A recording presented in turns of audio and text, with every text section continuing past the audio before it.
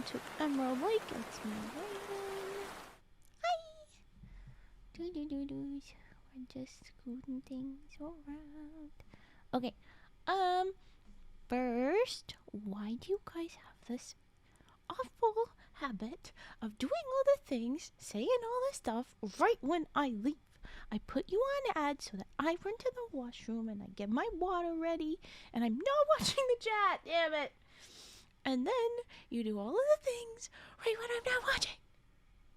And so I have to go back and fill in everything in a minute. I still have things. What it is? I managed to do the money frogs. So thank you. Thank you for that. At least I did the money frogs for the honk. But, then we get Cage Raid with 7 viewers. Hi Safty, hi Frigid, hi Cage, hi Toasty, hi Divad, and hi Adon. But what the fuck? So trying to make sure I catch up. Unlock the cages. Oh lord, we late. You're never late. You know this. Off to watch sweaty, meaty men wrestling. Of course, the honk has left. This is classic. Frigid's foot into Frigid's mouth for the being late comment, I think. Okay. And yes, we will be reading SCPs tonight. Ooh, sad roll. And the love bot is never very nice, but you know, that's better than it could have been. Hellos. I'm just finally doing the last little things. 7, still so bad. It's been a minute since we've read, so I forget where things are. Aha! Yes. Okay, so I have 2 pretty long SCPs prepped for at first at least. And then we have another one that's shorter in case we need some more time, because I don't think we will, but maybe if I feel the need to end early, or I don't know. There is a short one that I have ready. Oh, what is this, Riz? We have a 58 Riz for Frigid, a 37 for Toast, and an 11 for Cage. I was gonna say, well, that's not great, but it only went worse from there. We beat the main meat of blueprints today, but went about looking for more secrets. There is much to be uncovered. I know what those words mean individually.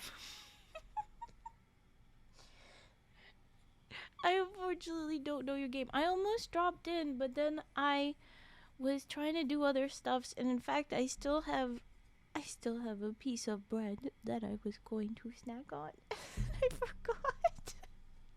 Because I am bread today. That was something I was gonna do. We put up the bread. Hold on. You know what? I'm pretty sure it's not that far.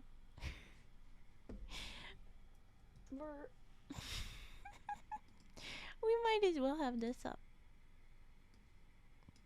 You get to see the behind the scenes of putting a bread on my head. Boop. It's on my head now. A piece of bread. Am I the bird or you? It has Nutella on it.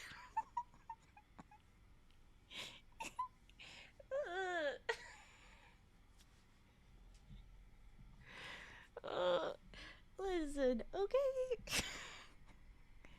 Always one piece of foods for the rest of the foods.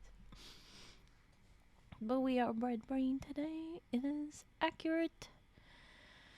For those of you that celebrate, happy or celebrates in and around today. I did not do anything. I am just aware of the things. And then my brain broke a couple times. So, yeah. With that in mind, No, I was gonna say other things. Fuck, what was I gonna say? I don't know. I don't know what I was gonna say. I forget it. And isn't that so classic me? I'm going to hydrate. Because I saw that hydrate and I already said yes because I did a hydrate before, but I'm gonna hydrate again. Hydrate. I hope all of you hydrate. And Cage, I see that you did not give yourself a shout out, and we did not have any other mods pop in to give you a shout out for your raid into my starting soon screen. So help me. I forget. I haven't done this for a while. It's in this one. Why is that not working? Is it like this? Is it like this? Yes, I think. Yes, that's the first one. And then is it?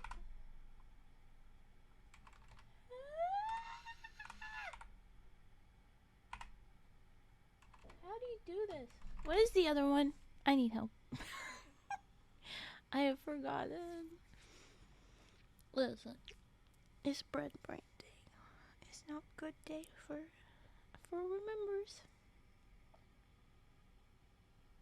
There was totally a thing I was I remember suddenly. Okay. I was going to ramble. Any of y'all in here watch my ASMR videos regularly on YouTube? I've been uploading a new extended trigger every Saturday. So not when I'm streaming days, but uploading. And I believe we had recorded humming during a stream one time, and then I thought that I had gone and deleted the recorded hummings, and I did not. Well, I might have, but also I had others backed up, and I found them. But I also already re-recorded, and I had the first humming video go up yesterday, and I was wondering if anybody remembers what the other ones were. I don't do a bunch of different songs. They would go fairly similar. I think it would be probably useless to re-upload the other hummings, but I could. I haven't listened to them, but there are a couple I might. You don't have to. It's one of those things where I was like, some people like this, and some people that are a totally different audience than we get for our streams as well like it. And I'm like, yeah, might as well. And for whatever reason, people really liked my plastic bowl tappies. I don't know. Comparatively to the other stuff. And now there's some attentions being paid to the first humming video. But I'm wondering if I should just upload the other humming videos for like extra humming times, because they are just a little bit different. And if people like that, then they like it. But I also understand it's a pretty different crowd that watch a live stream from people that watch an uploaded video. And if anybody was both, I thought that I would ask. Yeah. If you know that kind of thing, if you're that kind of person. Yeah. But okay. We'll just move right along to SCPs. And I should do something about this bread. I thought I had eaten all my food. Have you ever had the moment where you're like eating a snack and you're like very excited for your snack, and maybe it comes in pieces? Like there's a couple pieces to it. I don't know. A Twix. There's the right and the left. Hot Pockets. There's sometimes multiples. Anyway. I made a couple pieces of the Nutella bread, and then I was running around, and I thought I ate both of them because they had disappeared so quickly. I was like, it was one of those things where my brain didn't remember the second piece because I was too excited to eat it. And then no, actually for once I didn't eat it yet. And I'm already streaming. I'm a mess. I might I might give them a listen, then download and throw it into my playlist. Ooh. Well, go ahead if you would like to do that. I still don't know if I'll upload my extra ones. And of course, Cage, but I I do need help. I need to learn again how to do the other type of shout out. I only did the one. I'm sorry. I don't know what I'm doing. My brain keeps pausing and I'm being split. I'm going to just start the frickin' SCP. We'll get going. I'm gonna scoot over here though, because I keep getting tucked in behind the chat. My ASMR playlist is like 100 hours already. Well, jeez. I mean, I put them into playlists. Pretty sure I didn't. I'm pretty sure I put that. Yeah, I'm pretty sure I put mine into ASMR playlists, so that it's its own playlist. If that makes that easier, but I don't know. And every one of them, I do kind of do a little intro at the start. That's like, "Hi, I'm Raymond, and this is what I'm about to do." I don't know. I don't know if that messes with it for you. Because like I said, it's a little bit of a different time. I have two, I just added up the time. Okay. I'm going to do the moose. Yes, we have an SCP about a moose. Boop. So, we have SCP-8855, and I say it's the moose because the picture here is just a moose. Hello, moose. Oh, so you can listen to them on Spotify. Aha. But then I don't get my watch hours. You like having your screen off. Ugh, yes. Especially when you're trying to like fall asleep. That's very significant. It's a very good point. I don't think I'll pull off putting my humming videos on Spotify myself. I think you will have to do that, yes, if you wanted to listen to any of them. But that's a good point. Having the screen on and be visually loud while you're trying to be quiet. Ugh.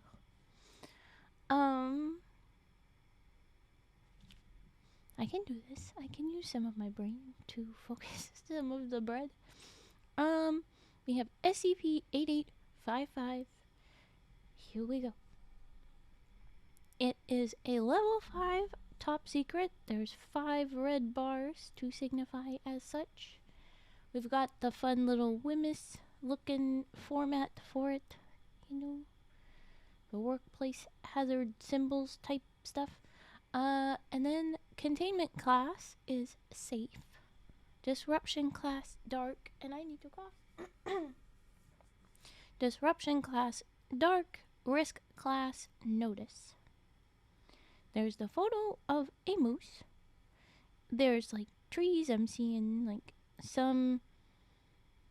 I'm not sure what they are because they're kind of overlapping, but I can see clearly that some of those look pretty much like birch. At the edge of this like big marshy clearing, and then the tall grass marshiness, and off to one side is a cow moose, which is to say she's a lady. Woo, woo, woo, woo. Probably. SCP-8855 as photographed by Professor Alvzart during discovery is the description under the photo. Special containment procedures. SCP-8855 is to be kept in a provisional containment paddock outside Site 19.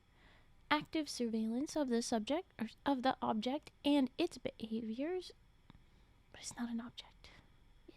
Is a creature. I would say subject.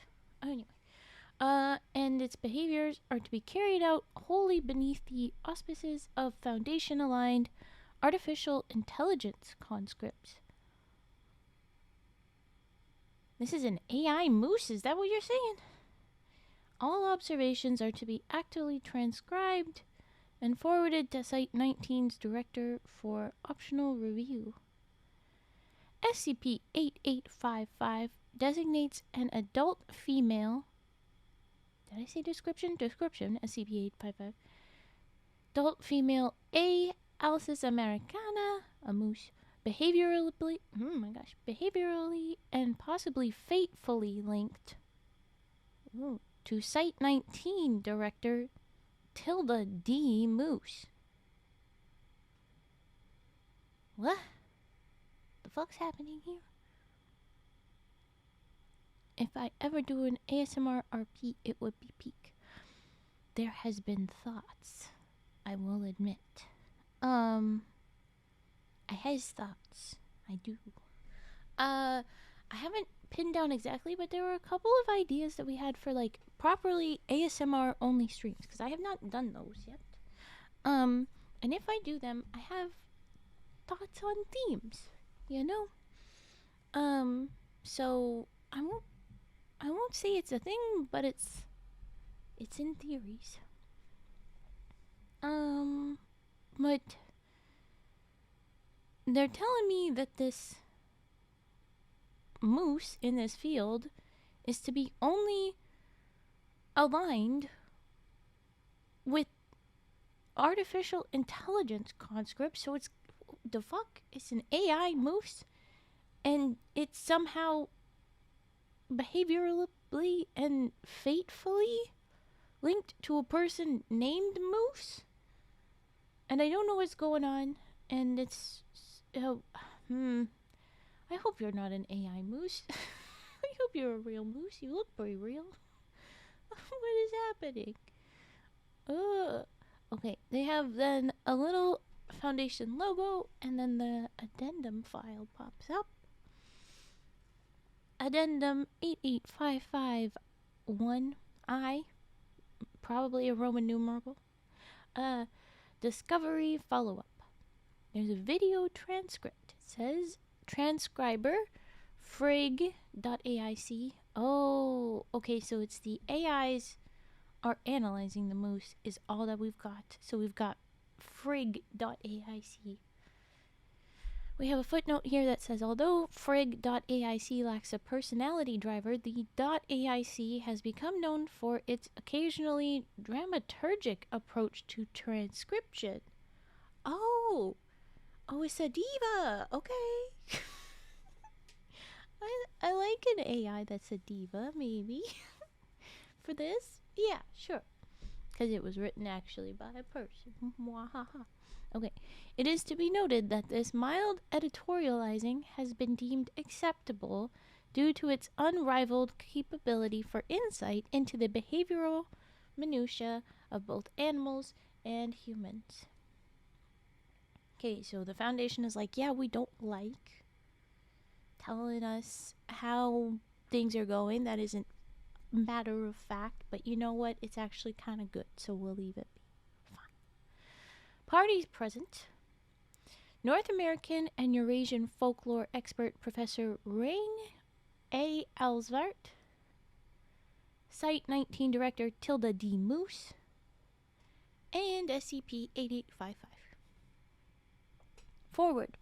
The following recording begins shortly prior to SCP-8855's identification as an anomalous object. Since its discovery, SCP-8855 was noted to have been under considerable stress, calming only shortly before the following recording took place. Okay, so they noticed the moose. They were like, and then the moose was in stress, and they were like, what?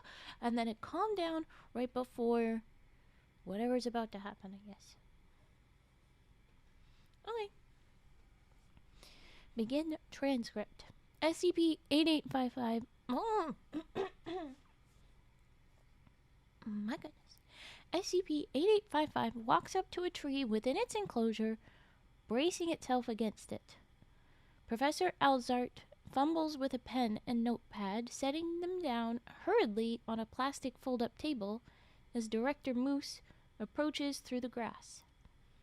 Professor Alsvart, Moose, Tilda, Moose, Director Moose. Ha ha. Moose extends her hand to Alzart, who gives her a confused look. Rather than taking it, she quickly pulls her into an embrace. Moose is surprised, but reciprocates with a soft smile.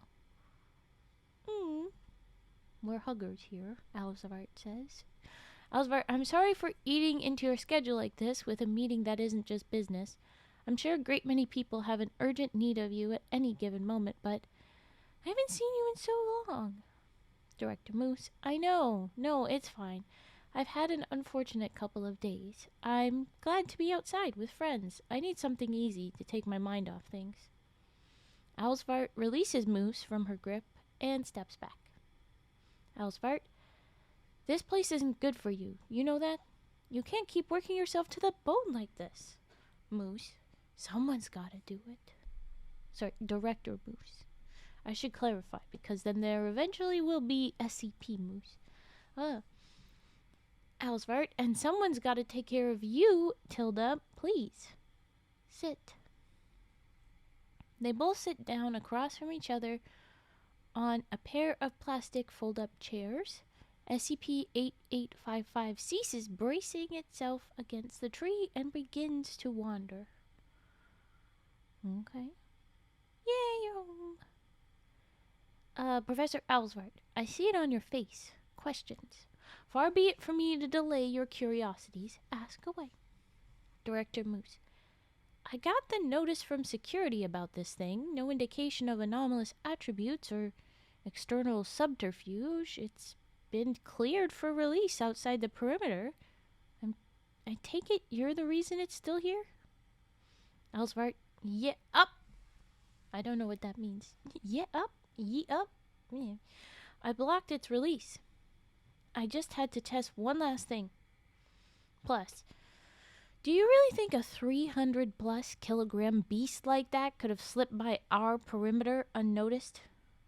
Really? Director Moose. Stranger things happen. Silence. SCP-8855 appears to be inspecting the grass around its enclosure. Director Moose. Enlighten me. Alsvart. Someone as well read as you. How much do you know about Filgia? I don't know how to pronounce it. That's a guess. Moose, I'm assuming person, stares blankly at Alsvart. Alsvart, spelling this. Fylgja. Director Moose. I've seen the name under the category of Guardian Spirit. Never did read up on them myself, though. Alsvart. A Guardian Spirit indeed. A follower, that's what Filgia means, tied to the fate and fortune. They manifest mostly in dreams, in feminine form, sometimes as animals representative of its owner's spirit. Though follower is a bit of a misnomer, as they actually walk ahead of them, act ahead of them. So they're guides of sorts.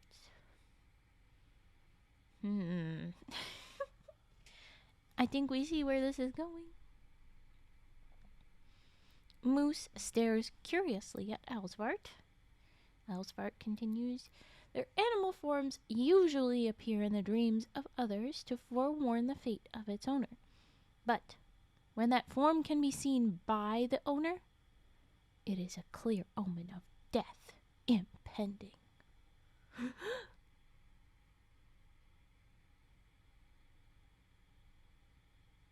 How in the fuck does that work then? Sorry. If they're just in dreams, I guess that makes sense. But like if they're supposed to be a guide, what do you mean as soon as they're seen, it's a sign of death?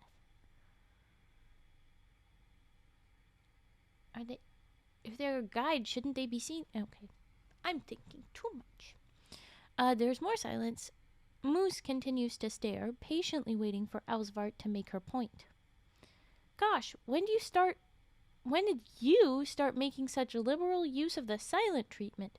Fine, what if I told you this, pointing to SCP-8855, the moose, is yours? Moose person takes a moment to look at Alsvart. Then at the moose for a while, then back to Alsvart. Director Moose. Why? Just because... Professor Alsvart. No, dummy, not because it's a moose. It's... She scoffs. Have you had any weird dreams of late? Director Moose. I haven't been dreaming as of late. Haven't had the time. Alsvart. See? This is why we never spend time together anymore. This place isn't good for you. Always busy, busy, busy. Well, I have been dreaming, again pointing to the moose, of her. 2 nights in a row now. Director Moose. So I can say that someone did their job properly. Alsvart, do you have anything to go off here besides circumstance and conjecture? Are you certain you haven't just had moose on the mind? Alsvart, well, I suppose in certain ways you could say I have, but very well. Okay, that sounds a lot like Alsvart is crushing on Moose person. Anyway. I'll recount what's been my primary focus for the past couple days. I just got back yesterday from my vacation in Greece, throughout which I was rereading Gödel, Escher, Bach for the 5th time, so Moose interrupts. You never left the hotel room, did you? Alsvart. The Aegean Sea looked just fine through the window. Anyway, so, no, I haven't had moose on the mind. Last I heard, they aren't native to the Mediterranean anyway. The moose, SCP, stops moving and locks its gaze upon Alsvart, laying its ears back and raising its hair. Should we be concerned? Hold on.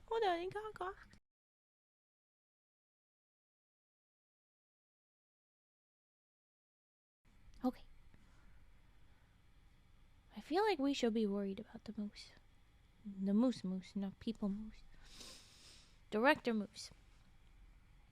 I'll grant you that a coincidence like this in our line of work could, oh my gosh, could be an assumed manifestation of anomalous influence. But you need more than that. Alsvart pauses and exerts herself greatly to maintain eye contact with Person Moose, putting on a fake smile before speaking. Alsvart.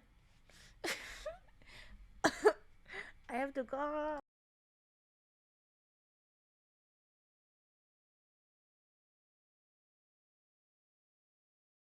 Okay. Alsvart then asks, how's your sex life? Moose Person closes her eyes and belabors her breathing, beginning to speak shortly before opening them again. It really is lovely catching up with you, Rain, but we are working. Okay. Alsvart. Clearly it must be difficult for you when everyone's too afraid to speak up to the big boss. I understand, of course, the power imbalance. You're in charge. Where would you go looking? Other site directors? Not a very big pool. Not a very good-looking one. Ooh, calling shots. Everybody else is ugly, apparently. Rude. Director Moose. And what exactly could have possibly indicated to you that I had even the slightest gleaming interest at all in discussing such a topic with you? Alsvart. No, I know that, Tilda. I know. Silence. And then Alsvart says, not since Allison, right? And that's a link to another SCP, so I guess we had other tea on these ladies. Moose Person stares at Alsvart with a gaze that threatens harm. Oh, okay. Big drama. Okay. Awkward. Alsvart, she must be a pretty difficult one to top, huh?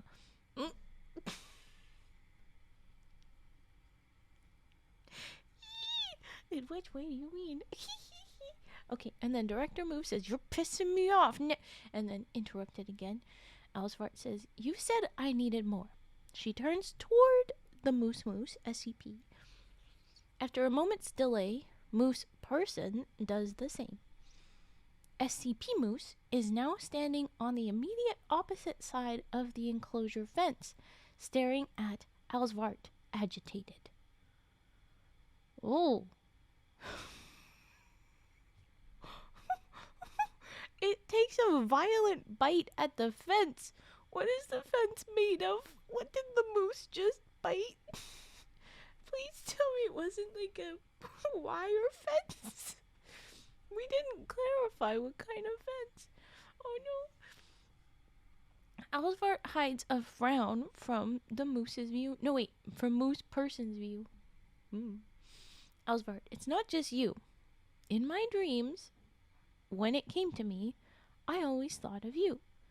My mind had difficulty differentiating its behavior, its image from yours, like it was an interobject, somewhere in between. In my dreams, I saw it walking away towards someone. I don't know who. Moose person continues to look towards Moose.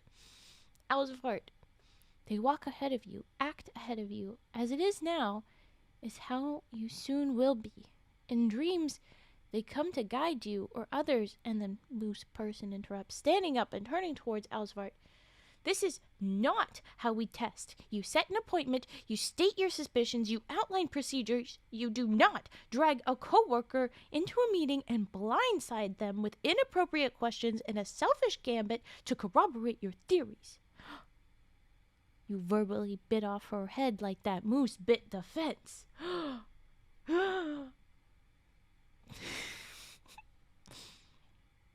Alsvart, I'm sorry, Tilda. I didn't want to hurt you, but I had to prove it to you. Silence. Moose person remains standing, staring. Alsvart, and I hadn't seen you in so long. Oh, okay, wow. Moose person turns and leaves without a word. Alsvart sits still for a while before picking up the pen and notepad on the table. She looks at SCP-8855, I've been referring to as Moose, which has already sauntered off through its enclosure. She begins to write. End transcript and end addendum. Okay.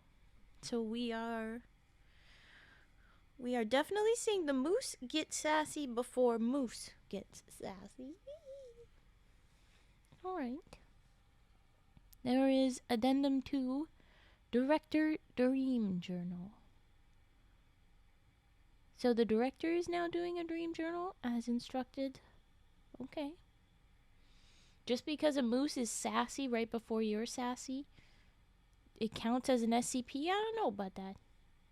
Is eating a fence enough to classify an animal as SCP? If so, goats must be just everywhere.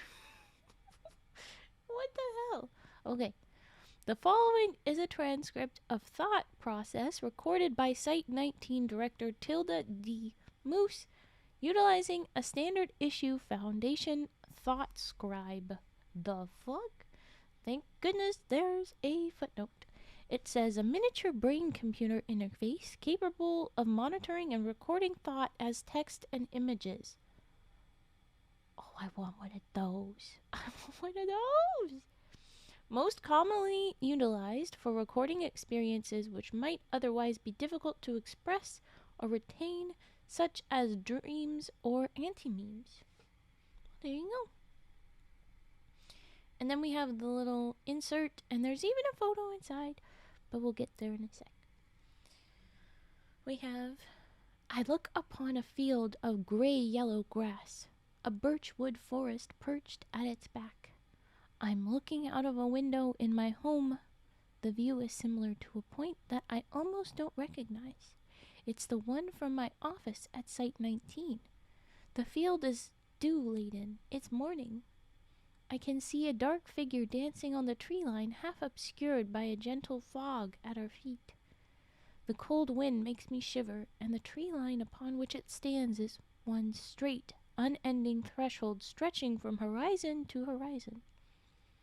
Looking back, there is no home, no Site-19. The threshold surrounds me, a circular clearing of a dense forest. I'm surrounded and alone. I know I'm alone. Then there's a photo, as it is described, yellow leaves, and then some green leaves. Clearly some birch, but then some other trees behind it. And yeah, the kind of gray, yellowy grass that's tall. The figure accompanies me. It smiles at me lovingly. Its darkness warms me in the chilly fog. Over its silence, I find it hard to hear myself speak. I don't know what I'm trying to say or why I feel such a desperation to say it. I'm not even sure who I'm speaking to. It reaches out and I want more than anything to pull it into my embrace. But I know I'm alone. An ever-present heartbeat pauses as I'm struck by a pervading sense of self-awareness. I know I'm dreaming. I know I'm about to wake up. I turn away from the figure and I say nothing. End addendum.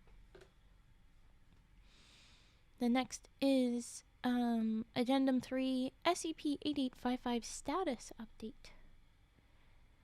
After having calmed overnight, SCP-8855 returns to its baseline display of considerable stress.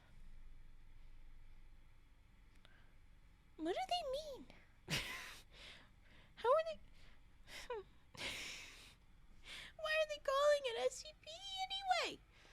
They've eventually gotten to the fact that it's connected, but in the first few here, this is only theory. This is only conjecture. Thank you very much, Alsvart. But fine. Okay. Addendum 4, Dreams follow-up.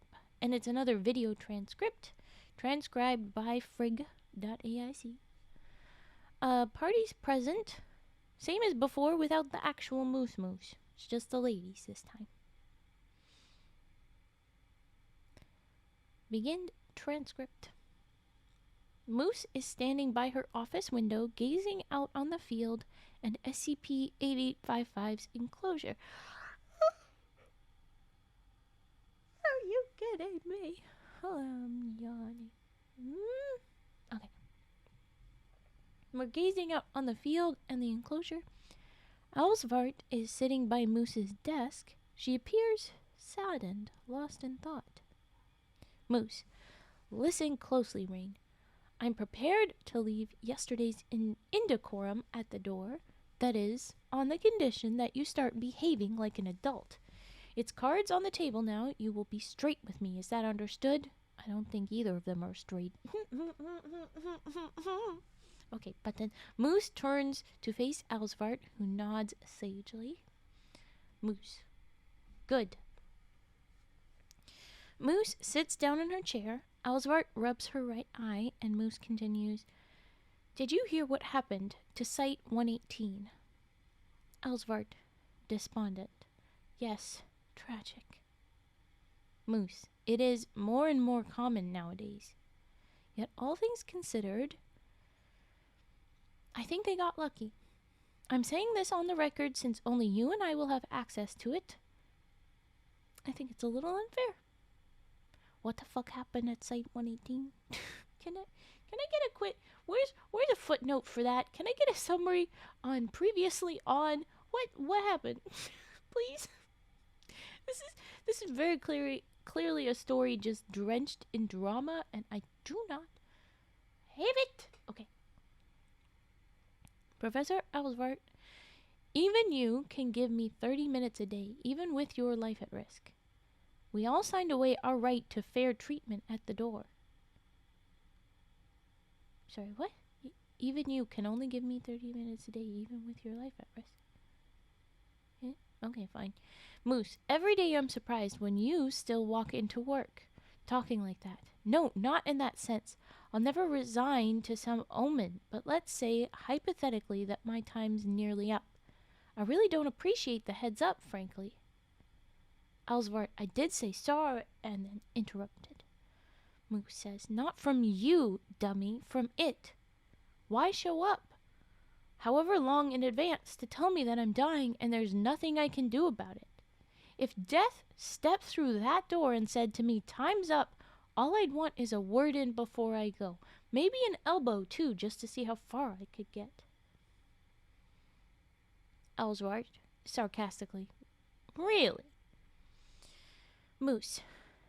Death, in this case referring to the actual immutable force of fate here to collect its due, that due being me, were an anthropomorphic or some otherwise manifest death to come through.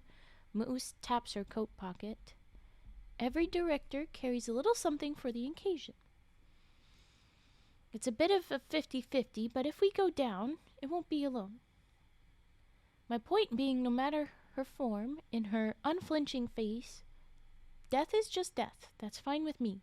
But now, this thing, it's forcing me to wallow in it. Ellsworth, and you don't think there's anything that can be done? Moose, like I just said, I will not resign my fate to an omen. There's some silence, and then Moose replies again. We could always decommission it. For all we know, this thing is only manifesting a subset of I forget how I pronounce this. Filgia's conceptual dualities. My family has no history with anything similar to it, which, if it's real, they probably should have. At least to some extent.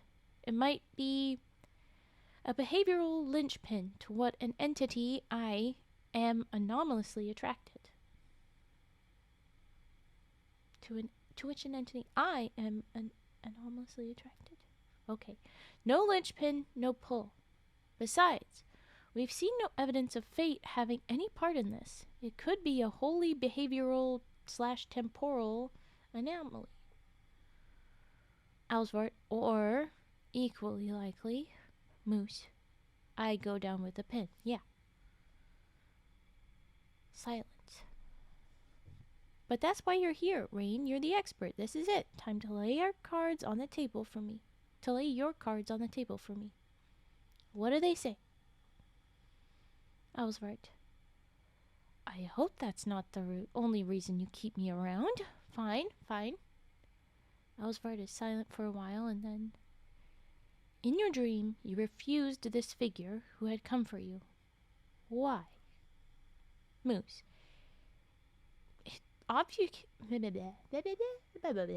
cannot pronounce. I have bird brain. It obfuscated itself. Only presented itself to me as some vague form. How could I trust it? Never showed me its face, not even its real figure. Ellsworth. Figure. It's a bit much to ask on your first dream, no? Moose looks away briefly from the camera. My point being, it didn't strike my dreaming mind as very guiding. It was hiding from me. Ellsworth. I did actually read your transcript, you know. You're skipping a couple things. Moose. It was a dream, Rain. No one's really themselves when suffering a severe case of disjunctive No one's really themselves when suffering a severe case of disjunctive cognition. Ellsworth. I'd have to contest that it's in our dreams when we're freed of our inhibitions. Dreams are where our suppressions come to dance and taunt our childish denials of their existence. There's a truth in that dream, Tilda. And you couldn't hear yourself say it. There's silence. Moose. Well, I don't even know what I was trying to say. It was just some desire to say anything at all, but I guess there was nothing to say. A notification on Moose's phone interrupts her. She grabs it from her pocket and glances at the screen before quickly returning it. Ellsworth looks on with a smug and curious smile. Ellsworth. Care to share with the class, young woman? Moose. It says, sighing deeply. Just another SCP-8855 activity update. Let's move on. Ellsworth. Trying your best to ignore it? Moose. I refuse to legitimize it. Ellsworth. Did you know that when an animal Filgia dies, it's said that a part of her owner, who is soon to follow, has already moved across that threshold? They exist in this liminal sphere on their way into another world. In this condition, their typical behaviors and attitude changes. So, someone of few words might become one of many, for example. Moose. You're suggesting we decommission SCP-8855 in order to make me into a better speaker? Ellsworth laughs. And then gleefully, I guess, no, sweetheart, of course not. I'm laying down the cards on the table for you. Have any of its behaviors diverged from your own? Moose sighs deeply. No, though I stopped reading them a couple hours ago. Ellsworth, just like with the dream, Tilda, I don't think denial is the ideal approach. Moose, I'm well aware of what this is. I deny nothing. I simply don't particularly enjoy regular updates on how precisely I'm going to be acting in the immediate future. One of the messages would definitely shit. The moose took a shit, and then she's like, damn it, I gotta go take a shit, and everybody knows.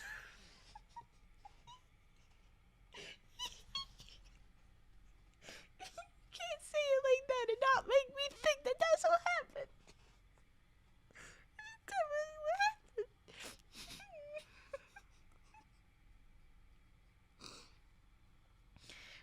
Okay.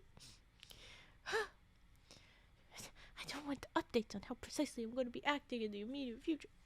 Conjures one too many memories of McDoctorate's cafeteria lectures on determinism at Site 17, among other things. And then I was right. Why don't we take a live look instead, then? Ooh, I don't know what that's gonna mean. Before Moose can react, Ellsworth jumps out of her seat, quickly reaching the office window in order to observe SCP-8855. Moose plants her elbows on her desk and her face in the palm of her hands. Yes! Okay. In its enclosure, SCP-8855 appears frustrated, biting branches off the tree within its enclosure and throwing them away. It suddenly stops, standing still for a bit before walking away slowly. Ellsworth, I see.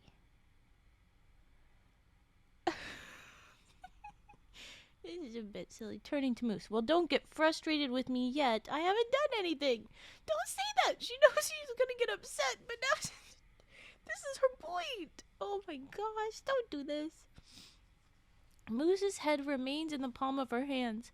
She is completely still, save for the occasional wave-like twitch of her upper body. She's sobbing. Oh no. Ellsworth. Tilda? She pauses, taking a step closer. Tilda, I'm sorry. Ellsworth continues to step closer to Moose. Ellsworth, I'm truly sorry. Moose, sorry for what? You haven't done anything. You're having the time of your life just fucking around. Ellsworth, it's not. And then Moose continues, interrupting. What have you done so far besides torment me? Ellsworth, I swear I was trying to lighten the mood. Ellsworth cups Moose's head in one hand as she seizes a gentle hold of her chin with the other. Ooh. Ooh. And then Ellsworth, it's just when I'm here with you, after so long, I can't contain myself. Oh. With her thumb, Ellsworth wipes a lone tear from the director's cheek.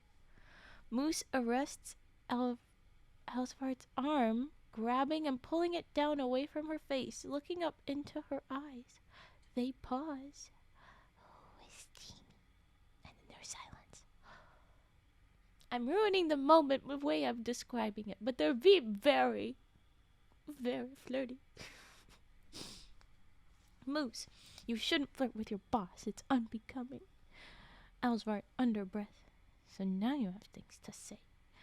Moose lets go of Ellsworth's arm with a gentle flare, establishing an illusion of distance with the application of a soft pressure on her body before gesturing firmly to the empty seat. Moose, sit. Ellsworth, yes, ma'am. After the flirty, I know that one was delivered a little bit sassy. Alsvart makes her way slowly around the table and sits down opposite to Moose, who rubs her eyes of remnant tears before resting her arms on the table.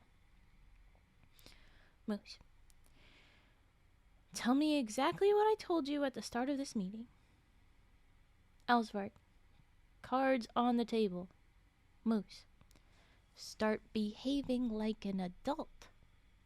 Alsvart, what's more adult than being straight with someone? I may not be the Black Queen herself, but I can certainly... And then an interruption. With a flat affect and moist eyes, Moose stares unflinchingly through Alsvart, who seems to take the hint. She drops her grin and readjusts herself before she continues speaking. And Alsvart says, I apologize for my behavior, Director. I'll get right back to it for you, but this figure in your dreams, there is no doubt in my mind, it is your Filgia, like SCP-8855. Emma, it's only, you guys weren't even saying nothing. But okay, Cage, do you have the ability to set a timer? Do you have the ability to set that up right now? I'm going to hydrate. Don't mind me. Okay.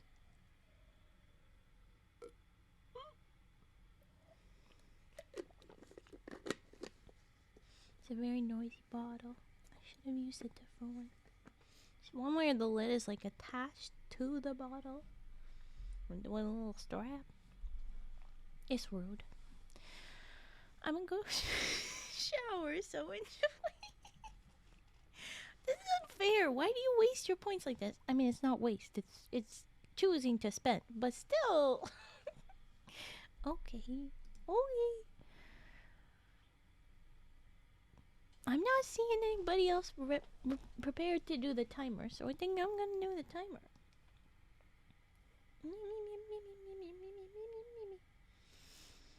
In 58 seconds, you say? 58?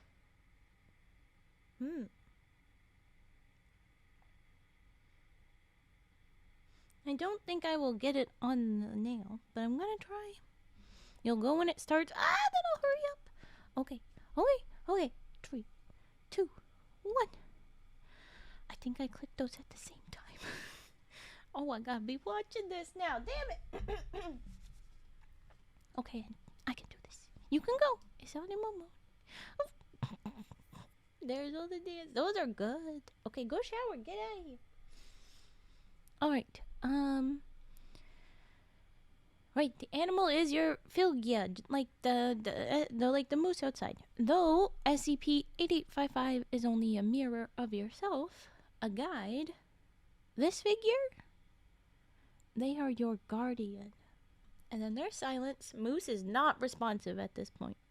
Moose is pouty a little bit. Alsvart says, I know you feel stuck, Tilda. But you're not alone. You just need to grab the hand that's reaching out for you. And Alsvart reaches across the table and grabs a hold of Moose's hand. Trust me. End of transcript, end of addendum. Now, I don't think this story is saying this, but the way you are flirting so intensely, the fact that there was a different girl, and then that's no longer a thing, and this is when you are intervening, and that this is your thing, but so far the moose has just been a moose, and the dreams only happen after someone else mentioned moose? Are you possibly a manipulative lady? I hope you're not. I hope you're not trying to game this, Alsvart. I'm just saying, it kind of made me a little bit sus. I still see no proof of the moose actually being anomalous. As far as I know, this is a poorly timed visit moose. And that's all that's going on. Okay. Addendum 5, Director Dream Journal. The following is a transcript of a thought process recorded by Site-19 Director Tilda D. Moose, utilizing a standard issue Foundation thought scribe as we were reading before. So here's the next one. I am looking up at the sky, cushioned by frozen dirt and wet grass. I'm so tired. My eyes begging for me to give in. I turn my head and I see the figure laying beside me. It stares wakefully up at the sky. Welling up inside me, butterflies, a desire to get its attention. I almost speak, refraining only in a tacit knowledge that it's already upon me. I want to see what she sees. I turn again to the sky. It's all white, an unending film in all directions, and no less. And then the picture that they have actually is just like a very cloudy sky. I wouldn't call it just a white film. It's stormy, cloudy sky.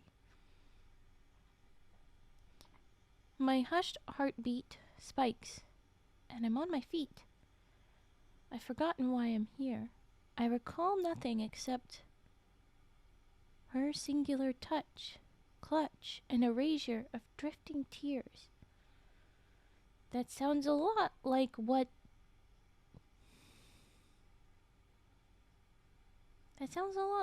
we just saw in that little meeting. Okay. The forest encircles me utterly again, but I know now I'm not alone. She's here. She's here for me. I can see her standing upon the tree line, and I know I can follow her. I can trust her. I know what I don't know who she is. No, I know. I know she'll keep me safe. I need to reach out. I don't know what I don't know. I'm missing something. That voice. God, that voice. What am I missing? It does something to me. Who am I missing? I don't know who she isn't. She isn't. No, I know it's not. Not her. I'm missing the forest for the trees. And then there's like a little... Somebody says this, but there's a triple question mark. We don't know who says this. Hey, sweetheart, calm down. Are you alright? And then we're back to Moose's thoughts. God, that voice, I could... And then in all caps, no, you can't. Wake up. I don't know if that's supposed to... because of the period, it's not, no, you can't wake up. It's, no, you can't. Wake up. Punctuation matters, folks. Anyway, end addendum. And then there's a addendum 6 status update. SCP-8855 has been avoidant of all personnel in proximity to the containment perimeter since morning, maintaining a consistent minimum of 50 meters between itself and any persons while actively avoiding any attempts at eye contact. Ooh. Okay. Addendum 7. Dreams follow-up. Video transcript. Transcriber Frigg. Parties present. The people ladies. There's no moose. Here we go. Begin transcript. Sitting by the director's desk, Alsvart is reading from a paper file. The transcript of Moose's dream. In her seat, Moose appears embarrassed, lethargic, covering her eyes in shame as she looks to the floor. Alsvart, that is, wow, I'm not sure where to begin. Moose looks up and uncovers her eyes, but continues to avoid eye contact with Alsvart. Moose, yeah. She clears her throat. Yeah, I did.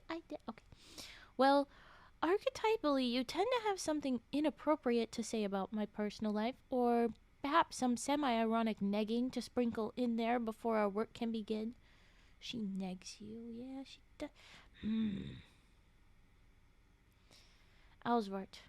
Ironic? With frustrated theatrics, Alsvart raises and drops the document on Moose's desk. And I object to this accusation of negging. Just because you cried doesn't make it negging. Okay, well now you're just being... Moose, Rain, I was... And then interrupted, Alsvart said, someone's just been a little sensitive lately, haven't they? Okay, I officially accuse you of being a manipulator. With you getting... Are you kidding me? Are you kidding me? Are you kidding me?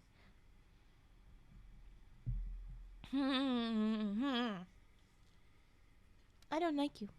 Alsvart, I accuse you of creating all of this happening. You just picked a moose, put it in there, and said, I studied this thing. I know you know this thing. And then because she is stressed, she's making the connections in her head. I don't know if this is actually how the story's going to go, but it's my headcanon that this is a toxic lady relationship. It do happen. I don't like you right now. Okay.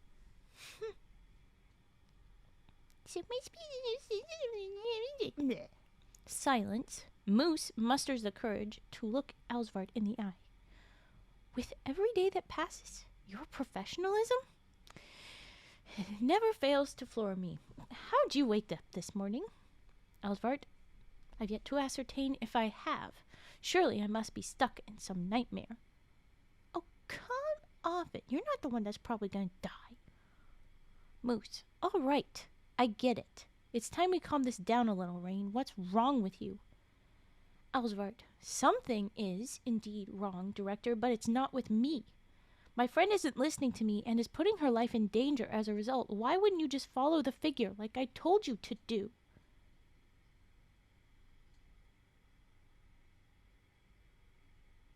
From what I understand in that dream, she was trying to understand what that lady was talking about, but her brain wasn't putting things together very well. What in the fuck are you blaming her for? You're so mean. You're so freaking mean. Director Moose, I do apologize, Professor Alsvart. I'm not a lucid dreamer. My subconscious is in control down there, not this waking mind you're talking to right now. It seems, clearly, that my subconscious, for one reason or another, is simply unconvinced. Alsvart prepares to say something, stopping herself just before she opens her mouth to speak. Director Moose, speak. Alsvart, just explain it to me. What were you thinking?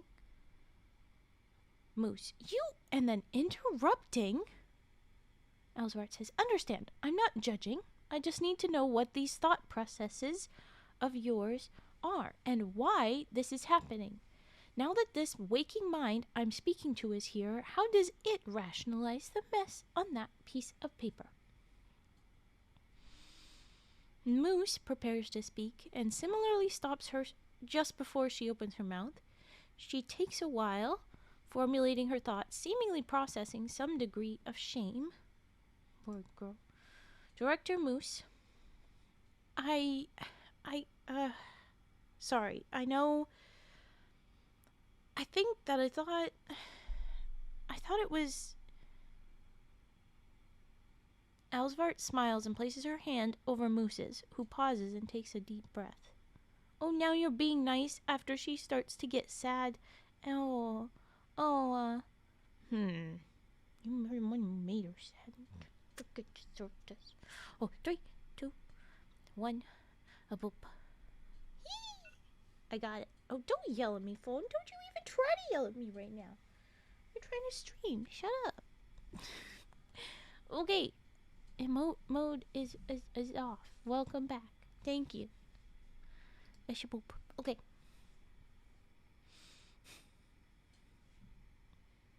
Moose says, I thought it was you.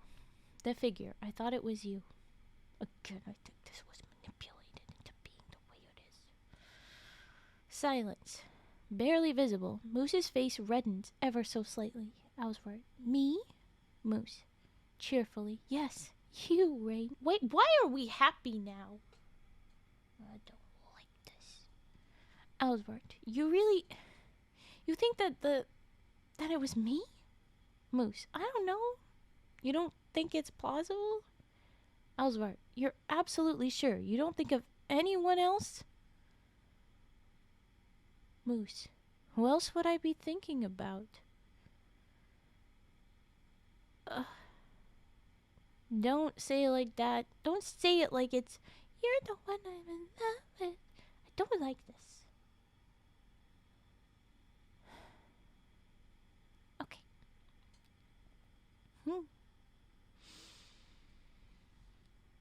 Yeah, that's what I'd be thinking about. Silence. With a concerned expression, Alsvart speaks.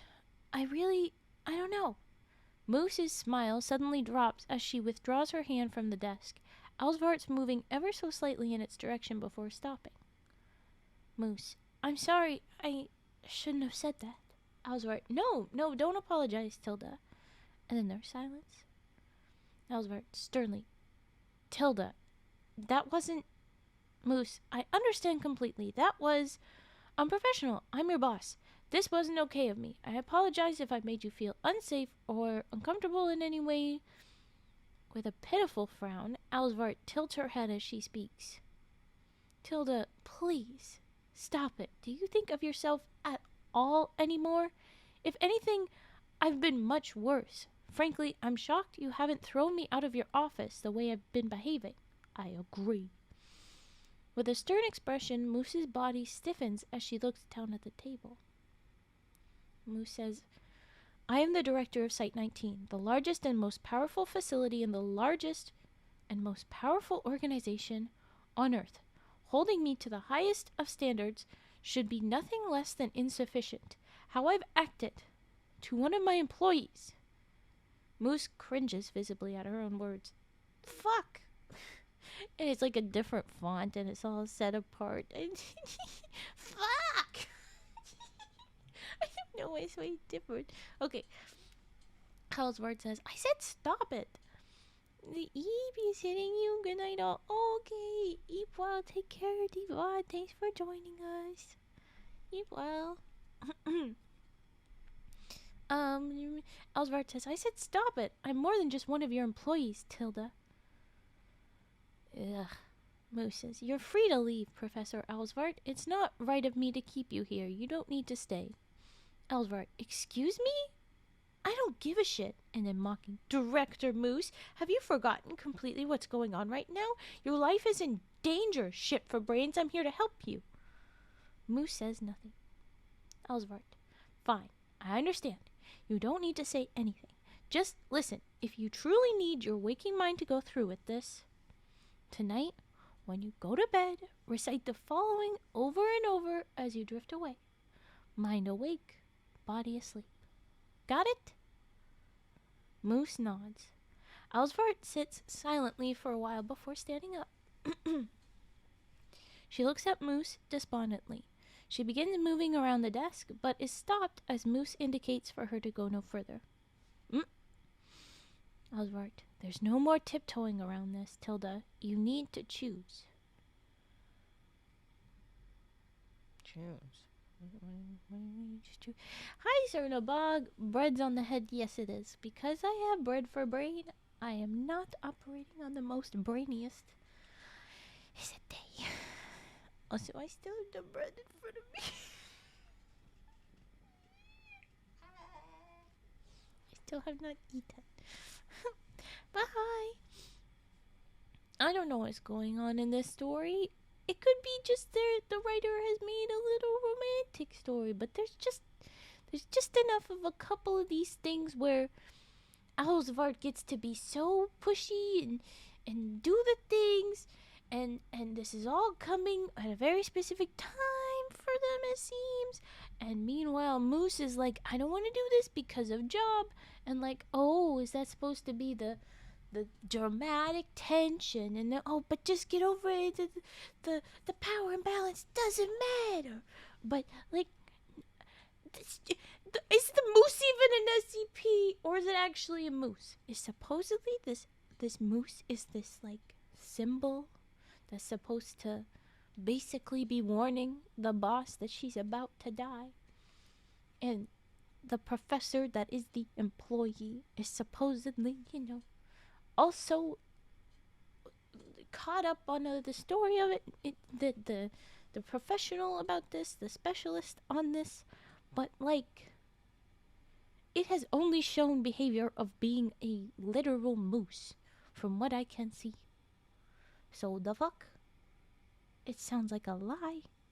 Sounds like a trick to get in ladies' pants. Just saying. It could just be wholesome but I don't. It's, it's suspicious. Okay. But yeah, there's a moose that apparently this lady whose name is Moose is supposedly, like, linked to. But I don't believe it. I don't. Okay. There was a tilde you need to choose. Alsvart leaves through the door, leaving it wide open behind her. For hours, Moose sits, staring blankly at this threshold. End of transcript, end of addendum, and into the next addendum, which is another dream journal. So, addendum 88558. Director Dream Journal. The following is a transcript of thought process recorded by Site 19 Director Tilde D. Moose utilizing a standard issue Foundation Thought Scribe. Okay. We were told that she was going to repeat mind awake, body asleep when she's trying to go to bed tonight. And we open with a big dash and Eind awake. Undoubtedly, this is the originally a mind awake, but the M is missing because we fell asleep in the middle of this. But yeah, Eind awake, body asleep. I mutter to myself as I step lethargically through the grassy field outside Site 19. I stop to grab a mirror from my pocket. Looking at myself, I see nothing. I have no mirror. I've never owned a mirror. I'm dreaming, awake. Why am I walking the forest edge? It isn't surrounding me anymore. I must be searching for her. In the face of my dwindling agency, I feel a profound shame. Where is she? Again, the forest stretches from one end of the horizon to the other. I can only imagine its confinement to have been a product of my subconscious fears. Then, a fear that it was a thing impending, my prophesied doom. Is that why I hesitated? Faced now with a simple threshold, I know I have a choice. I leave with her, or I stay, and I die. Ugh, the symbolism. I have to go with this. I have to go with the lady that says I'm gonna die, or else I die. And none of this is on her. I am so suspicious of her. I am so suspicious of it. Okay, I leave with her, or I stay, and I die. I have to hydrate, I'm sorry. Okay. The forest is not the death I had feared, it is the field. The forest is her refuge for me. I turn to her knowing she'll be there. She stands again on the tree line. I see her clearer now with a waking mind. The visage remains just as incomprehensible as the one gleamed by my subconscious, like seeing several of the same person beneath a layer of no one at all. I can think of no one but Alsvart and Allison. Why am I thinking of Allison? Stop it. Enough. Stop it. Shut up. Stop thinking. And then there's a big old space that looks big enough to hold a picture, but there's no picture. And then we get back to words, and it says, perhaps my mind's not quite as awake as I thought. I tend to have more self-control. More control. But I have no control. Only a binary choice. Leave or die. Can I really just leave? It hasn't been said, but I know it, tacitly, that if I take her hand, I will be leaving it all behind. The foundation, my coworkers, friends. Just because I want to live? No, of course not. Even in my subconsciousness, I knew to repress it, to childishly deny its existence. I want to go. I want to live. I want to do it with her, with Alsvart. Would she come with me? Is that selfish? No, I don't care. Why should I? I deserve to be happy. I deserve to let myself. The world doesn't need me at its helm. I've done enough. Hurt enough. I've hurt so many people for control. Control. Is that why I work here, to control things? I couldn't control the library. I couldn't control Allison. And that scared me. I needed control. I needed the foundation, but I can't even control myself anymore. Stop it. I need to stop trying. I need to give up control. Is that what all this was about? Is that why SCP-8855 came here to take my... Oh, right, she's waiting for me, isn't she? She's standing right in front of me. And then Director Moose says something in the dream, I guess. I don't know who you are, even now. Why do I want to leave with you? She extends to me her hand. I can only imagine it turning a page as I sit with her in silence reading a book. And then the question mark person says, Of course you know who I am, Tilda. Why do you think I've come to dance here in your dreams? I give her a confused look, and rather than taking her hand, I pull her into my embrace. And addendum. Okay, what the fuck? What the fuck? Addendum 88559. Status update. SCP-8855 has de-manifested. If this is the moose broke out of the containment because they talked about how a moose could totally just choose to leave, then what the fuck? I don't believe this was ever a real thing. I think it was literally just a moose. And this was all a manipulation. Little SpongeBob meme, instead of imagination, it's manipulation. Okay. But okay. Addendum 885510, my conclusion, thought scribe transcript, transcriber, Site 19 director Tilda D. Moose, parties present, Tilda D. Moose, and question mark person. So I think that this is the rest of that dream. We'll see how it goes. The forward says, the following is a transcript of thought processes recorded by Site 19 director Tilda D. Moose, utilizing a standard issue Foundation thought scribe, as the other ones were. But for whatever reason, this one is maybe more like an alert. Why is this one formatted different from the other ones? I don't know. Okay, begin transcript. I'm awoken by a blaring alarm. It's coming from my phone. A priority alert.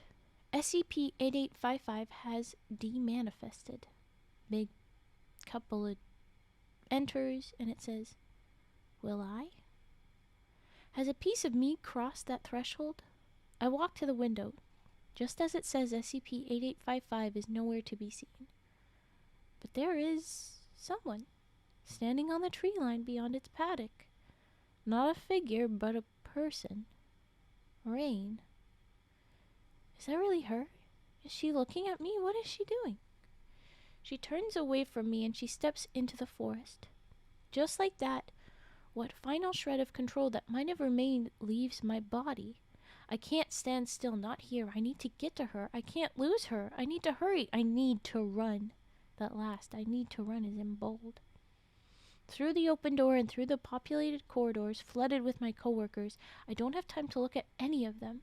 I consider only for a moment what they might have once thought, were their director to do such a thing. A bunch of enters, empty space, and then outside I cross the fields in no time, the grass giving way to shrubbery. But I don't stop at the forest's edge. I don't stop. I trip, I get up, I don't stop. I yell her name. I hear nothing but echoes and trampled bushes beneath my feet. Another chunk of space. Already I'm deep within the forest, the light from the forest's edge long gone. I've reached the foot of the mountain. I slow down as I happen upon a wooden trail. The ground, it feels like I'm at sea. Seeing footsteps, I follow them. Up. They go up. And then there's a forest of, like, a staircase in a mountain. Or there's a forest. There's a picture of a forest. There's a staircase up kind of a mountainside forest stuff. You can see some rocks. It's uneven ground. And it's wooden stairs, dark wood that looks like properly manufactured flat and such, but then the railings are like logs put together. And then it continues. Is this who I am now? A person who chases after someone? Is that who I am in that sphere? Step by step I can see the top now. I'm exhausted. I know I am. I must be. Should be. But I can only feel those butterflies consuming all else within me. It's here. I've made it. There she is on a plateau. I see her kneeling before an overlook. Rays of sunlight from the dawning sun before us darkening her silhouette. I run to her. And then Moose speaks. Hey, why are you... And then it interrupts itself, like it goes from speaking to just thinking, maybe? I don't know. Crying. Did I do this? Is this because of me? What I did? You stupid fucking moron. Why did you do this to her? You have to fix this. And in bold, fix this. Elsvart in a blubbering sob. And in bold, I'm sorry. And then back to normal. God, please forgive me. I'm so sorry, Tilda.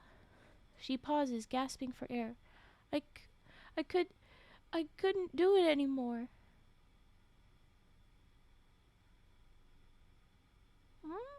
Is she talking about SCP-8855? And then Moose says, you did everything you could, love. It's okay. I'm here. It's alright. But then back to the dream thoughts, I think. I kneel down behind her and wrap my arms tightly around her waist. Immediately she grabs onto them as if her life depended on it.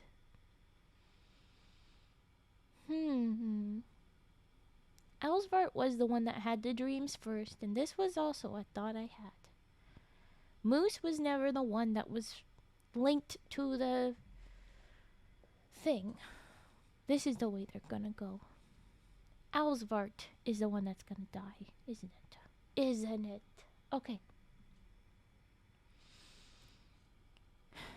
I drag her close to me. I feel her warmth and her whimper. She's so warm, so soft. I place my head on her shoulder. Instantly, she cuddles closer to me, rubbing her cheek slowly against mine. We just need some time. Then there's a big gap. Her whimper softens. Another big gap. Her breathing slows. Big gap. And Moose says, you're okay. There's another big gap, and Elsvart, I'm sorry. Moose, why?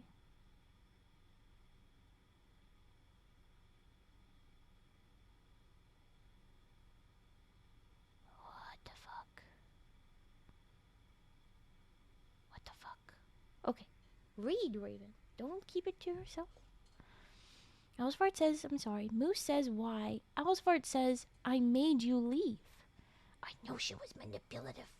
I tried for so long. I tried to do it. I tried to be like you. I tried to be like... And then she begins to sob again. I can't do it. Like me? What is she talking about? Elsvart continues, but I still needed you. Those words said in that voice. The butterflies within me grow more restless than ever. Moose speaks up. I came here for you. I never left. And then she thinks to herself, I don't ever want to.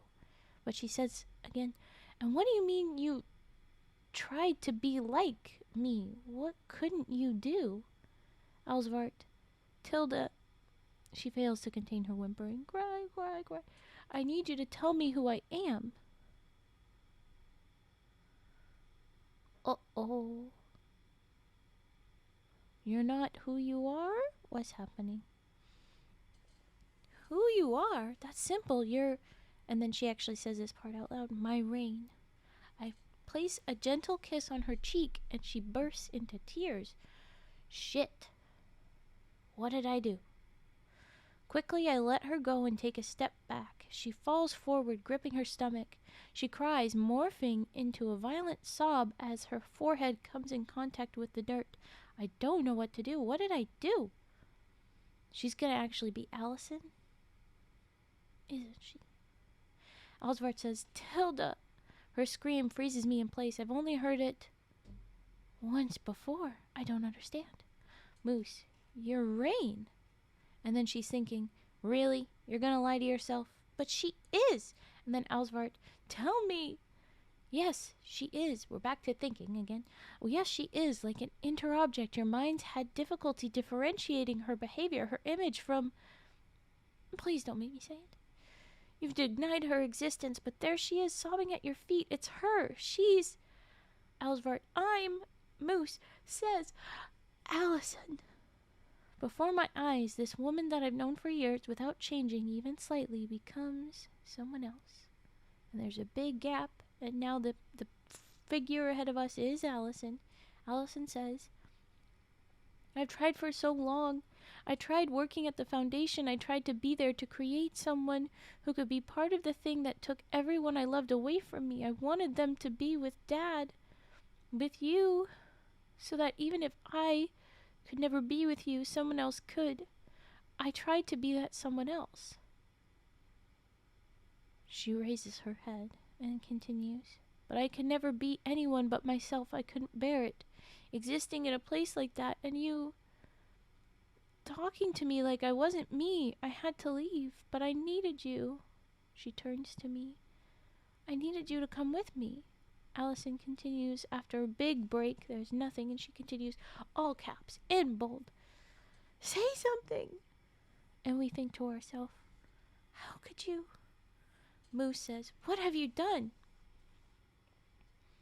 She stands, and Allison says, look at me, Tilda. I'm the same Allison that...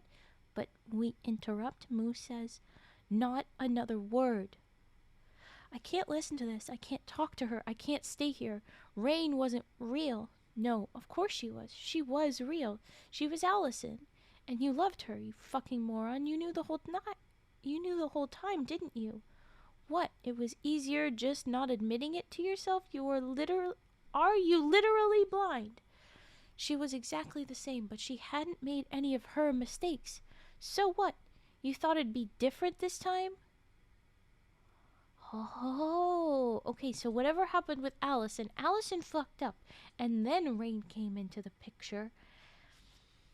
I think Rain did orchestrate this, aka Allison orchestrated this. It really was a manipulation, and, very important, now she's upset with us that we believed she was the person she said she was instead of the person she actually is, which is a person that's pretending to be a different person. Like, what the point? Oh my god. Okay, are you literally blind? She was the exact same, but she hadn't made any of her mistakes. So what? You thought it'd be different this time? Was any of it real? SCP-8855? It knew how I would act. Or did she just know me? Was there any omen at all? Any threat to my life? The dreams, the figure, and then Rain is scratched out. It says Rain, but it's scratched. I want to cry. I know I do. I need to. No, stop it. Control yourself. Allison says, but I can be better. I promise. I can still be someone else. If fate won't let you and I be together, I swear I'll do it. I promise we can. And then we're thinking to ourselves, pretend? Is that what I've been doing? No, she lied to me. I didn't know. Sure you didn't. I didn't! I'm gonna be sick. It's too much. I turn away, back to the wooden steps, and I walk. Allison, you can't fix something by just walking away. Yes, you can. If the problem is that I am at a place where I should not be, the fix is walking away. And you are where we should not be because you manipulated and you lied to me. You pretended to be a different person. You're not that person, and you were shitty, and something happened. I don't know what Allison happened, what her mistakes were, but it's pretty messed up for you to be pretending to be somebody and then mad at me that I didn't know that you were a different freaking person. Okay. Oh, it's okay. Go ahead. Go disappear, Cage. It's okay. You'll be back. You need to look after yourself after a stream. I always assume you're gonna pop out and pop back. It's okay. Just let me ramble a little bit. Just a little bit of rage puffing at this very manipulative lady. Okay. Just walking away. Watch me, bitch. Allison cries. Under her breath, I can hear her speak, but I hear nothing of what she says. I can't be there for her. The stairs ahead become a bright, dawning star in the space of a single blink. I stand upon the same overlook as... And then Rain is scratched out. The Rain that's not really a person because it's Allison. Had when I found her. Knelt down in the dirt. I turned to see Allison standing now before the stairway I had just approached. And Allison says, you don't understand, Tilda, how alone I'll be without you. Not my fucking problem, girl.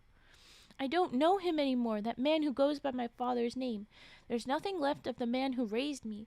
Or maybe I never really knew him, but you're still you. I have no one but you. And we think, don't do this. Allison says, please. We think, please don't do this.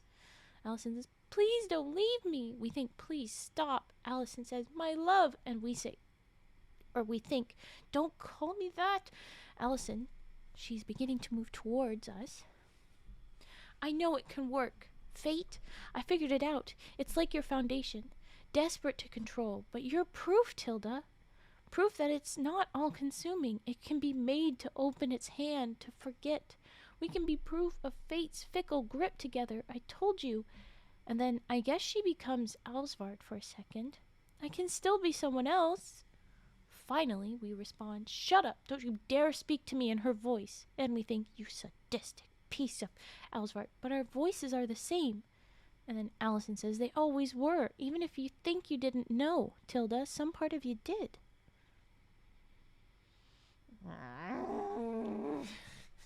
Hey, I kind of sounded like a moose.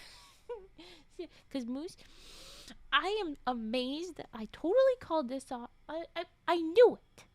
I knew this was a big old manipulation. You got plot twists. They're lovely. You did lovely. But still, I saw it. I knew it. Can't get me. I read too much. And my little thing is stuck on my chair wheel. My shirt's stuck on the chair wheel.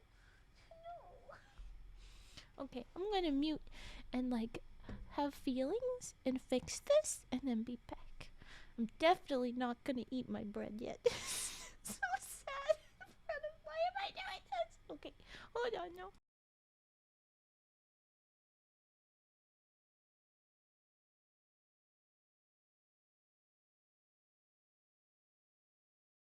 I personally think it is criminal that none of you seem to be having the feelings I am having about this story with me, or none of you are chatting. You don't have to, but it's just a little bit. How am I the only one? How I can't be the only one that's feeling this way. Are you kidding me? Okay. So our voices are the same. They always were, even if you think you didn't know till this some part of you did. We think she's right in front of you. She has you cornered. In all but her direction, you're met with a steep drop and a long fall. Did she design it this way? There's no turning around and walking away. The only way out is through her. You need to speak, Tilda. Speak. Say something. Anything. Maybe. And then we start to say, Moose says. Maybe some part of me did know. And maybe you really do need me. But it's not my responsibility to fix you. You promised and left them all shattered on the ground beneath your feet. How could you possibly think, even for a moment, imagine that after everything you've done, we could just be together? Because you found some new trick? Someone that will finally let you dupe fate? What you've done isn't just another lie or broken promise, Allison. You duped me. Allison says, but we interrupt. We say, understand. This is not fate speaking. This was not preordained. I am telling you this now in my own words. We think it was a willful thing, having never said this out loud. Is it not best, perhaps, for you to leave it unsaid just once more, just for the chance that... And Moose says, you and I? And then, no, I can't make that same mistake. Just to stroke some dying light. I can never let her myself have a way in again. Moose, we can never be together. And I see there somehow, in the Black Queen herself, a light goes out, as it does in me. And there's a big space. So now you have nothing to say. And then we say, after another big space, we say, I'm leaving. Allison says, no. We think, no? I look to her side and I take my step, yet she blocks my path without a step of her own. This is fucked up. Oh no. In every direction I step, I look. She, and she alone, stands before me. Allison, in her sternest of tones, says, "You leave with me or not at all." We think, she knows it won't work. Why is she doing this? You saw it. She knows we can't. And yet, unflinchingly, she stares at me. We are doing this. Already in my hand, grabbed out of my coat pocket, a device. Activated. She moves without moving, pulling me into her and then interrupted. And then there's a big picture, but it's literally just black. It's just a black photo. And then it says error, connection severed, end transcript, end addendum. The fuck? What the fuck?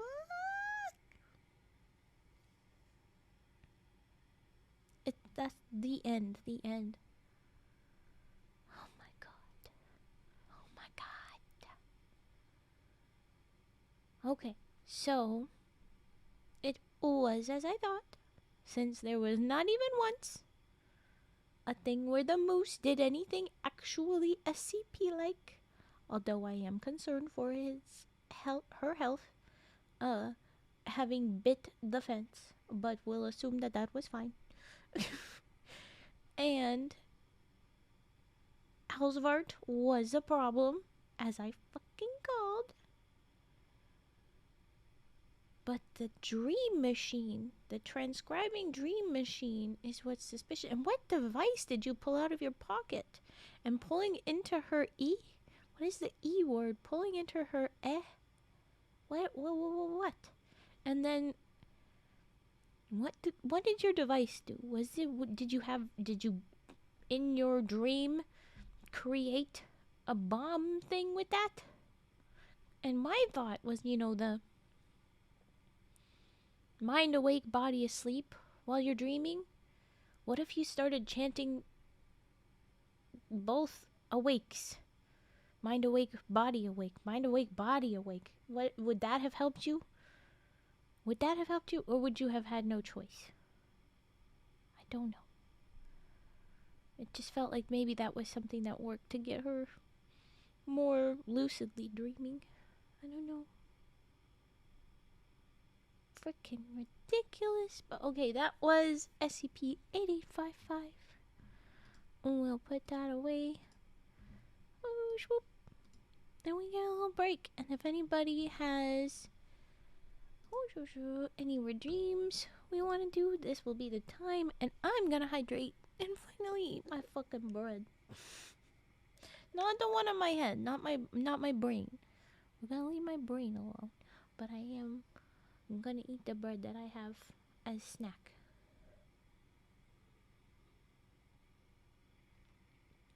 And I see now my bitrate went to shit. Why the hell did that happen?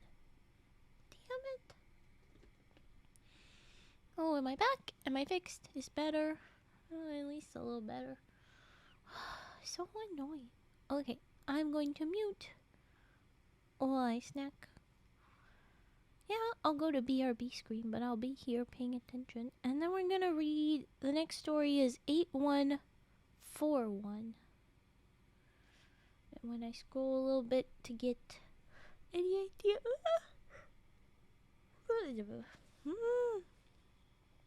We seem to be back on Dr. Udo Amara. Okori is involved.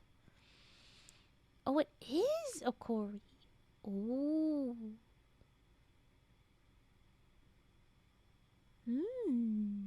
Well, I'm very excited. Okay, so we have read stories about Okori, and now I guess we get to learn how she's an SCP. Wild. Okay, but that's what we'll do once I'm back to reading. Here we go. Ishwhoop. Okay.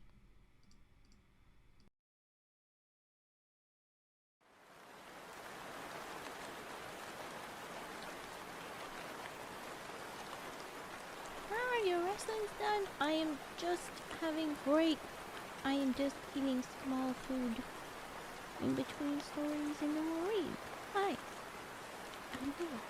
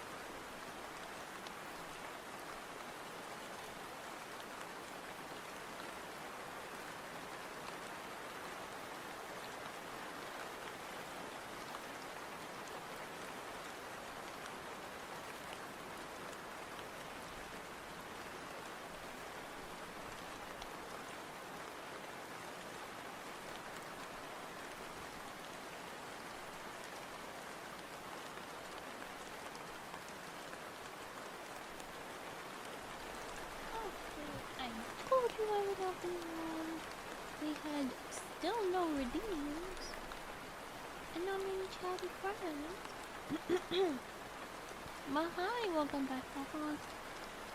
That story was interesting that you just read. Basically, yeah, all you missed was one story and you came back just in time for the next one. So, good time.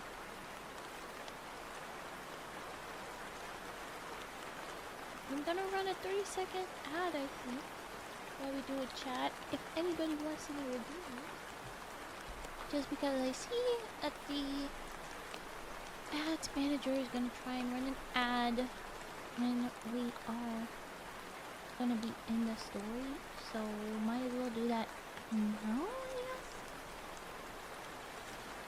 I guess? As opposed to interrupting, so I will run a quick ad, and then we can get into it. I don't know. But how was wrestling? How was wrestling?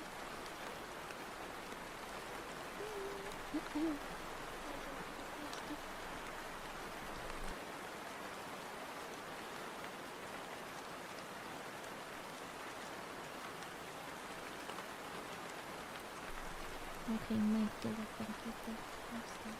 So, try to adjust it. Have to do with big tall weirdo. Okay.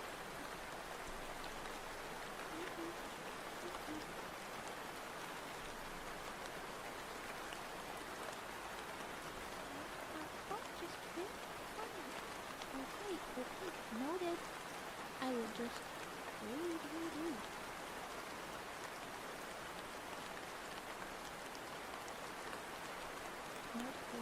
And bit rate will be free. Shit, I saw it. Get that out of here. Okay.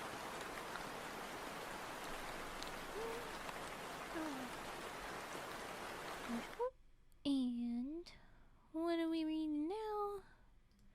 This one is SCP 8141 8141. There you go. So we can put that up as we jump into the next SCP. Are we ready, kids? Da-da-da-da. Alright. There better be no kids. It's an 18 plus 3. Above this article, they have a protocol gyrus note thing.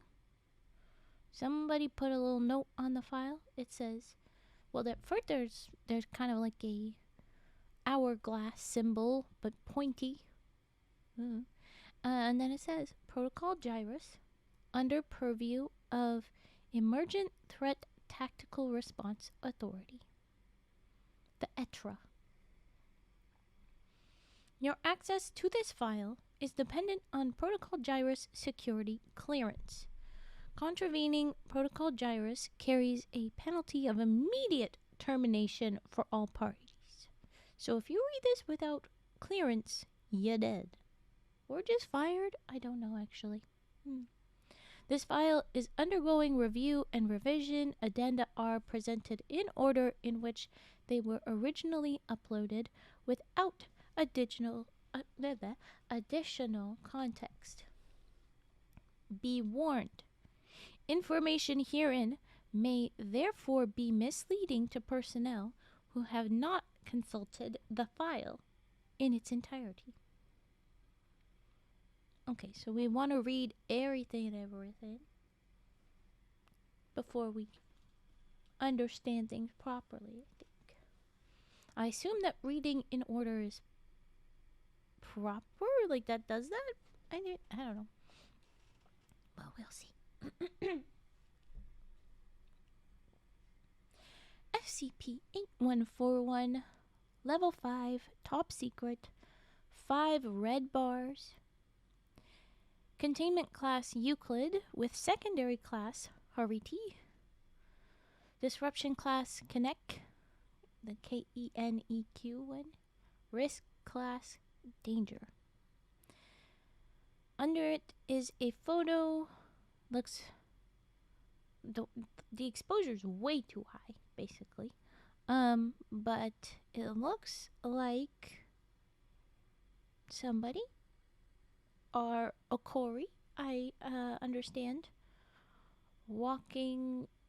standing in a snowy fieldish. There's a couple of trees, some shrubbery that looks kind of orange, but it's very, very white. And it does look to be snowing, as you can see just on her face, on her like darker curls and stuff, that there is little white smudges that look like it's indeed snowing. Even her outfit is white, so it's very hard to see, but she's got a little Rainbow Foundation logo on her shoulder. And from what we see of her, dark curly hair, dark glasses, pale skin, just kind of in a hoodie outside here. Can't be that cold in the snow, but anyway. Underneath it says SCP-8151, Site 43 Interdiction Zone. And then Special Containment Procedures. SCP-8141 is a member of SCP Foundation personnel in good standing with Security Clearance Level 3 credentials. So she can't read her own file? Is she allowed to read her file because she's involved? She's not level 5. Did this change? I don't know. Okay, but then there's a footnote that says, Hariti class anomalies are Foundation personnel whose anomalous characteristics require no containment measures not already satisfied by their duties and posting. Okay. So she's a thing, but we don't actually have to do nothing about it because she already works for us. It's fine. Chill. Okay.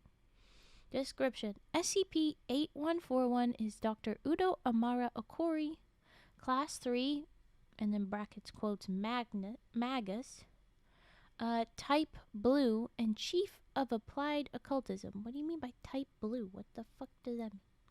But anyway, temporarily suspended. Ooh, she's currently suspended. Ooh. At Site 43. Her primary talent, capital T, is the remote manipulation of particulate matter at any scale.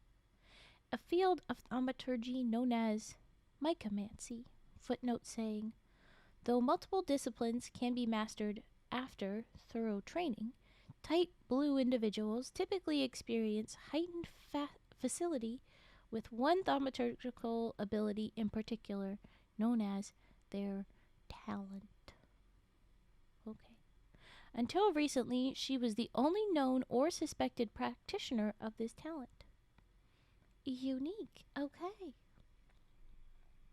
She is also one of the 7 members of Provisional Task Force SAMI 5243, responsible for enacting the special containment procedures of a recurrent containment breach at Site 43, which creates tangent realities when improperly contained. This makes her one of a small number of personnel deemed essential to Protocol Gyrus, a multifaceted cross-organizational effort to prevent the systemic breakdown of baseline reality as a direct result of SCP-001, footnote 3, awaiting declassification. There's various SCP-001s. I'm assuming that this is relevant to that. Anyway, SCP-8141 Assessment 2023. Delphina M. Ibanez, Chief, Pursuit and Suppression Section, Site 43. Ooh! I am in a romantic relationship with the subject of this report. There is no conflict of interest. Those 2 sentences already have conflict. What do you mean? You're in a relationship with this person, but there's no conflict of interest. Don't worry about it. Or are you sure? Are you sure? Okay, sure. Doctor. No, doesn't say doctor. Uda Okori joined the Site 43 personnel pool as a rank 2 security vulnerability. The threat ranking scale doesn't go down to 0. Even a corpse is rank 1. Oh, okay. Rank 2 is as low as a thaumaturge can be rated, denoting containable powers and proven loyalty to the Foundation. In 2001, then junior researcher Okori could, with some effort, blind you with sand, or sand off your skin, or put sand in places normally only an unexpected undertow can reach. And as she was raised at Site 91 by a pair of loving Foundation senior researchers, her integrity was considered unimpeachable. So her talent is pocket sand? You're telling me her magic power is pocket sand? Are you sure?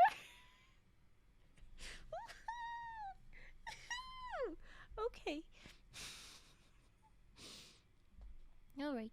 She was nevertheless upgraded to rank 3 in 2002 when she acquired a special kind of sand she calls Vim Harene, allowing for much more granular, forgive the pun, and efficient applications. With this new reagent, sourced from a long decommissioned SCP object, she could craft additional brain cells to extend her cognitive capacity, remotely operate or even recreate complex machinery, and assemble doppelgangers with full sensory and neural capability of their own. Are you kidding? She can make clones? How did she go from pocket sand to I made a clone with my brain? What? Okay. When data from a now resolved tangent timeline showed her capable of constructing and operating silicon macrocomputers, and data from another displayed her ability to alter the thought patterns of an entire hive mind of anomalous arachnids, it became apparent that she was now the most powerful thaumaturge at Site 43.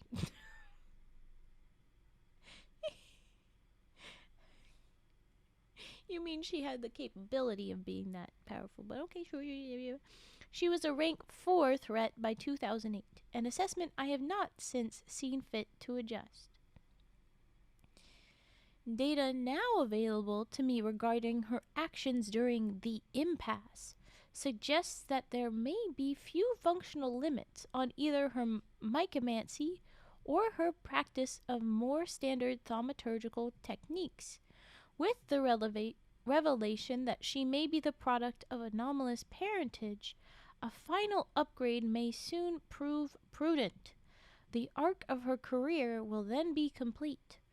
Rank 5 is as high as a thaumaturgist threat assessment can go. Anything beyond that we call an SCP object. Well, they officially call her an SCP object now, so I mean, right? She's in here as an SCP, right? So she's an SCP object, right? What do you mean? Are you I'm a little nervous that SCP object doesn't mean she gets a file in the system, but instead she gets locked up in the system no matter the fact that she is very loyal. I don't know. I cannot tell. Alright, anyway, that's the end of that little note.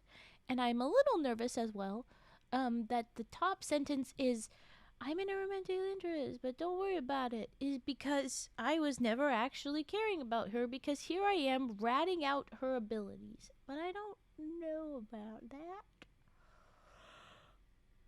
You know what, I'm sorry. But, yeah, I'm very suspicious of this, Jimenez. Okay. Now we have Addendum 81411, SCP classifications. Until the events of The Impasse in 2021, Dr. Okori believed herself to be a baseline human being with no esoteric qualities unrelated to her thaumaturgical training. Oh, so she's not. But that's what they were thinking, so she might be of anomalous parentage. But yeah, okay, that's what they meant. Basically, with no esoteric qualities unrelated to her thaumaturgical training or special containment duties.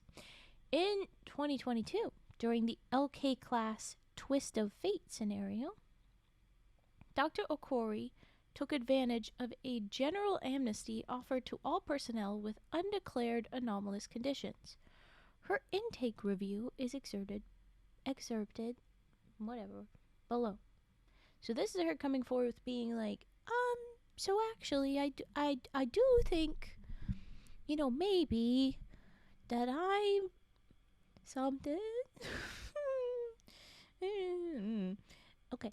Interview log. Officer of record is Dr. D. Sokolsky, Deputy Director of ETRA. The folks from the top of the page. And she did wait at least a little while, since the impasse was 2021, and then this specialty moment is in 2022. She held on to this info for a little while. She is scared. She don't want to be locked up. Okay. And then, yeah, subject, Dr. U. Okori, chair, applied occultism section, site 43. Excerpt begins. Dr. Sokolsky is sitting behind his desk in Achromatic Abatement Facility, AAFA, Site 43's only topside facility.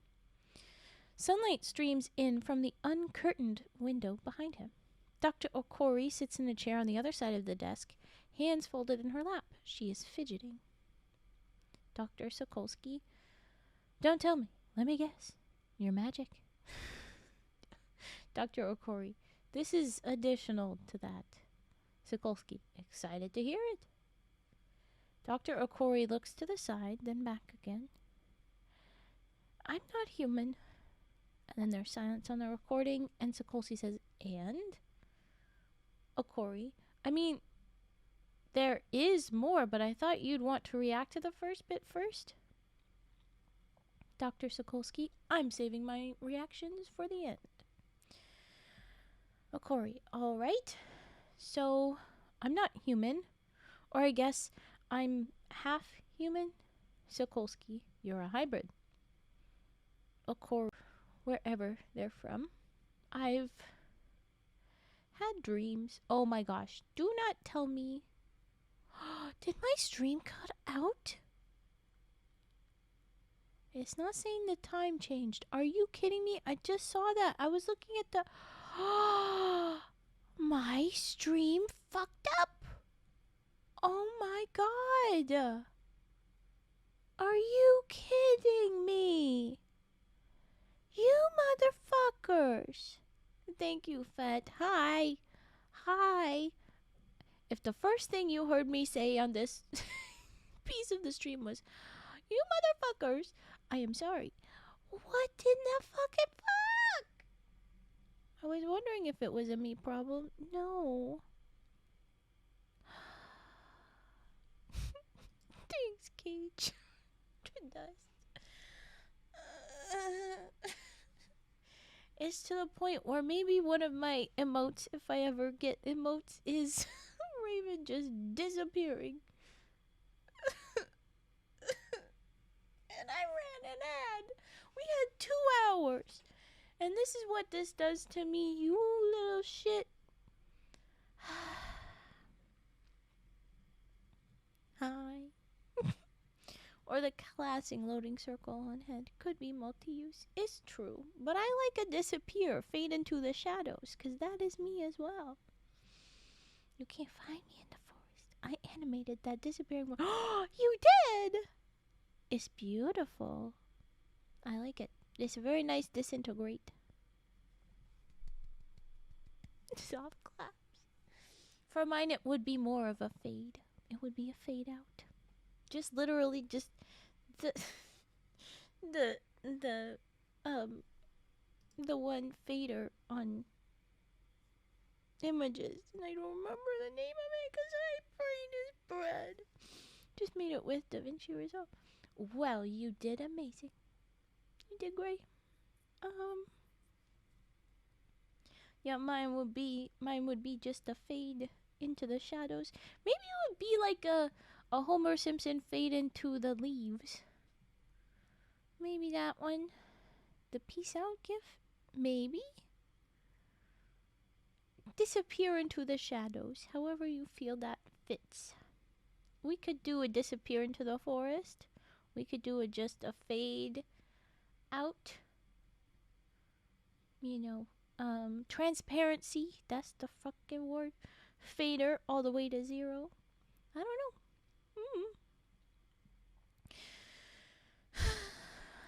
I apologize for my technical difficulties. Thank you, LaHonk, for getting your first. I won't cry. I'm gonna have to upload a second thing for YouTube. Why is my computer so mad nowadays? Or is it OBS? It feels like it's OBS because my computer's... It's just so rude. Now you say this, bot me. You're like 3 minutes late, bot me. I'm very sad right now. But the stream must go on. And so far, I will try to continue reading this until the end of this addendum before I allow an ad. We're gonna try that, and so I should stop wasting time because it already wants to frickin' run an ad. We're gonna snooze it. Okay. So we were saying sand magic. Does anybody remember where the sound cutout probably would be around there? They were saying, yeah, I'm thinking it's sandy there, wherever they're from. I've had dreams. And I was about to say, is this fucking Dune? And anyway, we were gonna keep moving. Okay. Whatever. Sokolsky says, dreams are boring. What kind of dreams? You just said they were boring. Do you want to know or not, you shit? Okay. Dr. Okori says, not boring dreams. Frightening dreams. Dreams of a desert and a city and a storm on the horizon. And I think I've seen her once or twice in the dreams. Her. Secret different mom. That's not too common, lady. Okay, Sokolsky says, your mother? Okori, my genetic mother. My father met her in Algada, and she delivered me to my parents 9 months later. Sokolsky, sounds like you might have a little more than half human, given that interval. What anomalous features can you definitively tie to this origin? Okori says, first off, these. She removes her glasses and points to her eyes. The irises are bright orange, save for the pupils, and emit a faint ambient glow. Ooh, has it always been like that? And did you never consider that that was weird? How old are you that you were first realizing that maybe that's a bit odd? Hello, you are back, and you have changed your name again. Hello. Welcoming back, wandering kite. Welcome in. Yes, Wally, but yes, this is your name. Okay, then there's weirdly a photo of Dr. Sokolsky here. He's a bald, pale man with his fingers over his mouth, kind of thinking about it, like, He's in a gray t-shirt sitting at a desk with a blurry background, but it's windows. It's no windows, they mentioned. Oh, wandering night, I understand. I thought that's what it was, but then I was like, oh no, you have spelt kite. He got ad. You got an ad? Fuck, they're not supposed to be an ad, right? Oh my god, I want to be mad. I want to be so bad. I want to be so bad. And all of this is so mean. I don't like it. I don't like that this is what's happening. I don't like it. You're free? Okay. I can't change it. What? You're a wandering kite. I know you mean night, so I will say night. Until you can change again. I'm still very disappointed. Okay. Who broke it? I don't know. My stream's not doing well. No wait, you did Riz not long enough ago, that's why. It's not about when the stream is, it's about how long ago. Yes, his bread brain. My brain's not doing good. And the thing restarting isn't helping. Still on cooldown. Yes, sir. Okay, so we've got Sokolsky being all suspicious. Ooh, 66. That was better than the other Rizzes, I remember. Okay, so yes, we say we'll sleep time. Bye, dearly. Oh, okay. Eat well. Take care. Thanks for tugging him in, Fat. Okay, yes, we have Okori talking. It's not my abuse. Stop. Stop. What is that? Oh, the emote is cute, Cage. If you hear. Okori is like, her eyes are orange. Woohoo! These my eyeballs.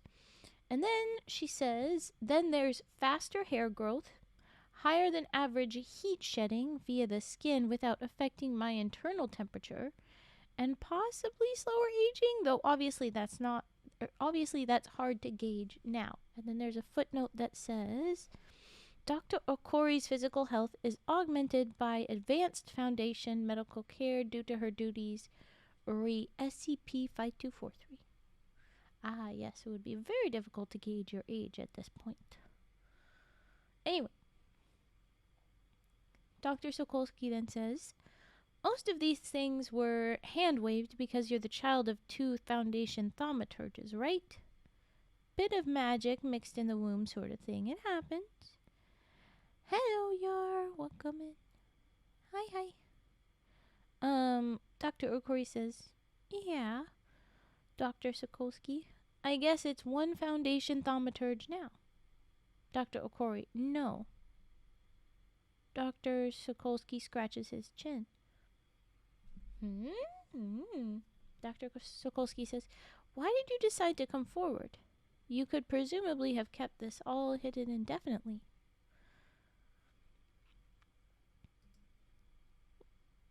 I said Snoot, don't be mean to me right now, ad manager. Okay. You could have kept this hidden. Okori says, because I want to research it and I want full access to our resources for that purpose.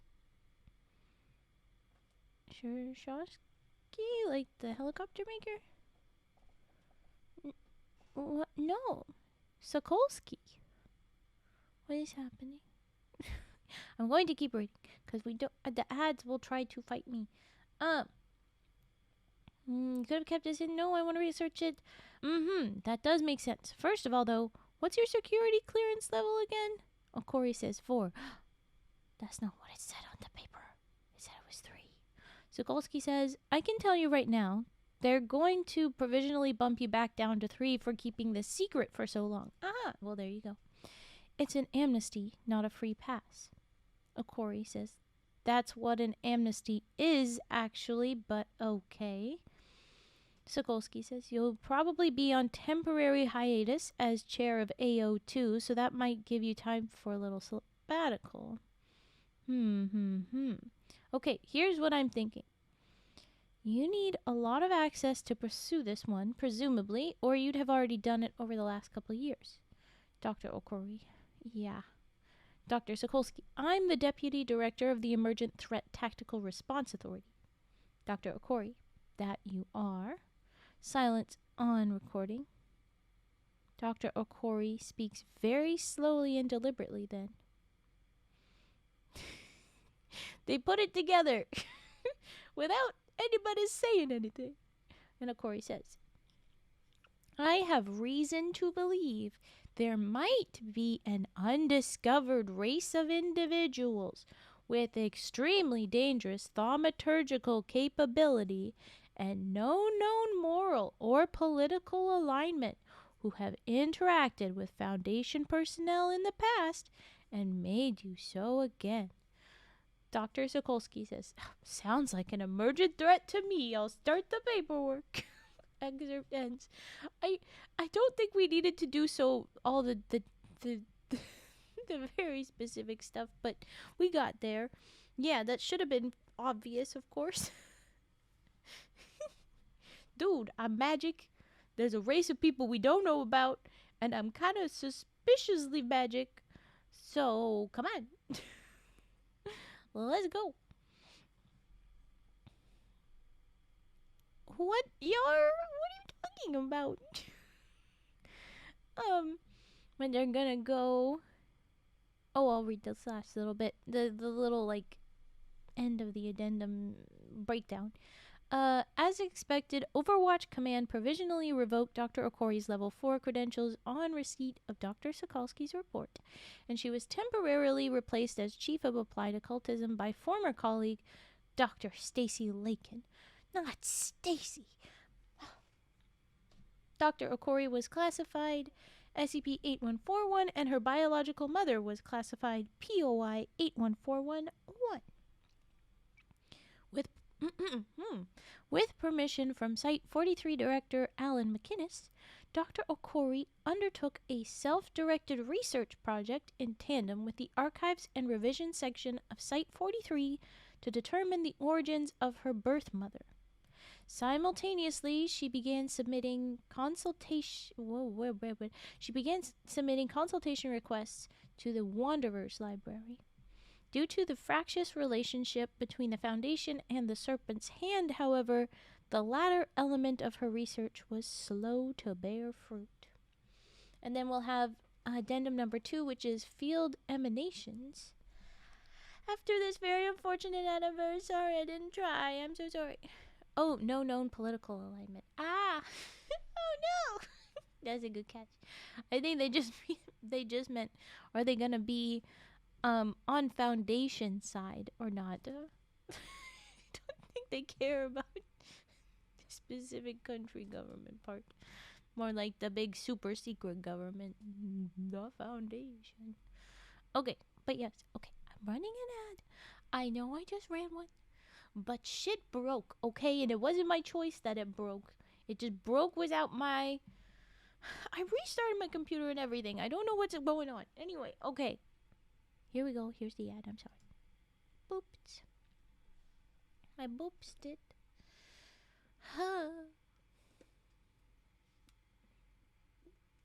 So, hi. Everything seems fine here. Well, now it's behaving. But it went and did a thing where it, like, stopped streaming. It just stopped. My bitrate got so bad it had shut down. But now it's like, We're totally chill, girl. Don't worry. No. It's all good. No, it's not all good. You're being a shithead. Me. I really just said me. Oh no.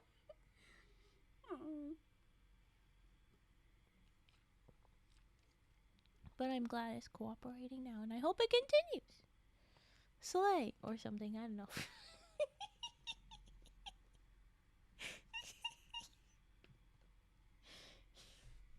Thanks, Yar. Sure. Slay. Alright. We're back and now. Welcome back. I apologize again for that ad. It should not have been necessary. But here we are at Addendum 2. Field Emanations. Oh, wow. I have seen one of these only once before, and that is a lot. Wow. I hang out with too many girls. You're hanging out with very specific energies that I wasn't expecting. It's not just girls. It's just sun. I like it. It's good. Okay.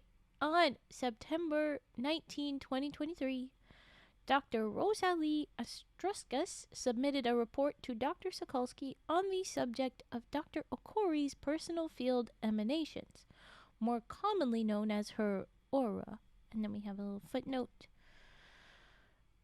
Dr. Astruskas is a Class 2 Adept Type Blue, specializing in auramancy, the only practitioner of this talent in Foundation employ. Her work is therefore only tentative and non-falsifiable. However, due to repeated and vital practical applications, her assessments carry a high degree of institutional confidence. Okay, so they're like, yeah, we get it. She's the only one that does that, and you can be suspicious, but we like it. Anyway, moving on. Okay. I'm one of the only dudes that work. Oh, yeah. It's good. Hang out with the pals. I hope the work is good. But okay. Conflict of interest. What? Are they in a polycule, these ladies? Oh my gosh, they are. Okay, so before we read the 2023 Delfina M. Ibanez report, and she is in a romantic relationship with the subject, but there is no conflict of interest. Don't worry about it. And then later, there's a conflict of interest on this aromantic assessment for Dr. Udo Amara Okori, prepared by Dr. Rosalie Astruskas, Site 43. And it says there's a conflict of interest statement. It says the subject of this assessment is one of two individuals with which I am personally romantically involved. They're in a throuple!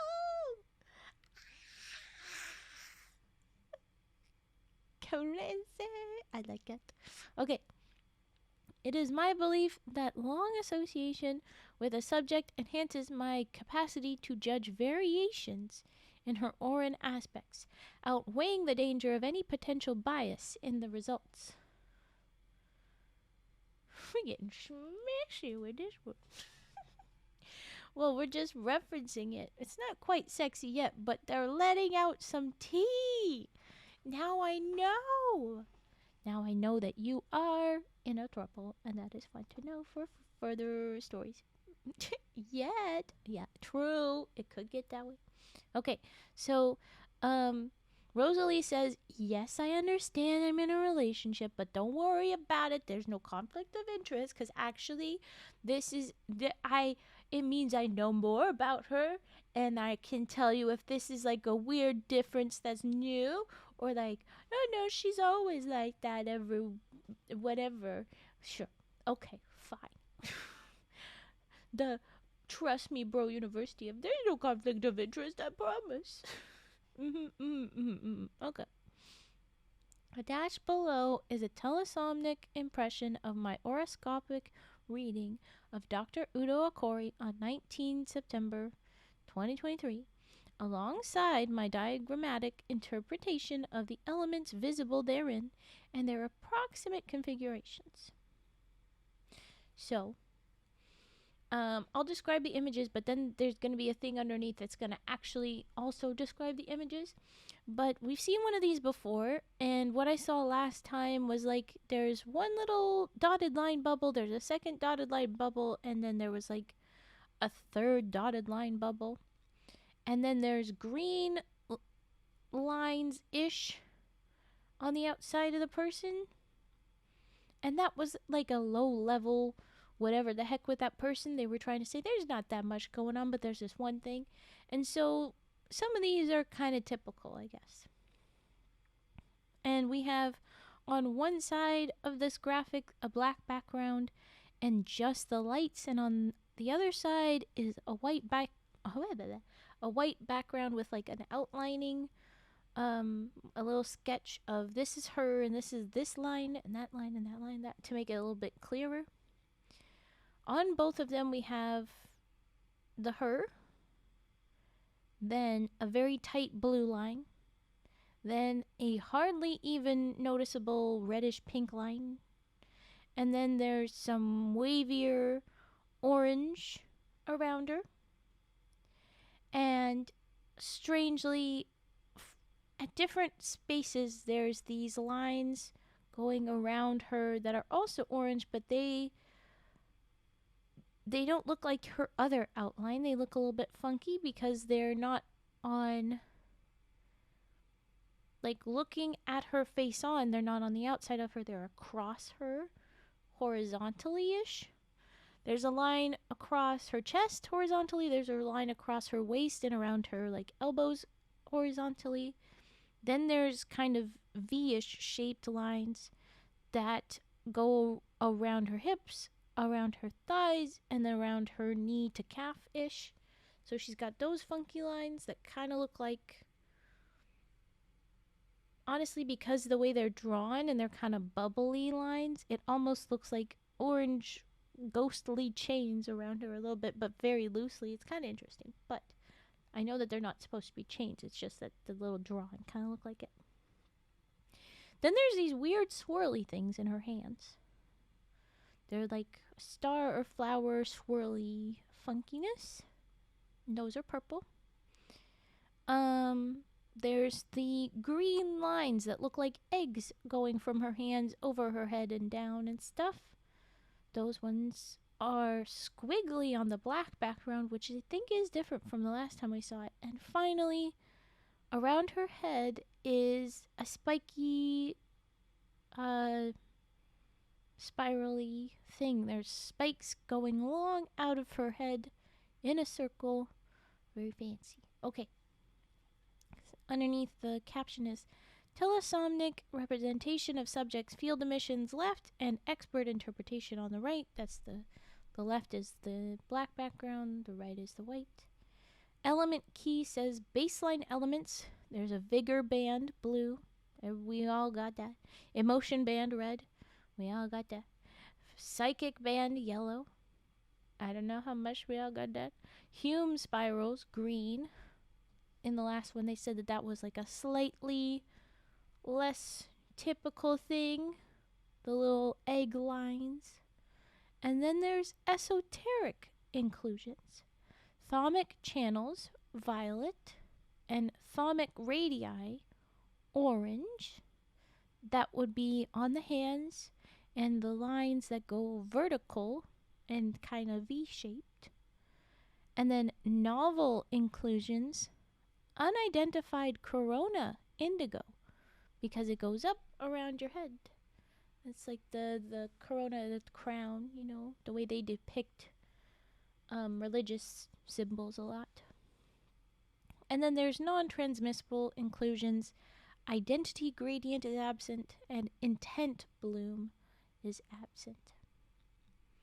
And then we've got the full info written down, full assessment from that. Dr. Okori's band reading indicates that she is in excellent physical health, emotionally agitated, and psychologically active. Her Hume spirals are 1/2 point elevated from the norm. Her Individuals originating from parallel realities exude spirals with whole point elevations or declinations. Ooh, okay, so this is trying to say that she is one half, probably. You know, her one parent is probably from a different reality, but now that she's also here and her other parent was from here, she is only the 0.5. Okay. The meaning of this partial elevation is unclear, but we know, as I have only recently acquired the ability to perceive Hume spirals after progressive mimetic reinforcement. Esoteric inclusions indicate deviations from the human norm, typically thaumatological in origin. In this case, Dr. Okori's thalamic channels, the points at which her body's thalamic field is most extruded, in this case her hands, and thalamic radii, a specific manifestation relating to Dr. Okori's mycomancy. Inclusions differ depending on each thaumaturgist's native talent, can be seen. Dr. Okori's identity gradient, the color-shifting signature unique to her person, cannot be transmitted through telesomnia due to its exclusive use of non-real colors. Her intent bloom, indicating a subject's candor and or disposition, cannot be seen because her eyes are closed at my request. Dr. Okori's intent bloom is particularly strong and would have distorted the final element to the point of invisibility. Ooh. That element, the corona radiating from the center of her skull, is one for which I have no explanation. I have never seen anything remotely resembling this. Were it not for her thalamic radii, I would have assumed it related to her talent. I have not previously noted this inclusion in earlier readings, indicating either A, it is a recent development, or B, my own recent fortification has enabled me to discern a new Auran element. Having conducted follow-up readings across the entire personnel pool of Site 43, I have detected no analog to Dr. Okori's corona. It neither waxes, nor wanes, nor shifts color grade as the other elements invariably do. I am presently at a loss as to what it might represent. I assume magic. A whole friggin' year! A whole friggin' year! Let's go, little frog! Let's go, little frog! Hi, Miranda! Look at that little wind-up! Look at that little guy! Thank you so much for the resub. A whole friggin' year. Yee. Okay, here's your money, frogs. Take 'em. Take 'em. We do not eat Rana. Friends are friends, not food. That's why we call them friends, not food. Stop trying to eat friends. God, the hawk. A year I have been in various community using frog emotes. Yay! I'm glad. And it fits you, so they're probably like, of course you have the little frogs. Oh my gosh. Oh my gosh. Why ya yoda? Why ya yoda? It's such a speedy roundup. He's gonna lay in quite a few blows. Good luck, Goose. The frog's gonna give you a run for your money. Violent little dudes. Ooh. Well, welcome in. We had some technical difficulties. It's been weird. I have not only been streaming for 30 minutes. It has been 2 hours. 30 minutes. And for whatever reason, at 2 hours, it was just like... So rude. Oh, look at that. Me using Goose as noble steed as I charge into battle. Oh, that does look good. 2 whole hours. Yeah, so, yeah, we were going for 2 hours and then it was like, oh, you're trying to read? Too bad. My bit rate was doing a wibble at it, as it has been doing, which is very rude of it, but it does it. And it fully dipped out. It just restarted. Makes me mad. I don't know why it does that. I don't know how it does that. Pisses me off, though, let me tell you. I am worried that I have theories and I don't know what to do about it. But anyway, It's 4 a.m. for me, almost 5, so I'm gonna leave my sleeping mind in your capable hands. But here's to a year and many more months. Aww. And your little snacky frog. I want snack. Okay. Thank you. Eat well. I'll try not to get too intense. We have a long story ahead of us. And in the last one, there was chaos because of the ladies that were being talked about.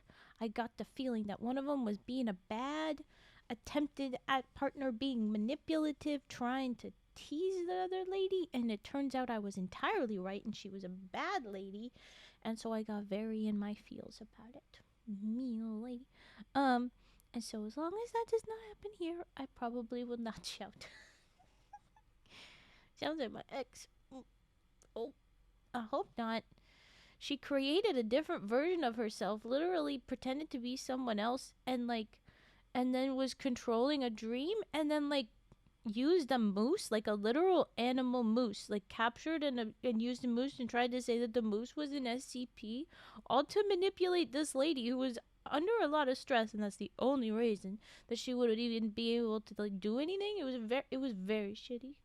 I didn't like it. I didn't like it. Okay. But that's not this. Close enough. They're practically the same. Ah! No! Let's keep that one X then, yeah. Alright. But here is addendum 3. We're moving on to the third addendum. We're gonna keep studying Okori. But yes, I lurk and listen and eep. Okay, yay! Eep, eep, eep, eep. Okay. Addendum 81413. Consultation preparations. On 29 September 2023, 10 days later, wow, Dr. Okori's contacts with the Wanderers Library informed her that the 8th archivist had agreed to issue a probationary library card in her name, allowing her to enter and consult on the matter of her parentage. Her supervisor for this visit was to be the 8th archivist itself. Ooh. Fancy. No Foundation-aligned escort was to be permitted within the bounds of the library, placing Dr. Okori beyond communication or intervention range by other Foundation operatives. Ooh.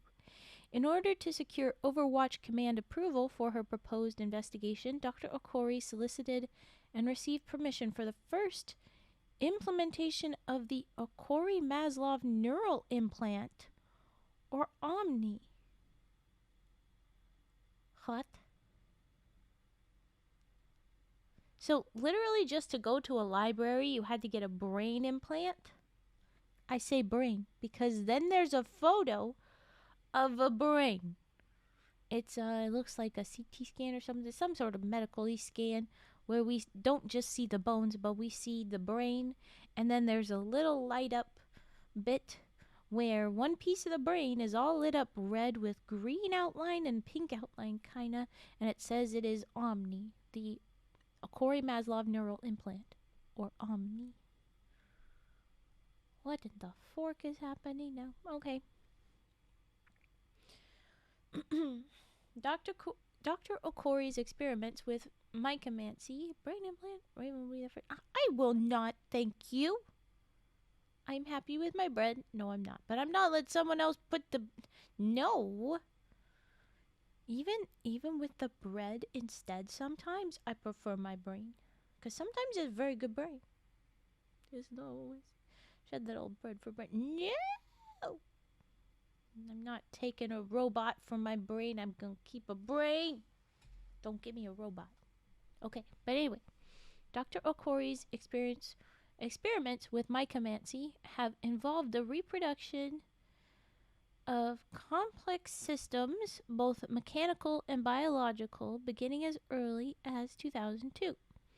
In particular, she has developed an understanding of the human brain approaching that of the most skilled Foundation neuroscientists.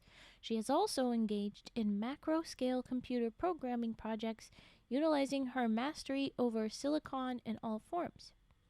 A logical outgrowth of this was her consultation with various related Foundation projects, contributing great strides to our understanding of neuroscience and enabling significant advances in intracranial surgery.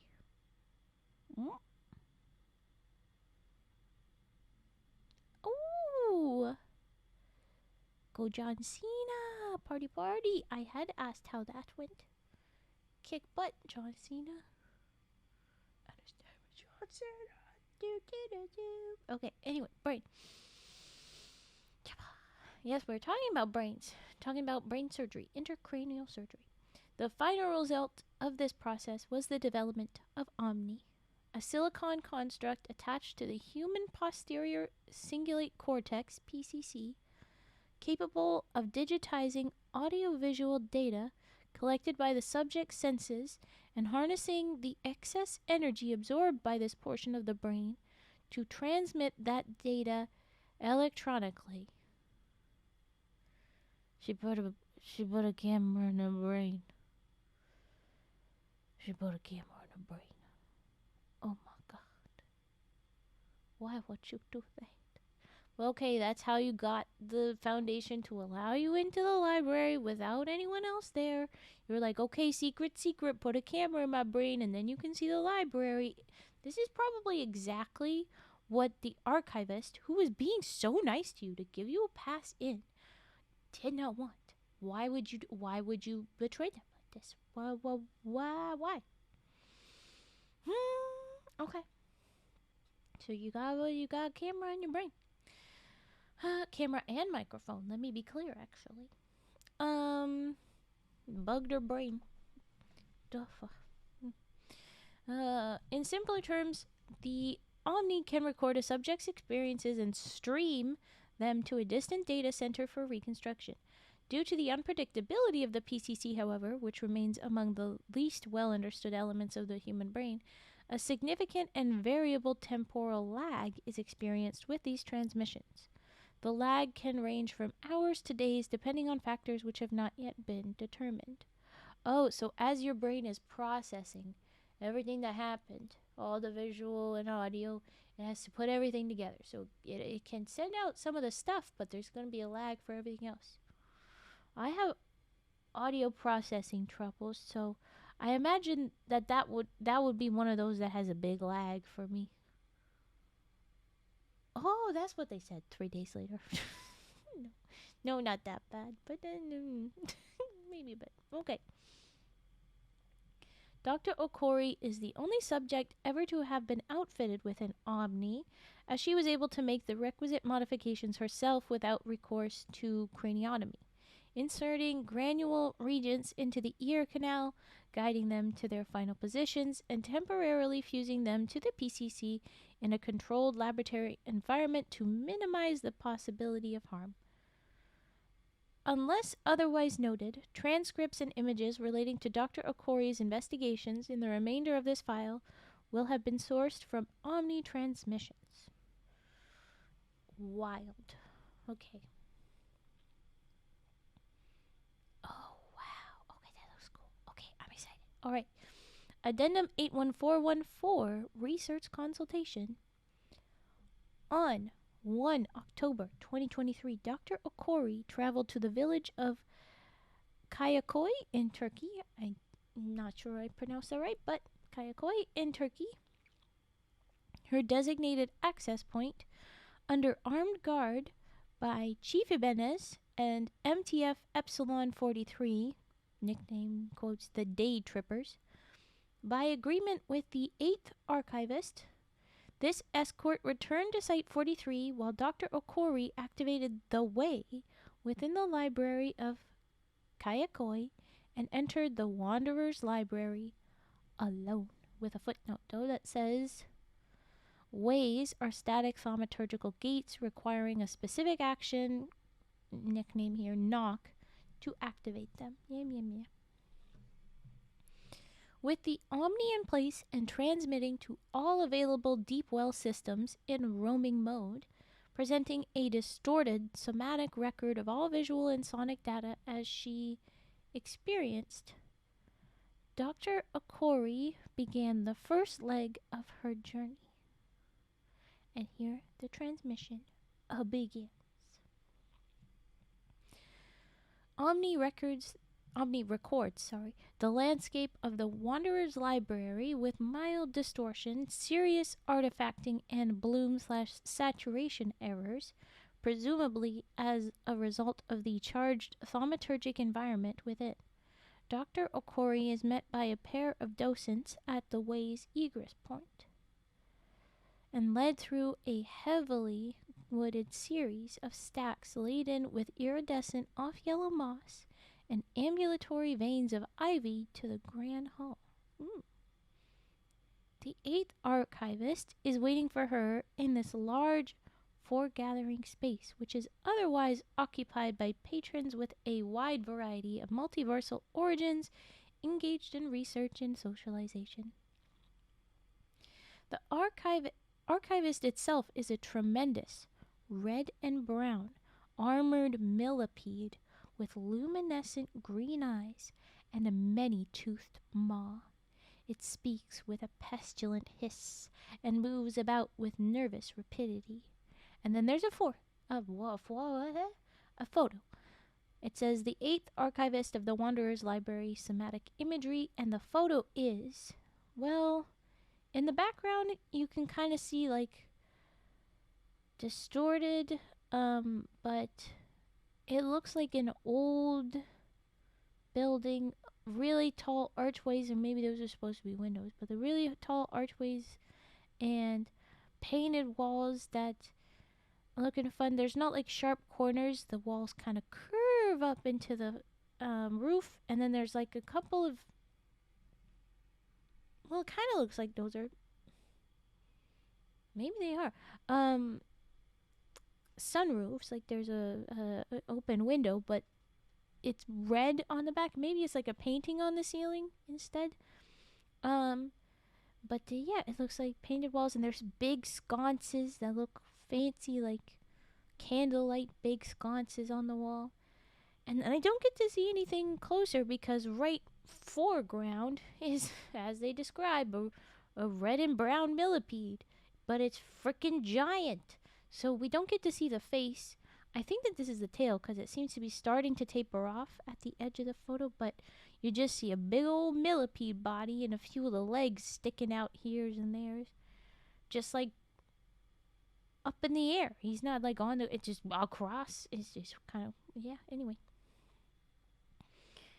The 8th archivist says jailer. Dr. Okori, you don't have a more polite term of address for friends? Oh.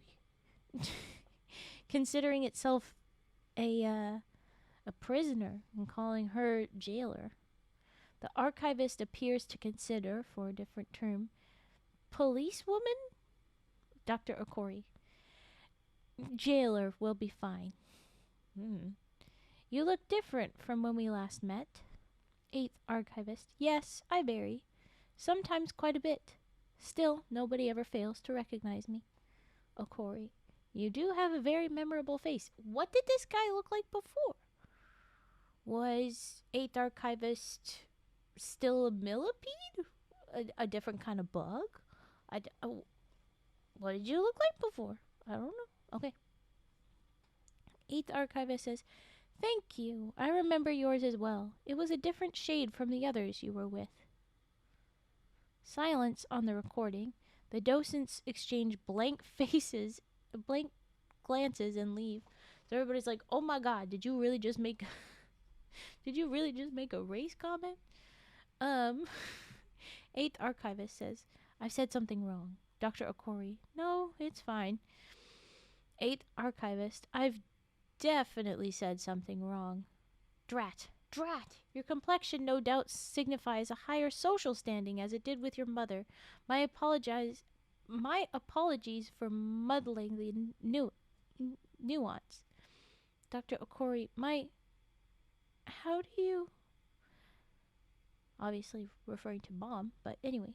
8th archivist says, it's such a little detail. I never noticed it until just now. When you were here before, I didn't get a close look, and those lenses of yours diffuse the effect. Your eyes are so tiny, so impractically tiny. Mine are as big as windows, and they glow, just like yours, just like hers. The archivist's eyes glow bright, pulsating green. Okori, what can you tell me about whoever you're describing? Eighth Archivist. What can you tell me about you? I'm in the business of preserving knowledge, you know, and it wasn't a popular decision to let you in here.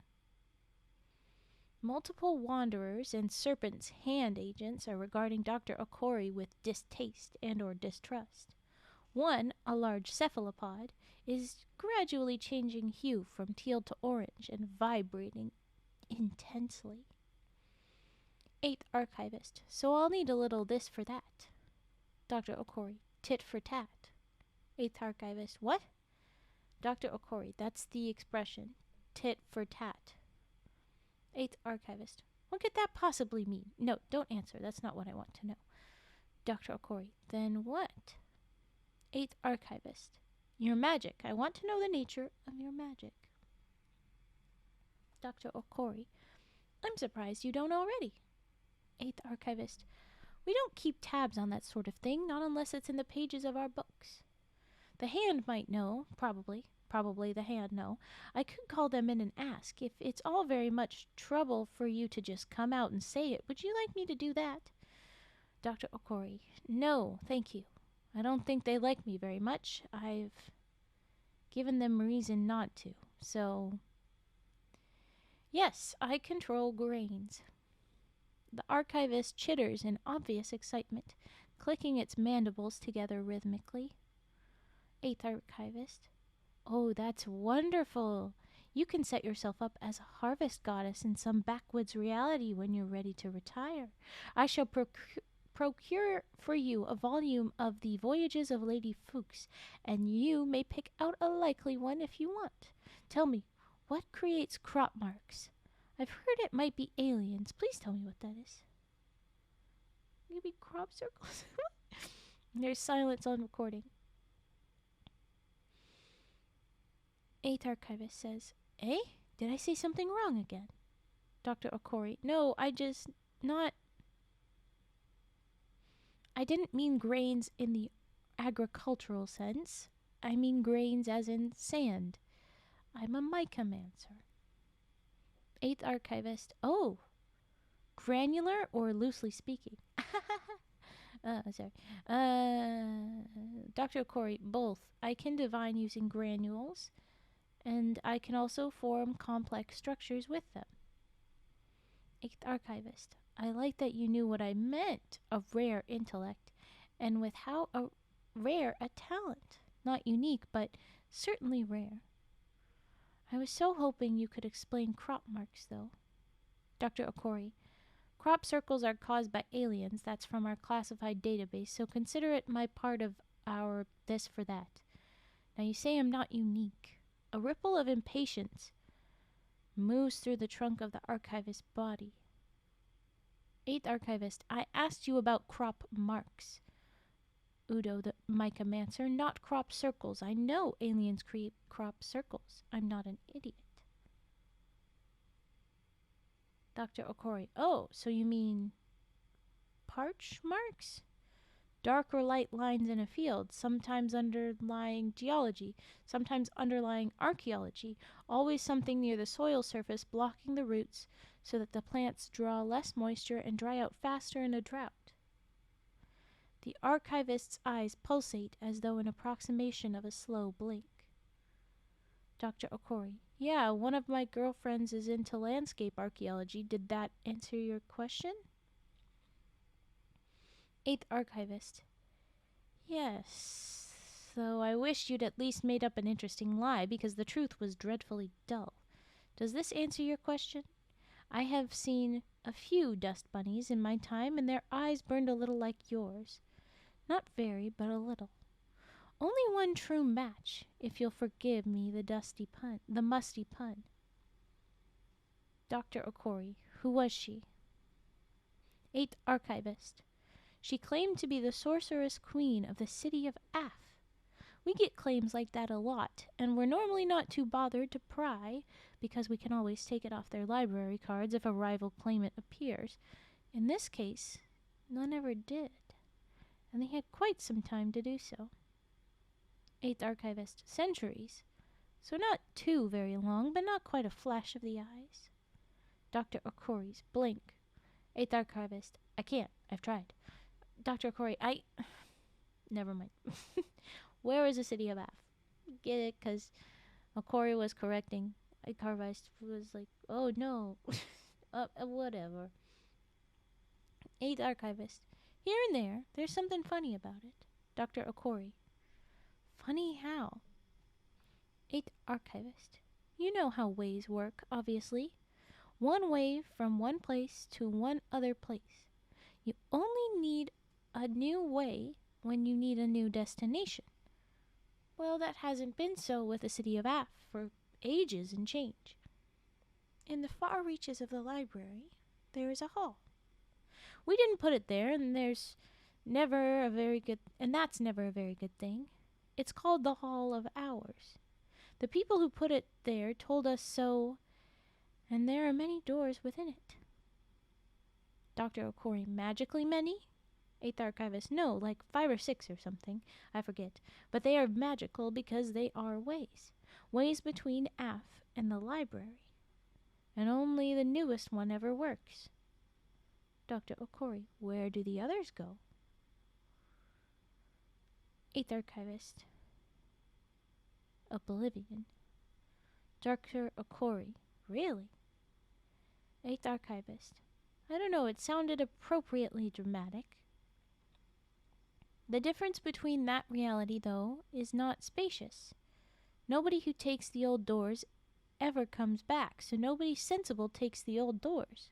Not that anybody sensible takes the new door either, because it only goes to Af, and nobody sensible wants to go there either, not anymore. I feel bad for it. Dr. Okori, the city? You make it sound like it's alive. 8th Archivist, it was once. All true cities are alive. Did you not just come from one? Every genus Loki place longs to be recognized now and again. Masonic time is shorter than geological time, but compared with the fleeting interval that is life. The Archivist chitters sadly and shakes its giant head. Dr. Okori, so what you're saying is nobody's there. 8th Archivist, I'm not saying that precisely. Probably somebody is there, minding the store, making sure everything is ready for the return. Okori, what return? Archivist, every once in a while they all come back to Af, the people of the sand with their variably fiery eyes, and when the last of them has gone through that door, it never opens again, and they all come back out of a new one in dribs and drabs. Very peculiar. They've declined to answer whenever I've asked about it, with frequently problematic vehemence. Dr. Okori, meaning? Archivist, meaning one of them cursed me to prevent my passing on certain salient details of their home's nature and location. Not the little things, just the big ones. Very frustrating for an archivist not to be able to properly tattle a tale. There's silence on the recording. And then the archive says, did you come from Af? Okori, no, I don't know. Archivist, are you going there? Okori, I'm not sure. Archivist, I don't think you should. Are you immortal? Okori shrugs. So far. Archivist, where were you born? Where were you born? Okori, I don't know that either. Archivist, where were you conceived then, if the answer isn't too icky? Okori, I'm not entirely certain, but perhaps Alagata? 8th Archivist, Alagata! There's no conception in Alagata, though not for lack of trying. That population only declines down and never down into madness and decay. I told you not to tell me if it was icky. That's not what that sounded like, Archivist. Oh my gosh, that's silly. Okay, how can you come from such a place? That is no place to be from. Okay, rude.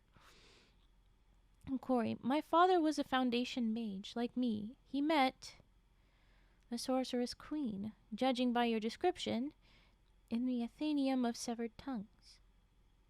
Okay, Frigid, eat well, take care. Hopefully we see you soon. Okay. The archivist recoils at that, being met at the Athenaeum of Severed Tongues and such. Thank you.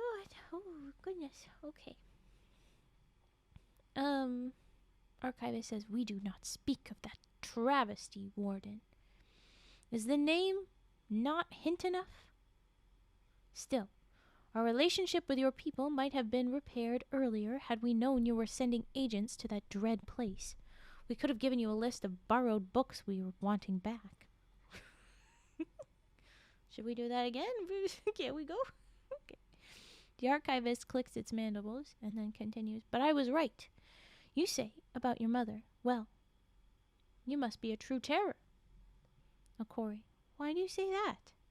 Archivist, because I saw her attacked once in the library and I saw what happened to her attacker. Violence is forbidden in the stacks, but we had no need to intervene. It was quick and it was fierce. I understood that poem about the tiger when I saw her hunched over her turnabout victim. What I saw made me think twice about the pleasant mustiness of some of our older tombs. I should never like to be filled up with dust myself. Talk of a dry cough. More sand powers. Okori says, can you tell me anything more about her, or her people, or Af? Archivist, I cannot. First, there is the curse. We're hard up on it now. Second, they aren't talkative people. Their city has no library of its own, and I can think of no clearer indictment of a species than that. That's why they needed the hall, of course. All libraries lead to the library. But no, these people leave little trace of their passage across the world, save for lost souls like yourself. Well, Corey, I'm not lost. Archivist, then what are you looking for if not your home, your family? Oh, Corey, I have a short list of questions that need answers, and that's all. Can you show me the way to the Hall of the Hours? Archivist, I can. It isn't a lively place, but much more pleasant than where I sent you and your friends that last time. How did that go, by the way, your homecoming to Alagata? Okori, I died. Archivist, oh. Well, you seem to have sorted that out, so no harm done. Okori, yeah. Silence on recording, and then she says, no harm. I can't imagine that was actually very good. Oh, boy. Archivist said, wait, didn't you say you'd been immortal so far? Okori, I was only technically dead, and I didn't really experience it that way. It just sort of happened. Archivist, yes, it always does. And then there's a little break. And then there's a bunch of actions that happen, but there's no talking for the rest of this transmission. So the 8th archivist escorts Dr. Okori to the Hall of the Hours and indicates the appropriate portal through which she should pass. The space beyond the door is completely black. Dr. Okori takes a deep breath.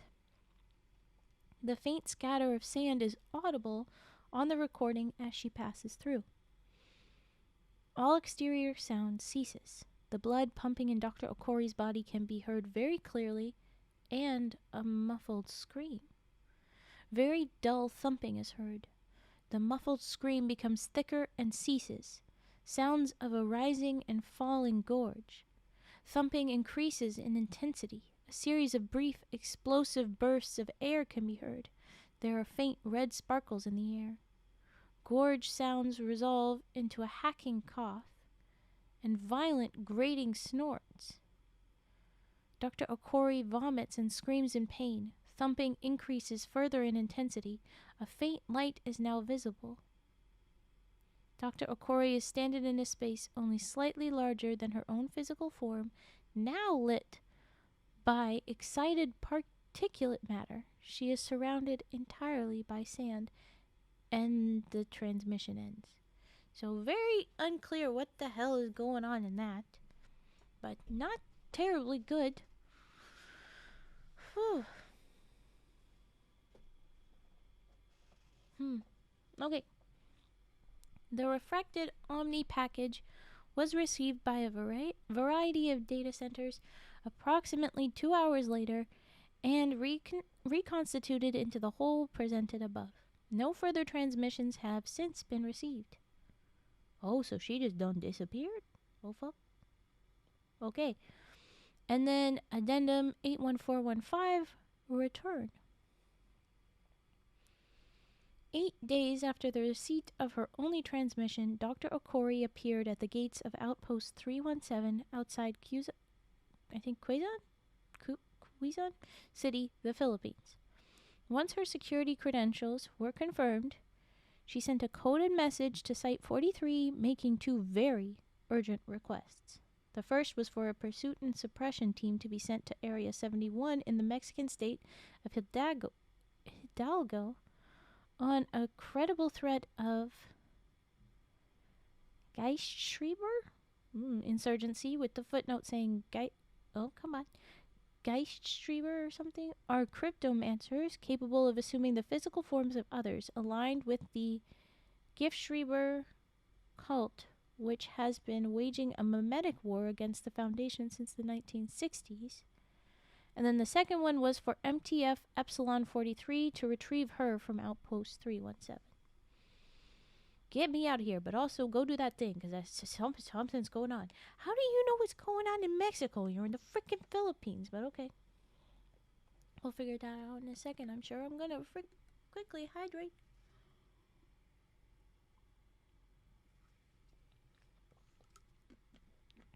Oh, I just remembered a thing I didn't fix up again. Okay.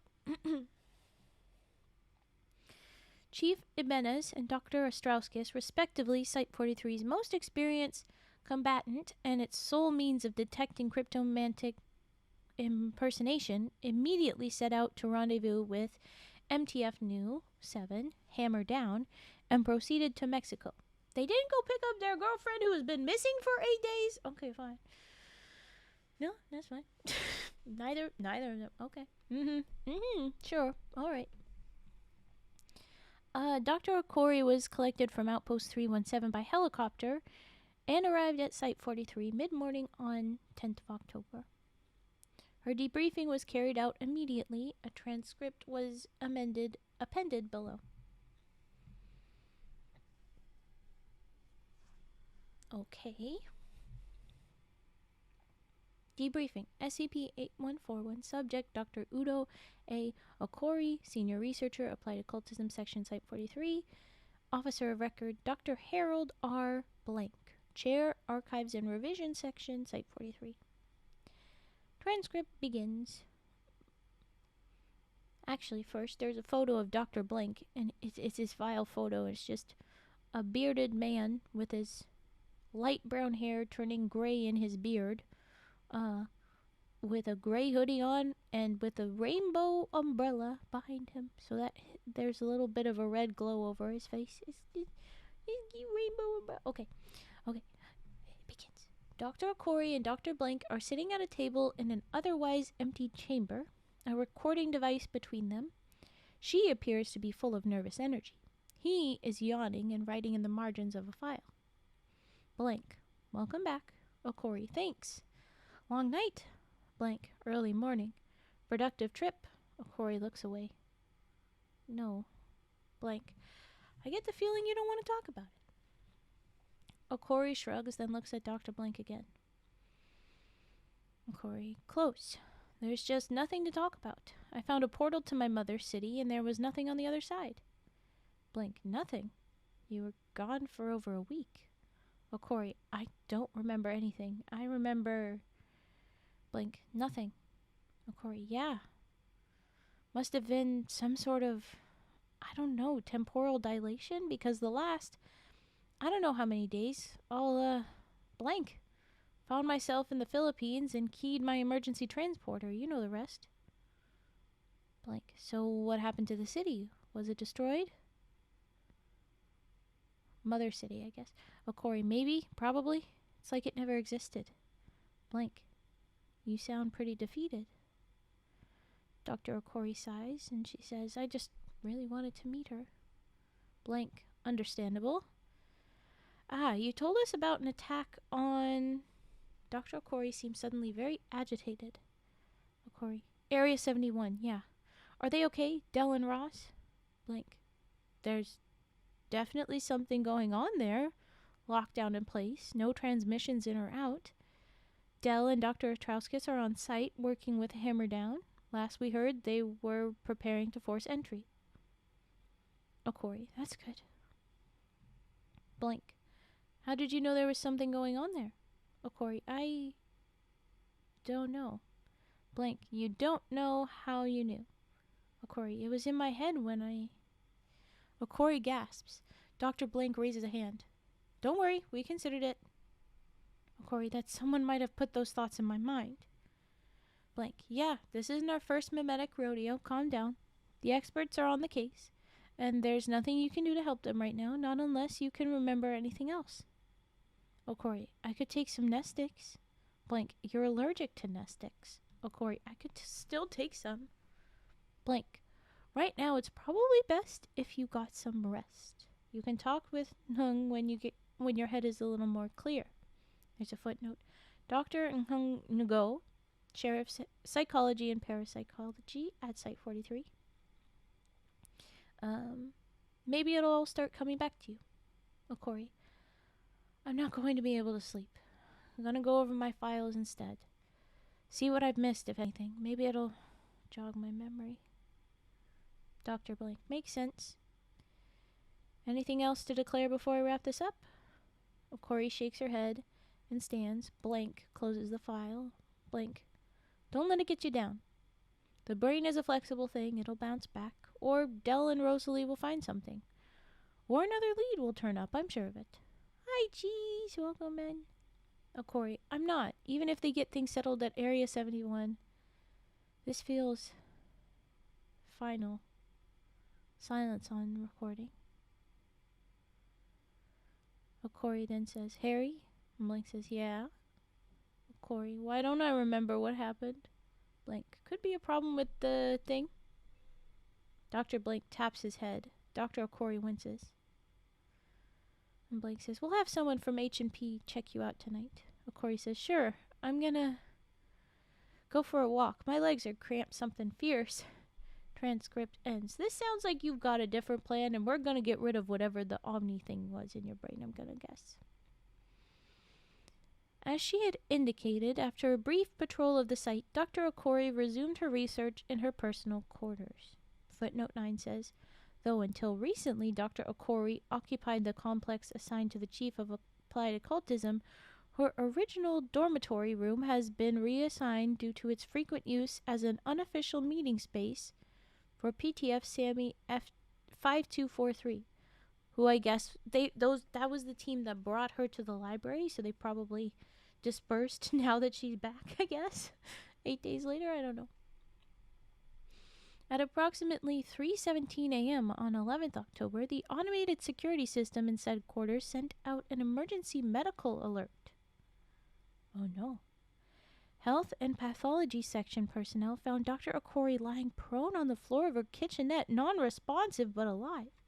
She was placed in critical care for a period of 1 hour, at the end of which she awoke, unable to account for her sudden indisposal. Examination by Chief Medical Officer Dr. Helena Forsyth determined that the Omni in Dr. Okori's brain had degraded to trace granules. She had sand in her brain? Oh, her mama or somebody else, when she visited the city, noticed that she had a thing in her brain, and they turned it to sand because that's how it was created in the first place, partially, right? And so they turned it to sand, and then she was not doing well because she had sand in her brain. Oh, okay. Okay. Addendum A1416. Further transmissions. So I'm guessing they put up another Omni. As Dr. Okori convalesced in Health and Pathology, scattered components of a second Omni transmission were received. Oh! So it was still working as just grains in her sand? What? Sand brains? Oh no, it's the rest of her... The stuff was still coming in from before. That's what it is, because it said it sometimes takes a while to go through. Okay. Well, we'll find out. We'll find out when I read it. Okay. Second Omni transmission were received at multiple Foundation facilities worldwide. When the data was combined, a full audiovisual record with only minor data corruption was reconstructed and sent to Site 43 for analysis. A transcript of this record is appended below. Let's see how bad her sand brains is. Oh boy. Transmission begins. Dr. Okori continues to hammer back the solid wall of sand via the application of brute mycomancy. Okay, so when she was surrounded by sand, that bit, she is weeping, spitting, and cursing at intervals. After nearly a minute of this activity, she finishes spitting, takes a deep breath, a deep scratching breath, and appears to calm herself. The sand ahead of her parts like a veil, and she moves forward into the darkness, lighting it with excited particles as she goes. After several minutes of travel, Dr. Okori sighs and alters course by approximately 90 degrees. She conducts a grid pattern search of the sand, which dominates the next 16 minutes and 12 seconds before her breathing begins to increase in rapidity. Okay, so she's doing a grid, trying to search for something, and she's not finding it, and she's getting more panicked now after 16 minutes and 12 seconds. She says, "Oh God." Dr. Okori clears the entire space ahead of her, then begins turning in place. She is panting heavily now. She appears to see something promising after turning almost 180 degrees and heads toward it. Uh-oh. Dr. Okori's breath becomes ragged. Dr. Okori begins to wheeze. Omni visuals become blurry. Okay, something's making her not okay. Dr. Okori's breath ceases. There is a sudden washout of light, and Dr. Okori audibly falls to the sand floor, sucking in desperate breaths. She closes her eyes. A woman's voice can be heard. This is gonna be Mom in the end, isn't it? The voice says, "That was very impressive." Dr. Okori does not respond. The voice says, "I'll give you a moment to catch your wind." Dr. Okori responds. Her voice is weak and gravelly. Ha! Get it, because sand is too good. Okay, Dr. Okori says, "Whew." She opens her eyes and looks up into the face of a young woman with a short, wild hair and sparkling robe. The young woman's eyes are electric orange on the Omni feed. She smiles. And then we've got a photo. And this is labeled POI 81412, so that her mom was labeled POI 81411. So this is not Mom, we think. But it's a somatic imagery. In this somatic imagery, it's a bit wild. We've got a person, and it's very dark shape of person, but this is feeling kind of like it's a negative and not like the true image of her, because she's smiling and her teeth are bright blue. Looks like she's wearing like a gathered dress, like a big fluffy look of it,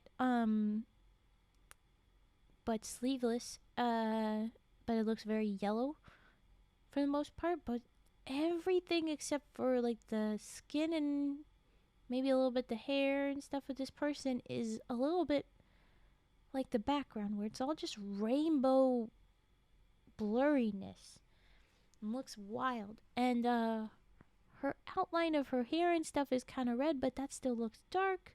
Her eyes, the eye sockets are like bright red.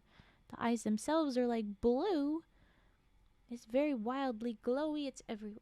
It's very intense. Anyway, underneath we continue, and it says, woman says, "I'm Savara. You're lying on our doorstep." Dr. Okori says, "Help." Savara kneels and reaches out to touch Dr. Okori's face. She examines the face critically for a moment. Savara, "You're stronger than she expected. That's good. But what are these bags under your eyes?" Savara shakes her head. "You've been overdoing it, burning from the inside out." Savara stands. Dr. Okori's breathing is more regular now. She attempts to sit up.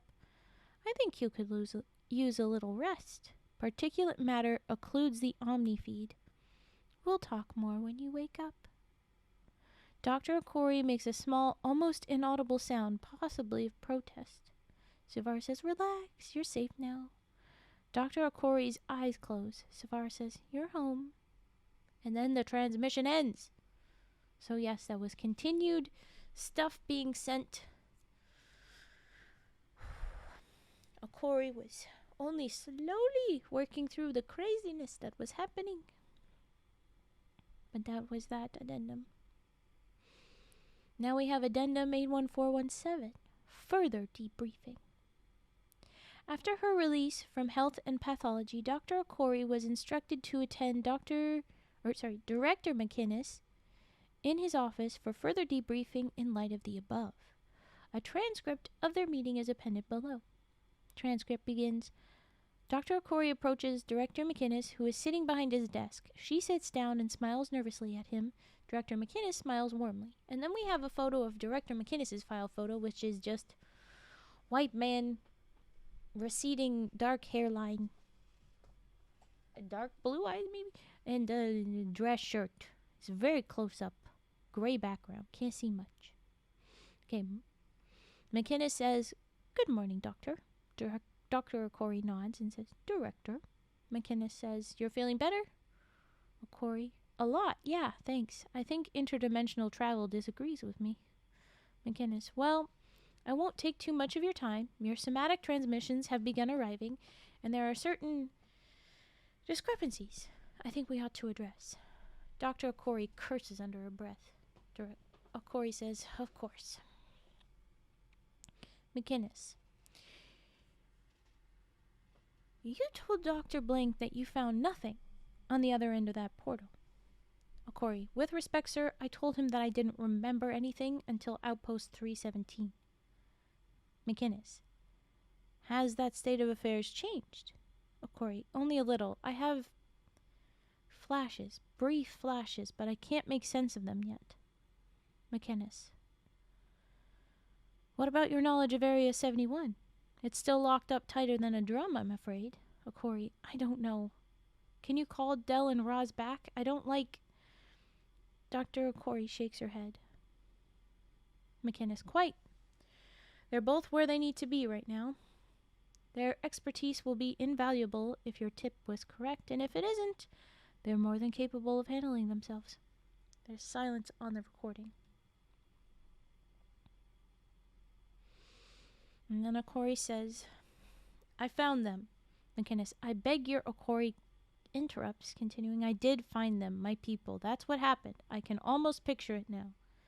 McInnes, "I have already seen the pictures, in extremely vivid color. The delay is considerable." Okori, "Probably something to do with wherever I went. Some field around it, maybe." Mlem the head bread. Hi. Mlem. Mlem. There what a Mlem. Welcome. Okay. It has something to do with whatever I went. Some field around it, maybe. Director McInnes says, "Perhaps, given we've just received what amounts to a missive from over a week ago. I suspect we'll know more soon." Dr. Okori nods. "It would certainly appear," McInnes says, "it would certainly appear that you did find someone, or rather that someone found you. I wonder if you remember anything that wasn't in the transmission." Okori, "I don't..." Okori sighs in frustration. It's obvious what happened here, right? I found them. I saw something I wasn't meant to. I escaped. They put their fingers in my gray matter on the way out. I already had my fingers in there, after all. Why couldn't they have done the same?" McInnes, "A good working theory." Okori, "Could you show me the transmission, sir?" McInnes, "Of course.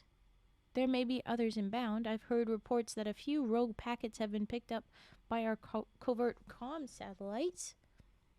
Okori, "I hate the idea that we're only going to see what happened in dribs and drabs." McInnes, "A frustratingly slow way to proceed, but the only one we have, I'm afraid." Okori, "Not half as afraid as I am, sir." Transcript ends. The addendum 81418 up next is further transmissions, 2 of them, I guess. It says further transmissions.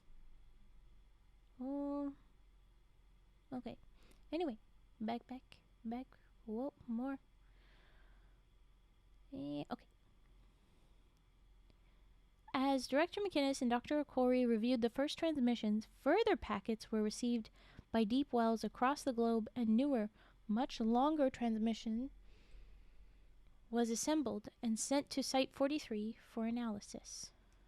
Okay. So we have her watch it again, and that sparks her memory a little bit more, I guess.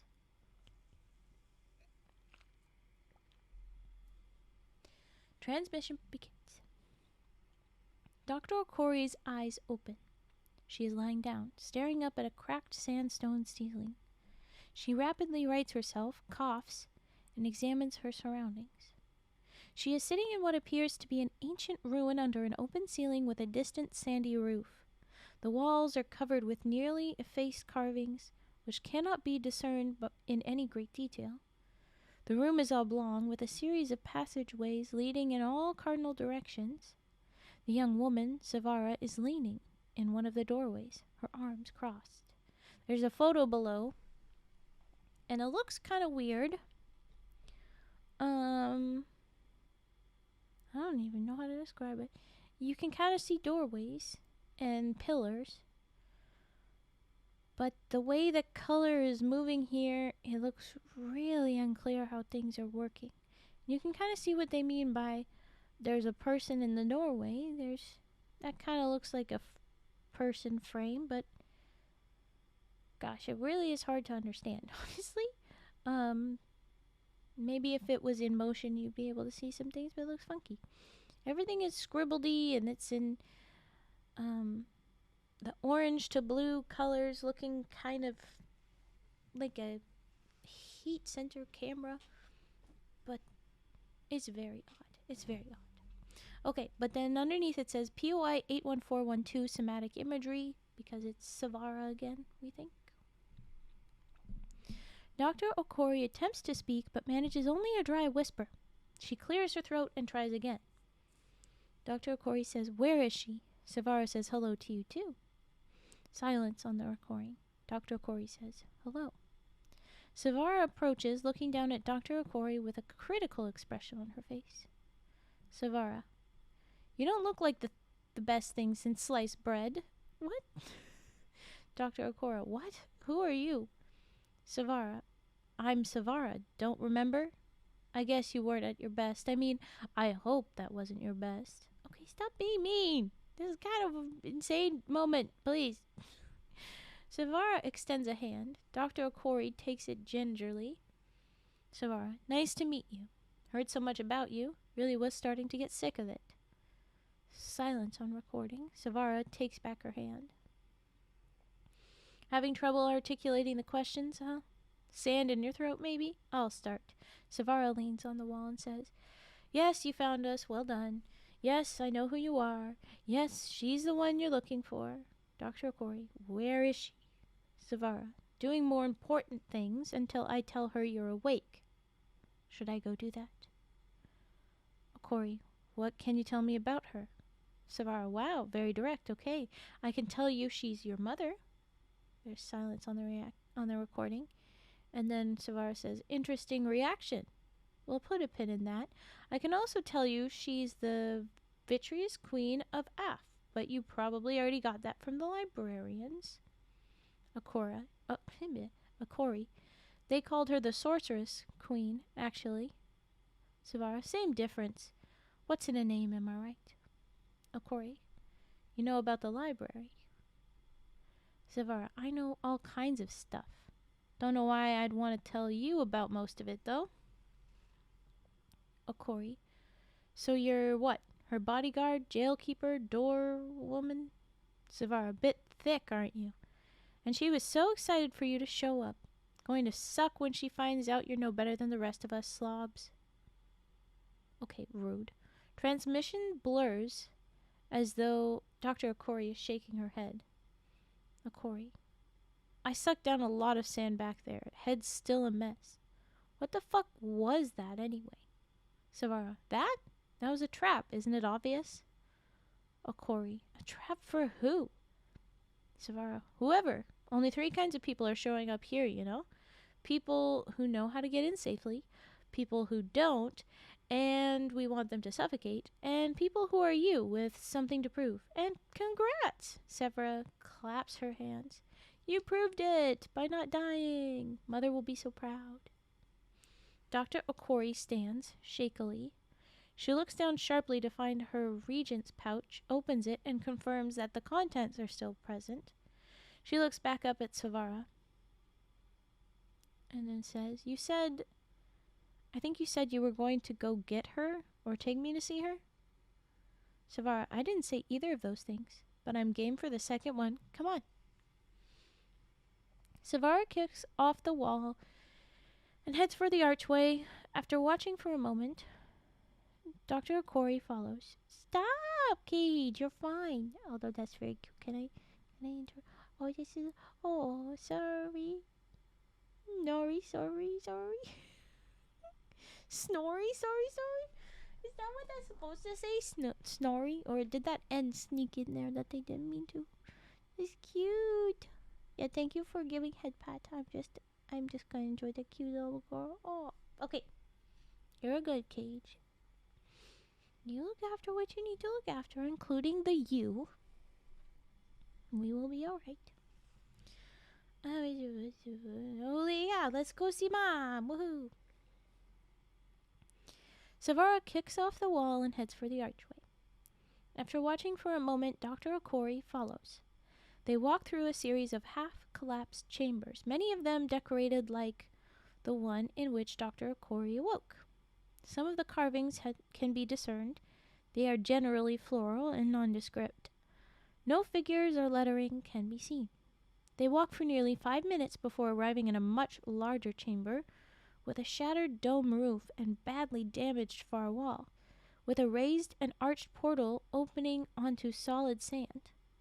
Another young woman is standing in the portal facing them. She is dressed in a reflective, hooded robe and making a welcoming gesture. Then we have a photo underneath. I guess this is supposed to be Mom because it's labeled POI 81411, somatic imagery. Here, in the weird, funky way that this art lights up, it looks like stone archway, but the stones is mostly black. The outlines are the parts that's colored. Then bunch of rainbow on the inside. Who knows what's really in there? And then yeah, there's a lady, and it kind of looks like she's wearing a hood. And yeah, reflective, that makes sense. I see arm. The arm is one of the most defined things that I can see here. Weirdly enough, it's lit. It's defined. It's not as blurry. The stone makes things clear, and that arm makes things a little clearer. And then yeah, that's the legs. Yeah. This is a good bit easier to understand. And then we continue with woman saying, you don't look a thing like your father. I'm surprised they took you in. He could have easily denied the connection. Dr. Okori steps forward. He took a paternity test the day they found me, according to my mother. The woman laughs and says, there must have been an awkward trip. Your mother must not have a lot of backbone. Dr. Okori's voice drops a half octave. Explain that. The woman shrugs. If it had been me, I would have smothered him right there on the porch for daring to betray our bond, and I might have done the same to you. Okori, you would kill a child? Woman, I can be very quick to anger, and very slow to reason when that happens. Worth remembering, Kalila.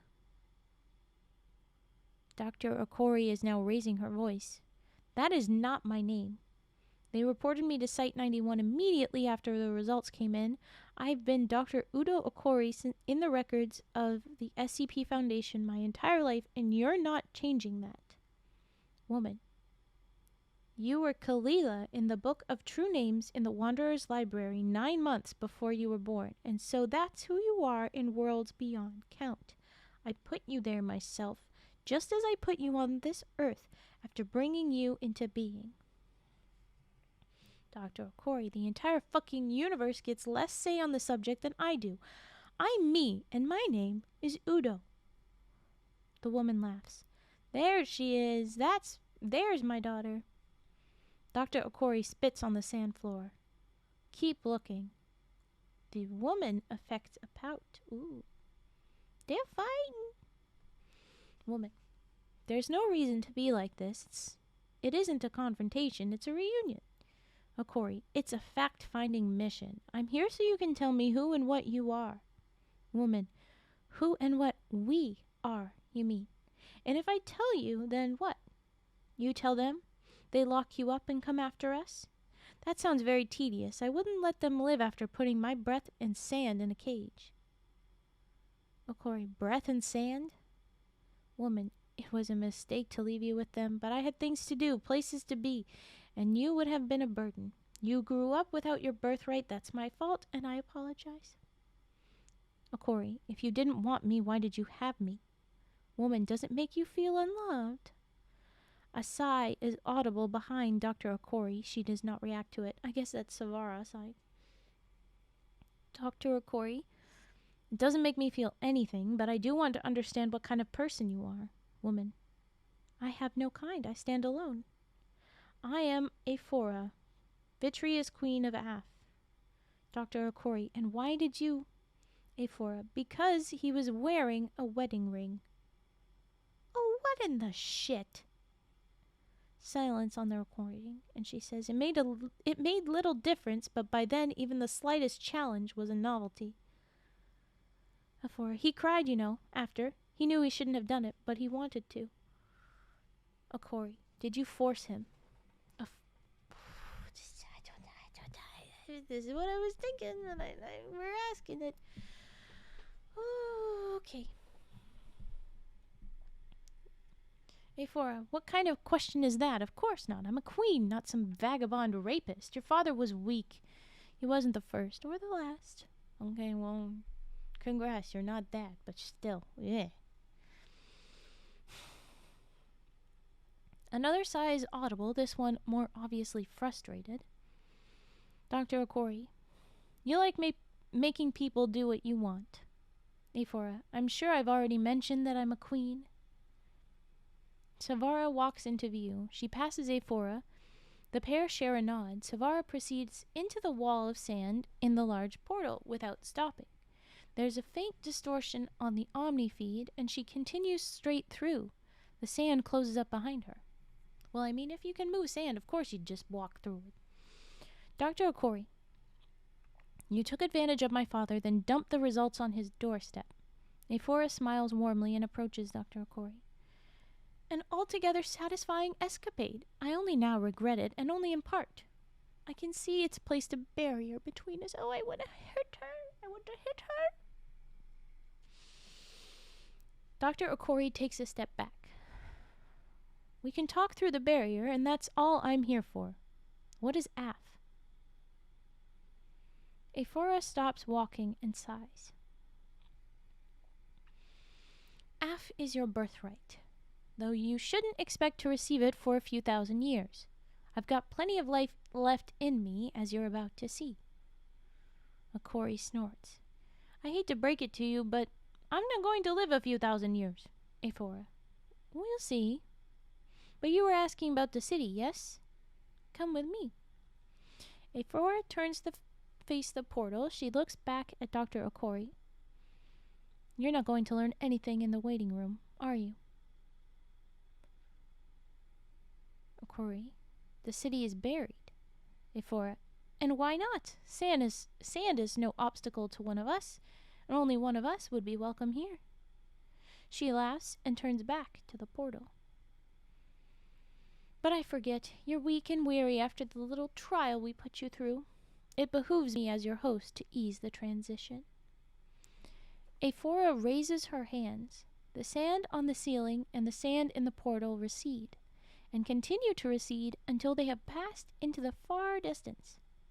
A vast city of sand and sandstone is gradually revealed beyond the portal, with long, sinuous walls, raised causeways, countless large structures, and a tremendous black fortress tower at the center. And then there's a photo, City of Af, somatic imagery. We have stuff that looks like, yeah, Stone City, big old stuffs. It's still a good deal blurry.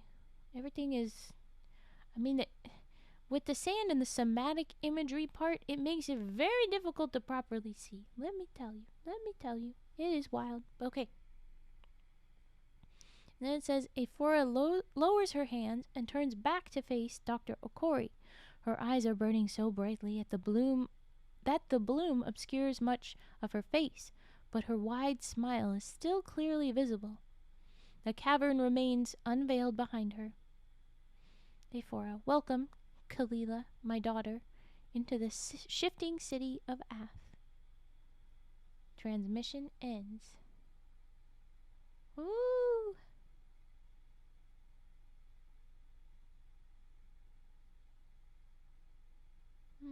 Okay, sorry.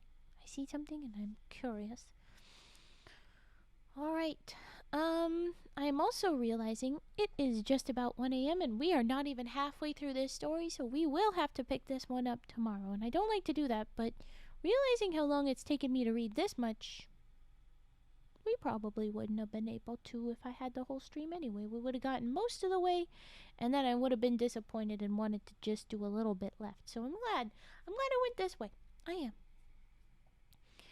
Okay. Addendum 81419, Thaumatological Consult. After reviewing the existing transmissions with Director McInnes, Dr. Okori's memories of her initial time in the city of Af began to recover. As her initial remit from Etra was to determine the potential danger posed by an entire population of rogue mycomancers, her first consultation was with her replacement as Chief of Applied Occultism, Dr. Stacy Lakin. A transcript of their meeting is appended below. I don't think this is going to go too amazingly. 79% love Cajun fat. Ooh. I feel that should have been more a little bit. Why do you run? Nahonk, are you jealous? Nahonk, no. Don't go. Okay. There is a photo of Dr. Lakin, and for whatever reason, I can't decide. The other ones didn't read as AI, but something about her is reading just a tiny bit AI to me. And I don't think it actually is, but there's like something in my instinct. I don't know. Maybe it's just the lighting on her photo. I don't know.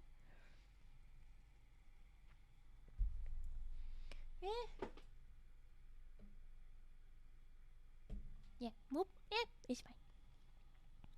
But blonde woman, little blue stud earrings, I think blue eyes, smiling, little metal circle necklace, gray top, and very blurry background, but it looks like taken indoors. Okay. Transcript begins. Dr. Lakin is seated behind her desk. She stands as Dr. Okori enters. Lakin says, Udo! Okori says, Dr. Lakin. Lakin smiles sadly. You don't need to be so formal. I haven't taken your job. I'm just keeping it warm for you. Dr. Okori waves the statement off. Okori says, Stacy then. Lakin says, that's better. Yay. Forced familiarity. It makes things feel so nice. Okay, but alright. Dr. Lakin sits down and places both hands on the keyboard of her computer terminal. Dr. Lakin, now, the official part. You know what I'm going to ask you? Okori, you want to know how their magic works. Lakin says, right. A full thaumaturgical breakdown. What can they do? What can't they do? What can you do now that you couldn't do then after watching them? That sort of thing. Okori, bearing in mind it's still a jumbled mess in my mind. Lakin, of course. Okori takes a deep breath. When she speaks, Dr. Lakin begins to type. They can do anything I can do better. The best of them can set the sand moving and stop thinking about it. Not interminably, but for a good long while. When I first got there, A4, my mother, the queen, pushed back the entire goddamn cavern so I could see the city, and it stayed that way for hours as she led me to the gates and down the streets. Dr. Okori begins pacing nervously in front of the desk. She's far and away the most powerful, but all of them can achieve workings like that to some extent. The more complex the enchantment, of course, the less time it can run on its own. Very simple things like sand fires. Those can last for weeks without being refreshed. They have glass-blowing forges which tend themselves. Irrigation systems that look automatic to the untrained eye. I have never even imagined the magic could work that way. Lakin, well, to be scientific about it, how do you think they manage this? Dr. Okori grunts and stops pacing. I think they're just better attuned to it than I am. It's a part of their heritage. They lived in it all these years while I've been apart. Kept apart. Lakin, you sound resentful. Okori, wouldn't you be? If you'd been deprived of the chance to be your best self? Lakin, you know things about thaumaturgy they couldn't even begin to imagine. Unless you're going to tell me that they're expert mages, too. Please don't tell me that. Dr. Okori shakes her head and resumes pacing. No, that's true. Everything they do is related to the sand, the dust, the particles in general. But they're masters at it, Stacy. I saw a man crafting a mechanical golem that could run on its own, swing its fists, stomp its feet. Imagine an army that doesn't need to eat, sleep, even breathe. An army that's self-repairing and grown out of something so common as dust. If they put their minds to it, I think they could use their powers to crush us in a matter of weeks. Lakin, and would they? Okori, I think they might. Dr. Lakin stops typing and leans back. You seem beaten down, Udo. I don't like the defeat in your voice. What was it like being stuck down there? Okori, I wasn't stuck down there. I didn't want to leave. Dr. Lakin frowns. Do you mean... Okori quickly raises her hand. Not that I was considering defecting from the Foundation. No, just that it was nice to finally belong somewhere, you know, somewhere everyone actually understood who I was, what I wanted, and judged me on my own merits instead of freaking out because my eyes glow orange and I make their vacuum cleaners obsolete. Ah! Look here, you little shit, you little rats. Look here. I already ate all my cheese and I'm sad because I can't make another grilled cheese. I don't got no cheese for you. I'm sorry. What are you doing here, Vi? Hello, everybody that has raided in with Vi. Welcome, welcome. Come on in and get settled. Whoever could have seen this coming? Oh, you little shit. You extra little shit. Okay, you guys. Look here. Oh, welcome in, Vi. The rats. We are the rats. We steal your cheese and watch your stream. We are the rats. We are rats. We are rats. Oh, look at that little guy. Yeah. I do love that. Plasma Serval. Chef's kiss. Gorgeous. Okay. Hello, I'm Raven. Welcome to Emerald Lake. Yes, me and Vi are friends. Hello, Vi. How go? We are reading a very long SCP, and I am not going to be able to finish it tonight. It will be a continue tomorrow sort of thing. Thank you. Of course, that was good. You should go and settle yourself in. Oh, I'll explain the bread in a second. You should go in and settle yourself in. Take care of yourself, Vi. Whatever you need to do, get going. Look after yourself. It goes. My body hates me from all the cheese I ate this weekend. My nose quietly in the background of the legal.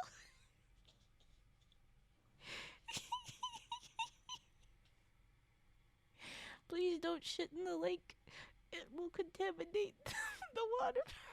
but I'm sure the frogs will help you. I ate all my cheese too, but it didn't kill me because I ate it slowly, and it also has never tried to kill me. But okay. But please, yes, go look after yourself. Oh, I had brain. No, oh yes, my bread brain. That's what I was going to talk about. Okay, so once upon a time, I was reading a story, and my brain was not fully here. Who said anything about movement? I did. In our other story we read tonight, I was like, that reads like somebody saw them. Oh, I'll explain it after. I was in the middle of explaining my bread. Brain fart. Yes, I was basically having a brain fart. My brain was not cooperating, and I was reading, and the word in front of me that I was supposed to read was brain. But then I said bread. And I said bread. I meant brain.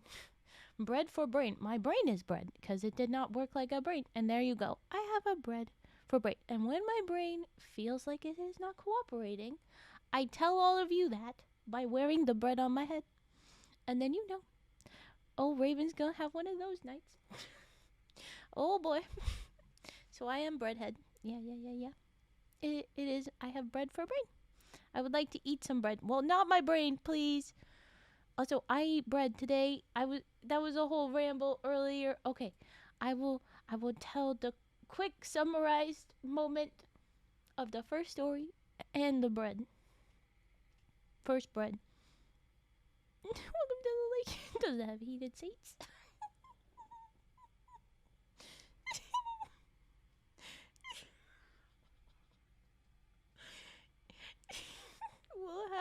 We'll have to fix that soon, Vi.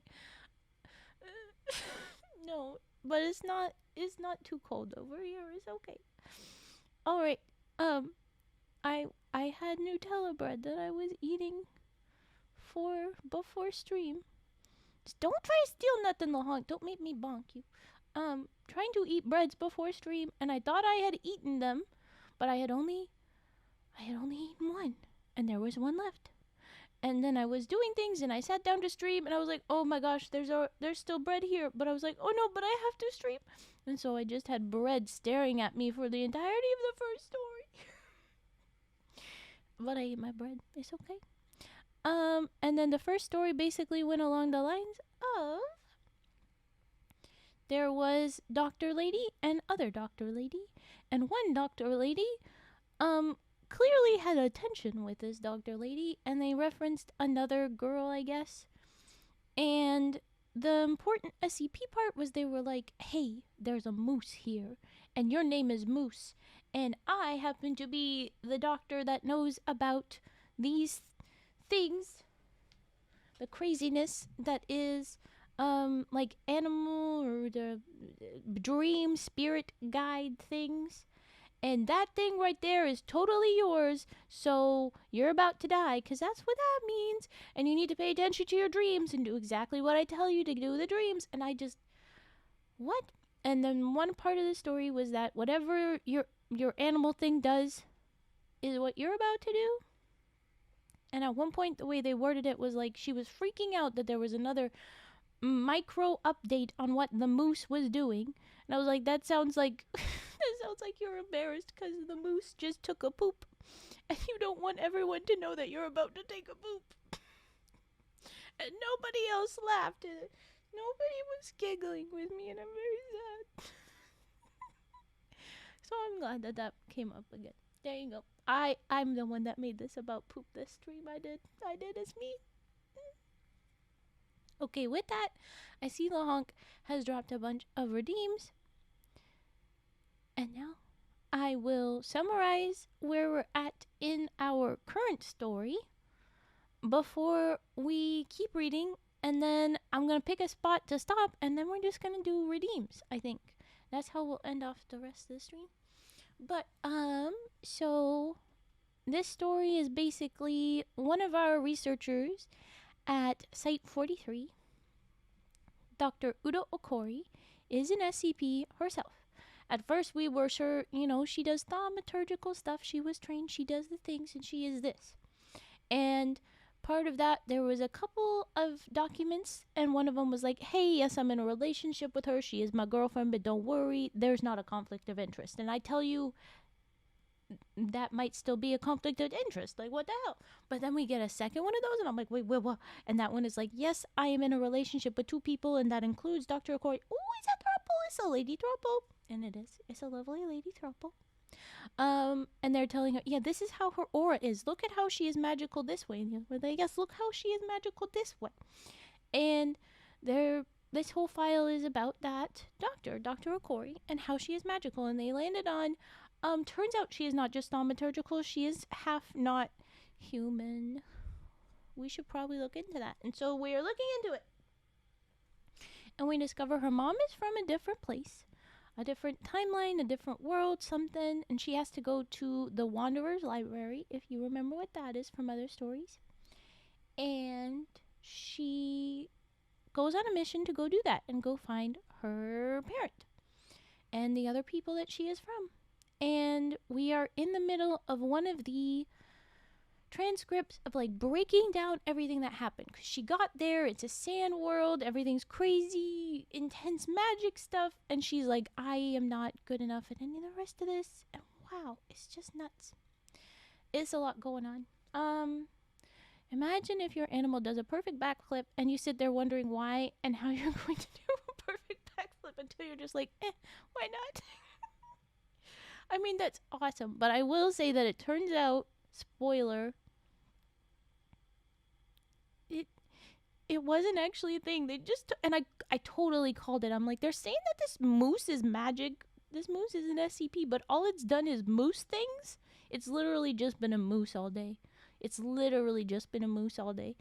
And we landed on that it was a manipulation. It was never SCP. It was the one doctor that was actually a fake person that was the ex that did something, and we don't know that story. It gave a link to that story, and we will read that one, I think, eventually. Maybe.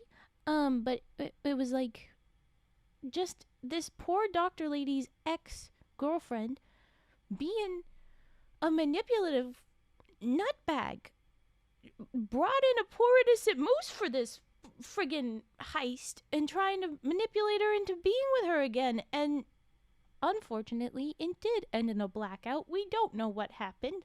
Assumedly bad things. Be very sad. Be very sad if the moose did a backflip. I mean, first, a moose doing a backflip, goddamn.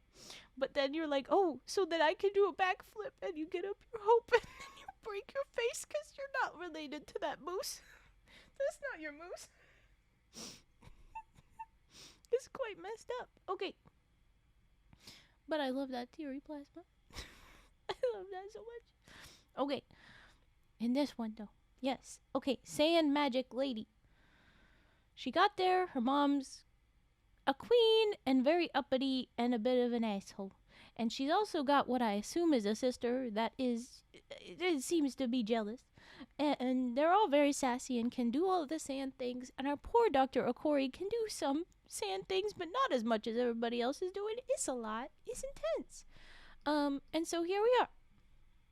We are talking to Dr. Lakin, who separate is in charge currently of the job that Dr. Okori used to have, and so they're talking through the stuff of what's going on. And one of the things was, what are they doing? How are you? Could you do this? What is all this stuff? So she says, I think they're just better attuned to it, all the magic, than I am. It's part of their heritage. They lived all these years while I've been kept apart. You sound resentful, Dr. Lakin says. Dr. Okori, wouldn't you be if you'd been deprived of the chance to be your best self? Dr. Lakin, you know things about thaumaturgy they couldn't even begin to imagine. Unless you're going to tell me that they're expert mages too. Please, don't tell me that, because we're worried that that's the whole danger. Okori shakes her head and resumes pacing.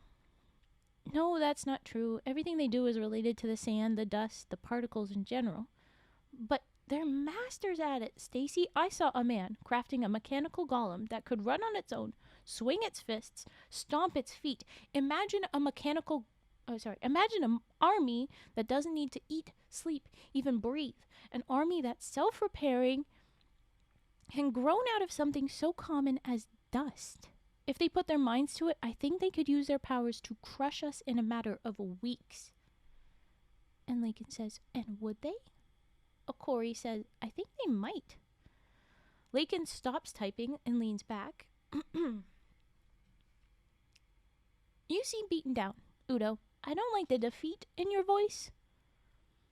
What was it like, being stuck down there? Corey, I wasn't stuck down there. I didn't want to leave. Lakin frowns. Do you mean... Corey quickly raises a hand. Not that I was considering defecting from the Foundation. No, just that it was nice to finally belong somewhere, you know? Somewhere everyone actually understood who I was, what I wanted, and judged me on my own merits instead of freaking out because my eyes glow orange and I make their vacuum cleaners obsolete. Lincoln, you've always had a place here. Corey, and I'm going to have to be consoled with that because I'll never be able to go back. Lincoln, why not? Corey, because it won't be there. Lincoln, the city can move? Corey, the city can move. The city has moved many times. That's why they call it the shifting city. That's why there were 6 doors in the Hall of Hours.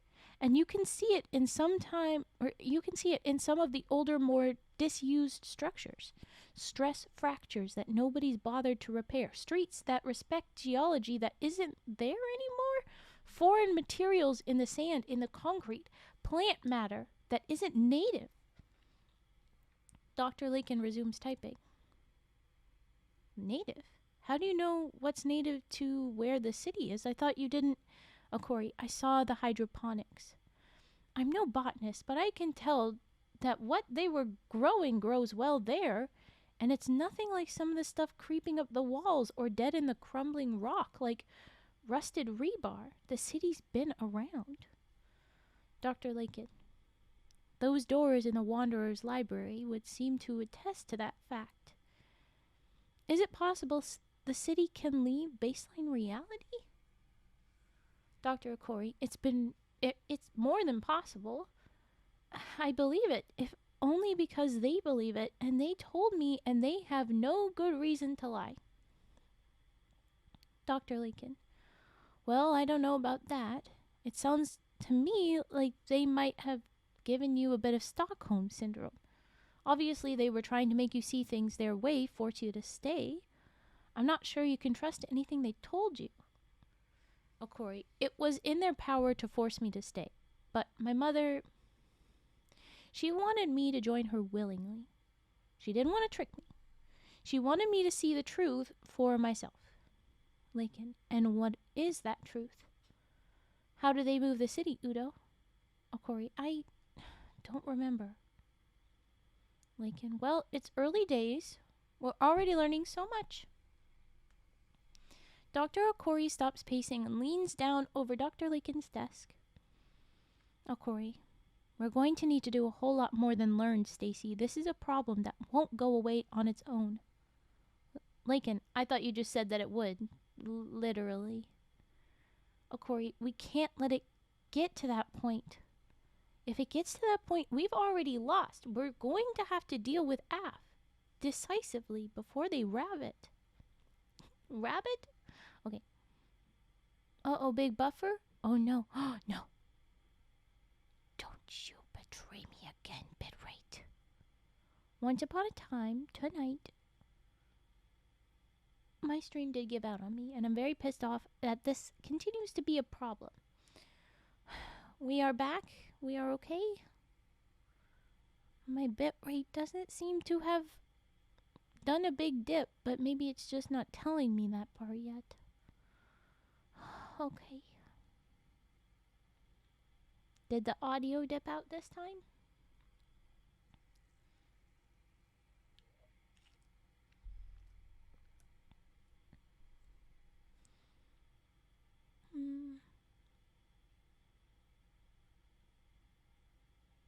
It was just hard buffering. Okay. Well, I will go back. I think we were just at before they rabbit. So they're worried about we need to do something before they leave because something big is going to happen.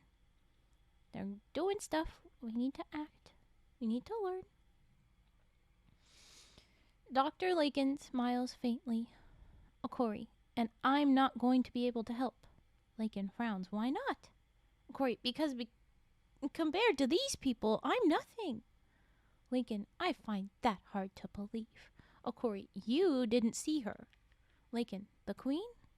Okori, my mother, yes.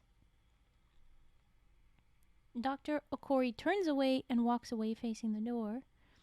You should see the way they look at her. They worship her. If she put her mind to it, she could raise that city up into the sky for all the world to see. I don't think there's any limit on what she can do. She's invincible. Lakin, and how did she get that way? Is it age, experience, both? How old is she? Okori turns around and slumps heavily against the door. At least 1,000 years old, I think. She's been to so many places. This is a woman who made love, real love, in the heart of Alagada. There's nothing she can't achieve. By that she means 6, I think. That's where she was conceived, as far as she is aware. Some saucy details. Okori's dad was married when this happened. Ooh. Not to this woman.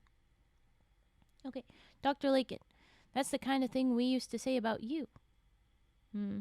Lakin, and some of us still do.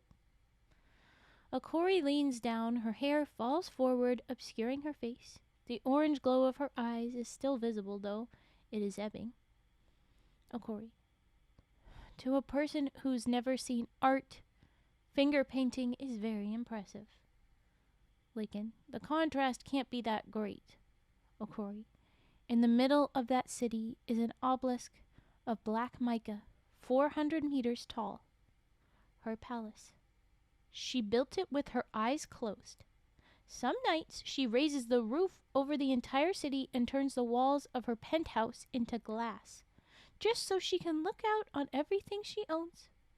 If she ever takes a notion to come out of that hole, she could reshape the entire earth in her image. I have no doubt of that. Lakin, so I guess we'll have to convince her not to do that, since she sounds too powerful to stop. Dr. Okori looks up again. Oh, I don't know about that. The thing about magical thinking, it really gets in the way of science. And that's where we excel. Oh, transcript ends, and that sounds a lot like a plan to kill Mom. Woohoo! Thank you for the follow. Zalatar, here is a Dancy. I'm sorry if I missed anybody's Dancy. Mods, did I miss anybody that's new that joined us? Because I didn't see any. But we do have a tradition to give a little dance. Yeah, I think we're good. Whenever we have a new follower. So thank you, Zalatar. Welcome in. Everybody else, if you want to drop any kind of dance emotes, that's what we do for a welcome, and you don't gotta have ours. Okay, I have a bunch of redeems from Lahonk, and we typically do a break between stories, but this one is very long. Let's see how long the next addendum is. Oh, it's a very long addendum. Oh my god. Oh, it is still going. Yeah, I don't think we're gonna do the next addendum before all the redeems. So let's do our redeems as Lahonk has requested. And I'm gonna just go ahead and put that away. Okay. We're going to pick up SCP-8141 tomorrow. I'll be starting at 9 p.m. EST. We'll pick up right where we left off. But for right now, let's go ahead and do redeems from Lahonk. If you'd like one, let me know. We're going to start with Singing Frog. Oh no, it's Herbert time. Oh boy. Okay, for those of you that do not know, I have a little wooden singing frog that we call Herbert. He runs a cult. He is Herbert the pervert. Have you been facing this way this whole time? You little creep. Have you been watching me? Oh no. He's supposed to face the wall. Okay, but here is Herbert time, and then we're gonna have scissor snips, card dealing, brushes. Yeah, and brushes. Okay, here we go.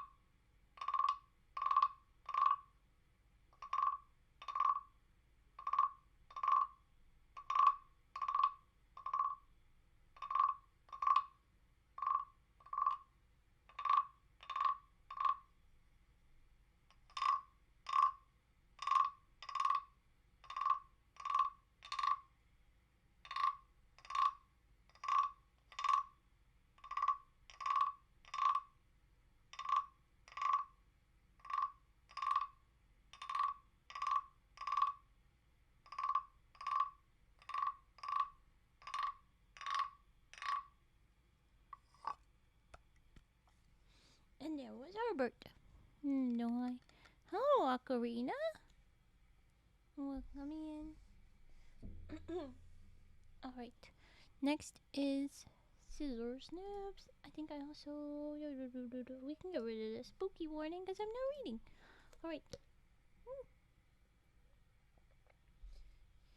Scissors. Here we go. Let's get to them.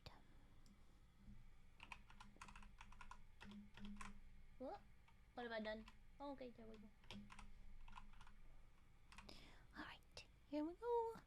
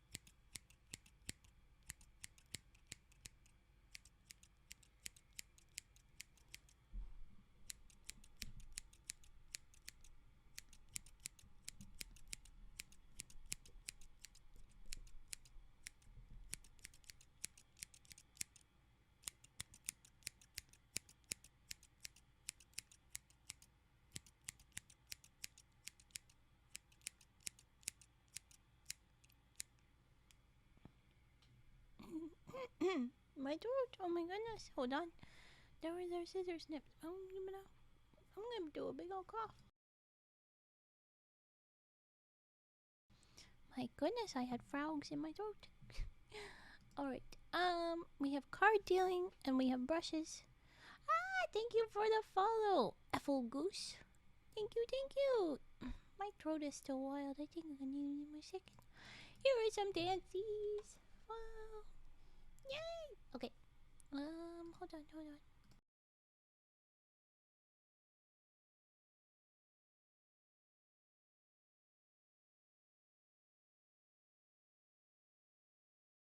I am betrayed by frogs. Or maybe just need to hydrate more.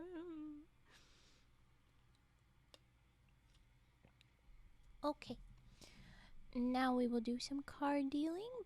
But I'm gonna move my mic to put it in the right place. And then we're gonna do some brushes. And if anybody has any other redeems they would like, I know lots of you in here are not followers. You don't have ribbits. You can just let me know if you would like something, because trying to open up the next can of worms, that is the next section of that SCP, I might be here forever, and that might not be a good idea. Maybe it's okay, but I think we'll just do redeems. I think that's a good idea. We haven't done any redeems tonight, so until this, so we might as well just do all the ASMR at the end instead of just reading. Okay, hold on while I set up mic.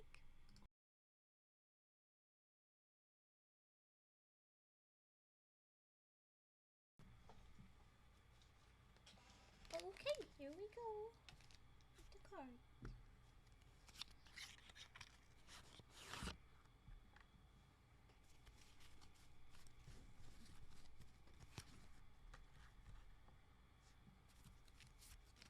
Hi, baby! Hi, hi, hi, hi, hi.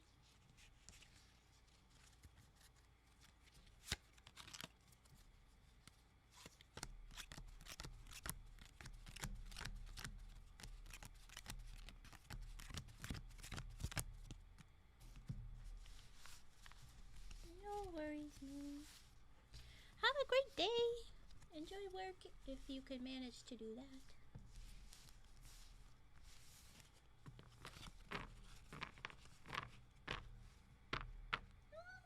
Hug. Help me hug. We need to update the hug message now that I have a hug emote.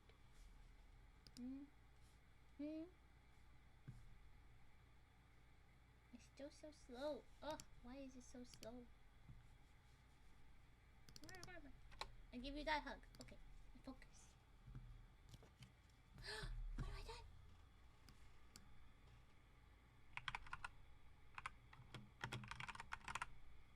That's what that's supposed to say. Okay. Okay.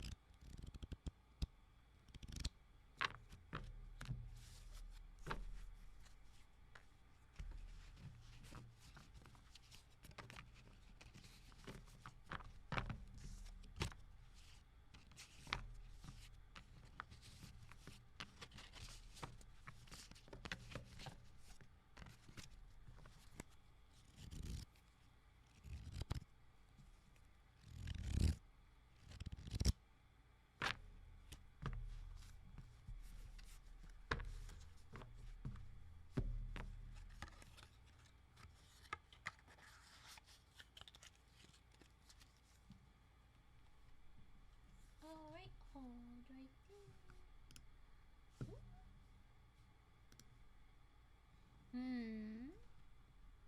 I'm going to add in my own. We're gonna do dice since we have only a couple more, and I know that we're gonna do a bunch more redeems instead of jumping into the next addendum, which will take a while. I'm gonna do dice while the mic is here.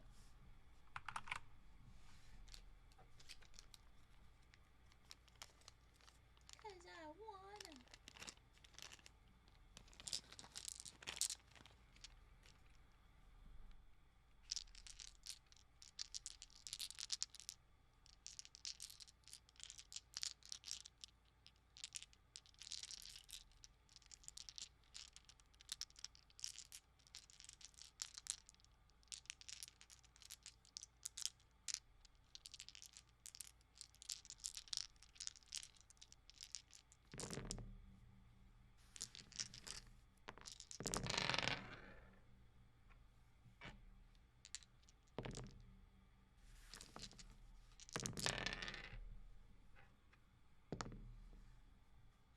That's a nat 20.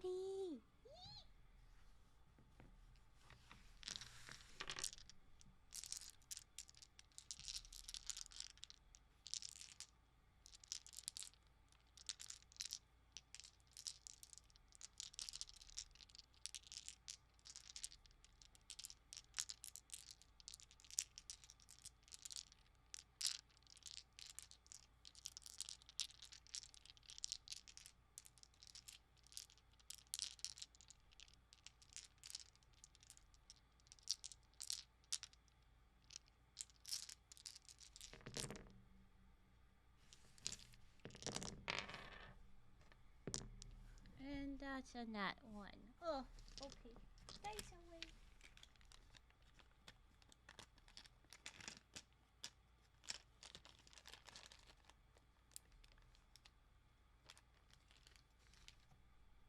I'm gonna move the mic real quick. Hold on.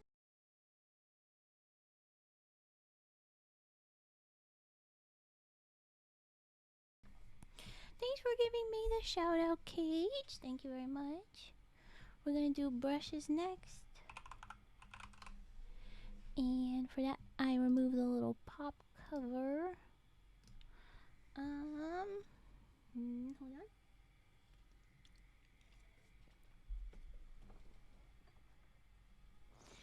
And then there's only Singing Frog left. Singing Frog again, but I don't like to do the same trigger right after the other in a break. I like to give you guys variation. But since we're not doing a break, this is loose or redeeming time. I suppose I can do Herbert again after this. Alright, but first, very, very important. What? You're naked. The mic doesn't have his cover, so the mic, don't worry about it. Okay, here we go.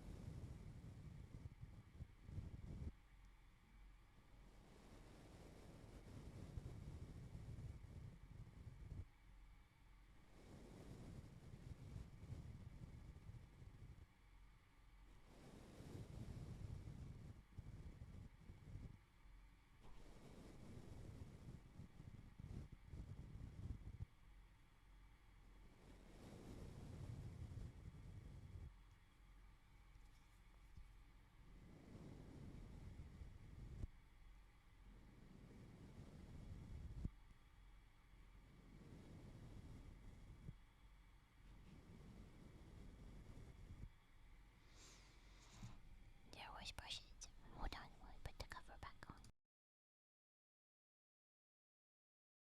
That part is usually kind of loud, so I have to mute it. Alright, we are back.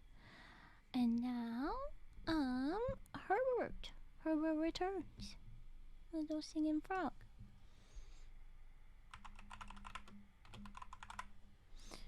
Herbert. Here we go. After this, what do you think? Should we get back to reading? Seems everybody's gotten very quiet. I don't know if they prefer if I'm just chatting with myself, reading, or if we should do a bunch of redeems. I will let newbies from I's Raid help inform me. Oh, what in the Did you break a toe? Did you break a toe, or was it always like that? Oh, Herbert, I hope you haven't broken a toe in one of your escapades. Oh, jeez. Okay, anyway, here we go. Herbert sings.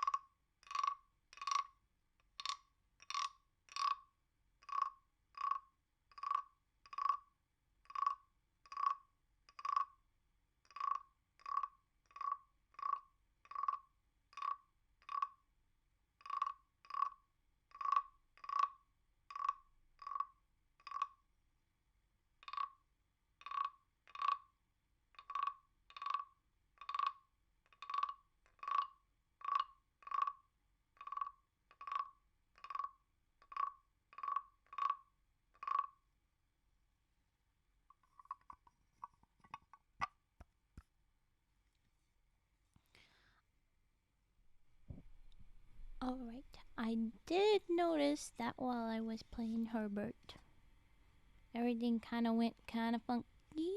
I saw that. I saw the bitrate dip. I am very sorry. I hate it when it does that. I did not break Herbert, you evil little goose. I am noticing his toes are unequal. From the top, he looks no different, but from under, like looking at his belly, the points look different, and so I wondered if he had broken a toe or if it was always like that. And I promise all he has done is sat on his little shelf. Ah! I moved a mallet, I'm sorry. He's only sat on his shelf since then. You want your goose song? Yeah, if you redeem humming, we'll do the goose song. Everyone, we have a song. I forget the lyrics immediately that we made for yours that were very specific. I'm fairly certain I wrote them down somewhere, but my gosh, I'm not going to find it quickly. We can hum it at a minimum. So how about I hum it first while I try and find it? And then, yeah. But first, thank you very much for the follow, Plasma Serval. Where are the dance emotes for Plasma Serval's follow? My gosh, you goose. You gave me fire instead of dancing. And also, thank you for the follow, Calamity's Child. Thank you, thank you. Okay, and yes, now go eat, Fet. Take care, tucked all in. Thank you very much for being here, Fetster. Now get the heck out and go to sleep. Thank you. Look after yourselves. Okay, let's do goose song hummings.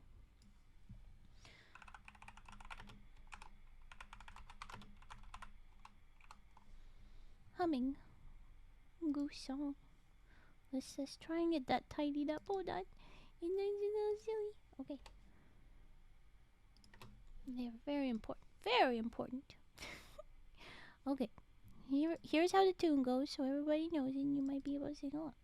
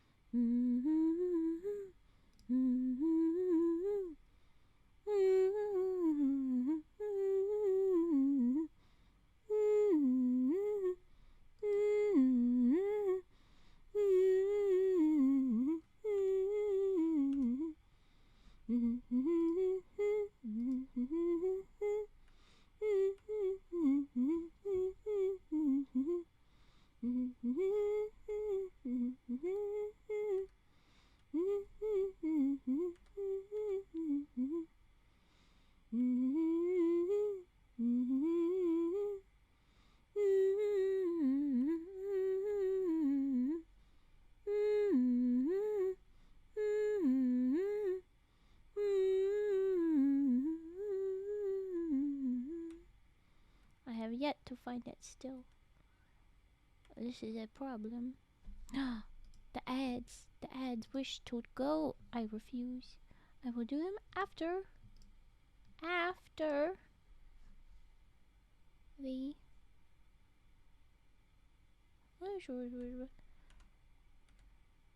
goose. So where the heck is the goose? I'm so disappointed I cannot find. We'll just hum it all over again. Okay, how about that?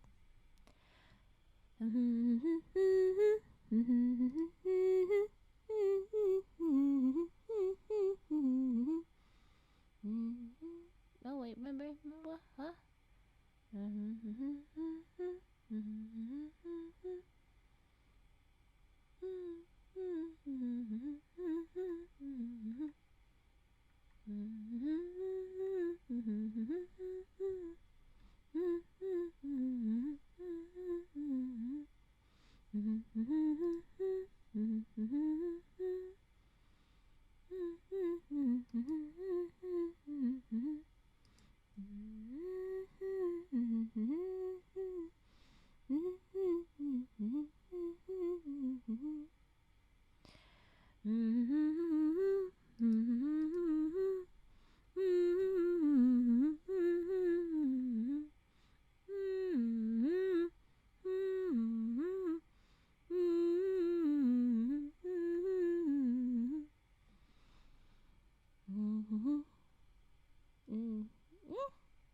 forgetting the freaking stuffs.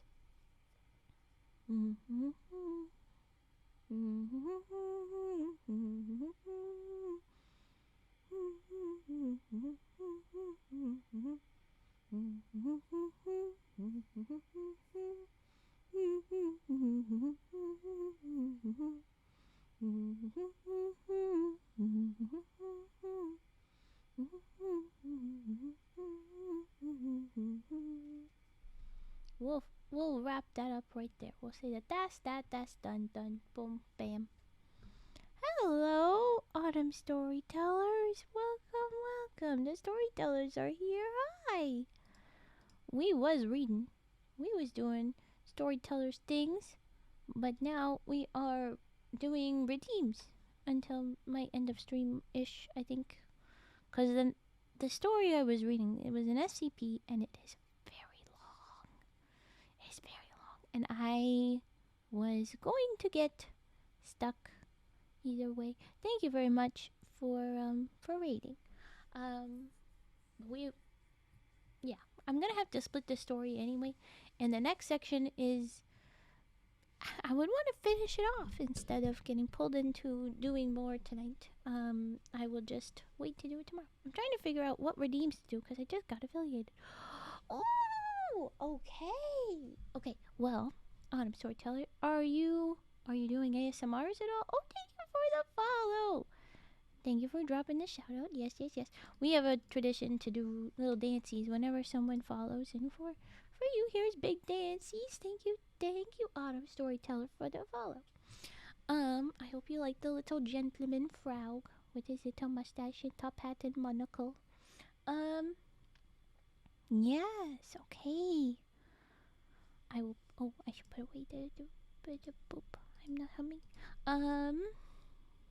Are you doing ASMR stuffs? Or do you just want to do your writing or reading? Let's see. With a storyteller, I have not actually gone searching around.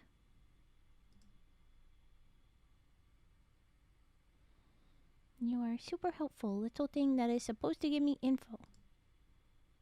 There you go. No, still do bad. I just do writing. Aha! Okay, cool. Okay. I suppose you could just have little effects for whatever's on your screen, first and foremost. And if you're talking while you're writing, being requested to say and do silly things. There are lots of little redeems where a weird sound or weird image pops up for just a second as well. Those are things, I guess. Boing, boing, boing, kitty, boing, boing. Sorry, brain. Oh, that's why I have bread on my head tonight. I do not have much of a brain. I'm very easily distractible, and my brain will go where it decides to go. But ooh, okay. Oh, we have an ad. I'll just run 30 seconds. And then we're going to keep doing with... Oh, you know what? I should read some 2-minute mysteries. I forgot that I had that because we've not been doing reading for a while. Okay, I'm going to run a 30-second ad, and then we're going to do 2-minute mysteries. Wah, wah! Spoopy little things. I'll explain them later. Okay, here's your ad. Sorry. I has to. I'm sorry. In the meantime, we will read... Should I put it? No, I won't edit that. I will just get the book. Come here, book. 2-minute mysteries. I'm so out of practice of reading. I have not. Oh my god. I am so out of practice. Because I keep track of what stuff I put in. Oh my gosh. I am so behind. Oh my goodness. Okay.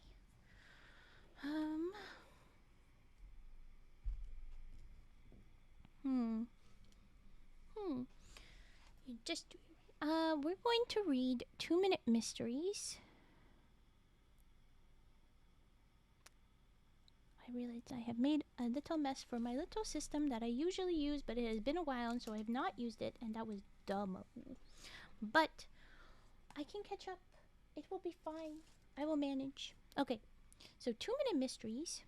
we have this little book from the 70s that is a wild time. And the premise is you can read a story in 2 minutes.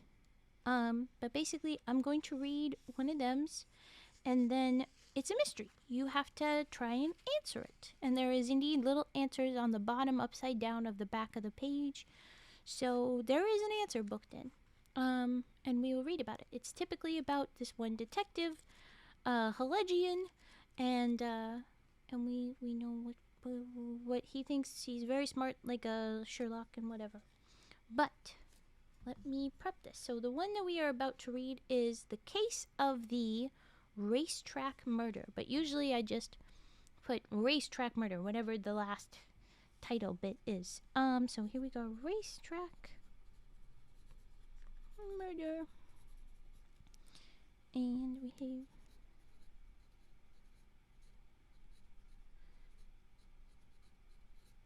Okay, here we go. Let's jump in.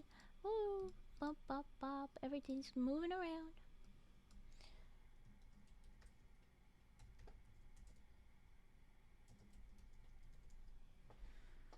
The Case of the Racetrack Murder. So I'm going to read it once. I'm going to read the answer in my head to myself, because sometimes these cases are very particular, and it's also from an oldie time. Some of the stuff is ridiculous. So I will check how ridiculous the answer is, and I'll maybe give you a hint, and then I'll read it again and make sure I have emphasis on the part that you might need to know. And then I will give you a moment before you try to guess the answer. I very much enjoy doing these, so I keep doing it. It's a very weird little book that I have found. I get the weirdest books. Okay, here we go. Case of the Racetrack Murder. The blonde stumbled from the hall, shouting, "Please, somebody, in there!" I realize I should also put this little warning. There's a little warning for these 2-minute mysteries because they're ridiculous. Anyway, okay. Dr. Helegian, who was watching the horses in their early morning workouts, hurried into the stall from which the excited girl had dashed. Beside a large bay mare, a man attired in horseman's garb lay face down in the straw. An ice pick jutted from a large, irregular blood stain on his lower back. Whew. Dead about 8 hours, muttered Helegian. That puts the time of murder about midnight. How do you know that so quickly, dude? Okay. Pardon me, isn't that blood on the back of your sleeve, miss? The blonde pulled the sleeve out of her stylish riding habit around and peered at a long smear of blood on the underside. Oh, she gasped faintly. I must have brushed against the wound when I stooped over him just before. When the police arrived, she said, I'm Gail DeVore. That's Pete Murphy, who trains my mare, Black Bay. Helegian asked, Do you know anyone who had reason to kill Murphy? No, the girl answered, except perhaps Bob Ford. Pete owed him a great deal of money. $15,000 to be exact, the inspector told Helegian the next morning. But Ford, who runs a fish store, swears he hasn't been near Miss DeVore's stable for 2 days. Incidentally, the blood on her sleeve is the same type as the dead man's. You made an arrest, I take it? Said Helegian. The suspect is in jail right now, replied the inspector. Who is the suspect? Well, I can tell you, this is very much a Chekhov's gun kind of book. If it's mentioned, it's frickin' relevant, or it has to be mentioned to be relevant. It's never going to be Joe Schmo that we don't know down the road.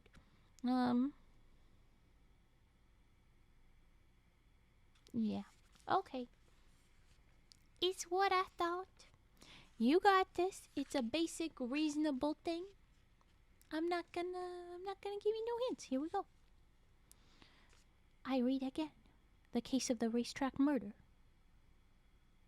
With emphasis. The blonde stumbled from the stall, shouting, Please, somebody, in there!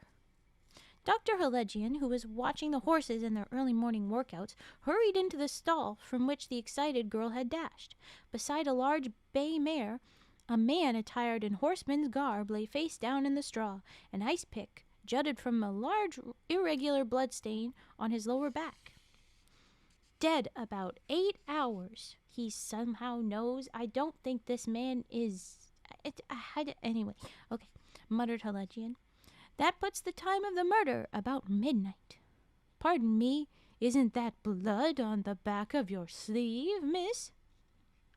The blonde pulled the sleeve of her stylish riding habit around and peered at a long smear on the blood on the underside.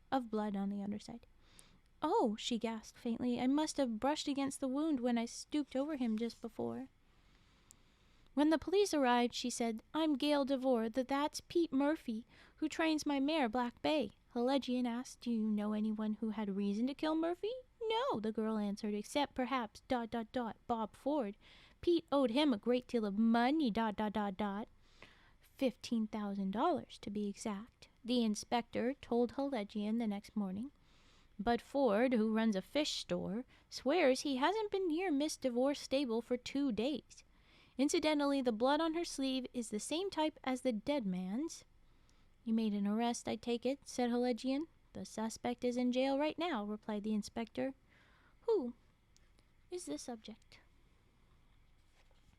I will give you a moment.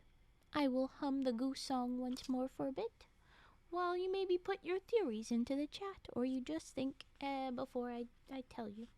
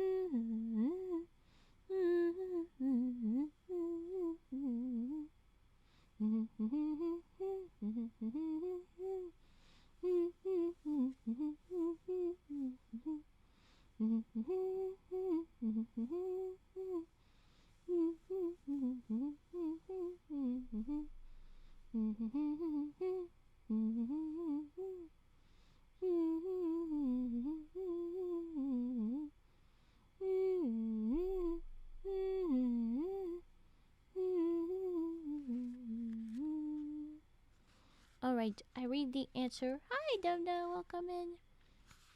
You'll be able to join us for the next 2-minute mystery in full. Who's the suspect, we ask? Of course it is Gail, the only person we freaking talked to. Gail DeVore, who lied in claiming she got the blood on her sleeve when she brushed against the wound when I stooped over him just before. As Murphy was dead 8 hours by then, his blood would have been too dry to just smear her sleeve. Well, thank you, Dr. Helegian. How did you know that it was 8 hours precisely?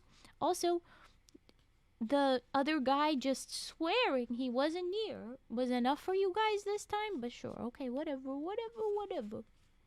Next is railroad robbery. That's our next case, the case of the railroad robbery.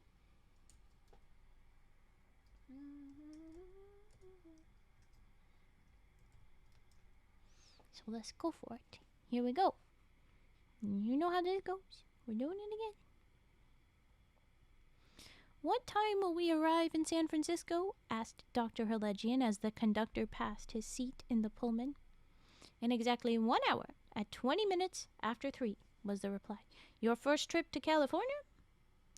No, but my first time to the northern part of the state, replied the famed sleuth. He's smart, Cernabog said. He is, sir, so he says. To be honest, some of these is finicky bullshit or stuff that is definitely not true. It's like, what do you mean?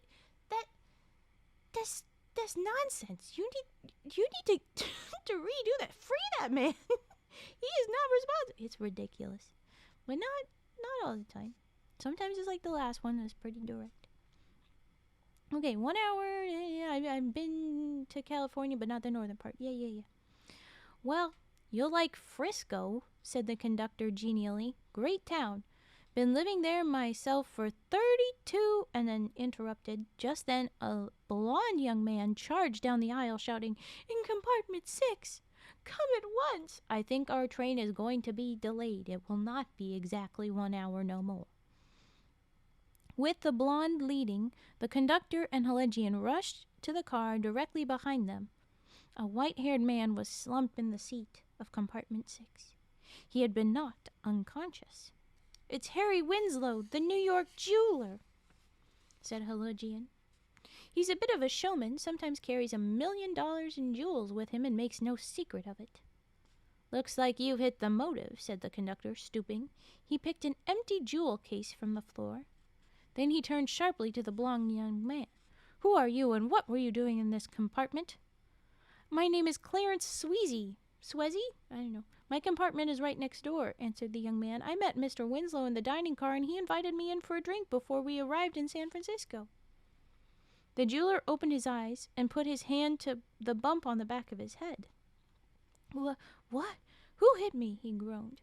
"He did," snapped Helegian, and with a deft judo hold, he rendered powerless the man he suspected of jewelry theft. But which man? The conductor or the blonde? Which could it be? Okay, I'm gonna read. I won't tell you. I won't tell you yet.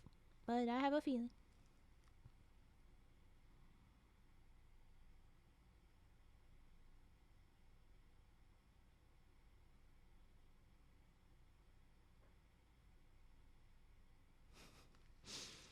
Yeah. I thought that bit was suspicious. There was one thing that I was like, they're probably gonna blame it on that. I think it's one of those finicky. That's kind of bullshit, but sure, fine. Sure. It's a reason to be suspicious, but is it? No. Okay, I did not tell you yet. I'm going to read it again. Listen real close. I'll make sure you hear the part that the book is saying is relevant. And then you can guess when I give you your times. Okay, here we go. "What time will we arrive in San Francisco?" asked Dr. Helegian as the conductor passed his seat in the Pullman. "In exactly 1 hour, at 20 minutes after 3, was the reply. "Your first trip to California?" "No, but my first time to the northern part of the state," replied the famed sleuth. "Well, you'll like Frisco," said the conductor genially. "Great town. Been living there myself for 32, and then interrupted. Just then, a blond young man charged down the aisle, shouting, "In compartment 6, come at once!" Come at once. Sorry. Why didn't I think of it the first time? Because I was being innocent the first time. Oh my gosh. Okay, anyway. With the blonde leading, the director and Helegian rushed to the car directly behind them. A white-haired man was slumped in the seat of compartment 6. He had been knocked unconscious. "It's Harry Winslow, the New York jeweler," said Helegian. "He's a bit of a showman, sometimes carries $1 million in jewels with him and makes no secret of it." "Looks like you've hit the motive," said the conductor, stooping. He picked an empty jewel case from the floor. Then he turned sharply to the blond young man. "Who are you, and what were you doing in this compartment?" "My name is Clarence Swezy. My compartment is right next door," answered the young man. "I met Mr. Winslow in the dining car, and he invited me in for a drink before we arrived in San Francisco." The jeweler opened his eyes and put his hand to the bump on the back of his head. What? Who hit me?" he groaned. "He did," snapped Helegian, and with a deft judo hold, he rendered powerless the man he suspected of jewelry theft. But which man? And Chernobog has a theory. The conductor. Dumda has a compliment. Thank you. I'm having fun. I'm going to hum a different song for a little break. If you want to try and take a stab at what you think is supposed to be the clues, I don't know. Okay, here we go.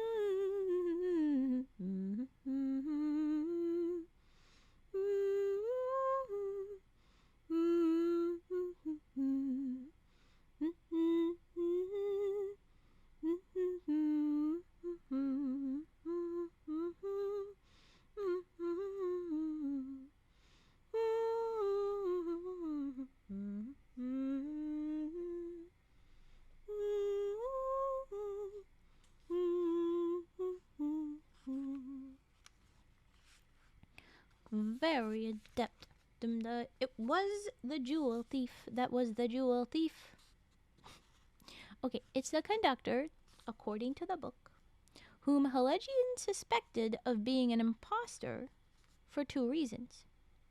First, no railroad man would have said 20 minutes after 3, but 3:20 in giving the time. Maybe I was thinking 15:20 might be even what he said, but this is back then, maybe not. Second, a resident of San Francisco would refer to the city with its full name and never as Frisco. When he said Frisco, I was like, you have not lived there ever, have you? Oh my god. So yeah. That's why I was like, The time I'm like, meh. And then, yeah. So, you're gonna attack a man for being silly one day? God forbid someone has fun saying a silly thing for once or maybe all their life. Why, what the, like, I say skizzers. I say aminals. Are you gonna attack me for saying that? Are you kidding? That's some flibberty gibbet nonsense. I am not pleased. The blonde kid's like, oh god, thank God I got away with it. No. No, that's ridiculous. That's ridiculous. Okay, the next one is reversed faucets, and I think this is the last one for the night, and we will be reading away after that. Reversed faucets. Okay, reversed. Something tells me the faucets will be relevant. Okay. I am so mad. I am so mad. It fully quit, and when I tried to pick the stream back up, OBS looked at me and said, "Oh, I'm sorry, we don't know your stream key." For a minute, I was like, you what? You don't know who I am? What the hell do you mean? OBS is very clearly the problem. It is not my Wi-Fi. Based on that is so...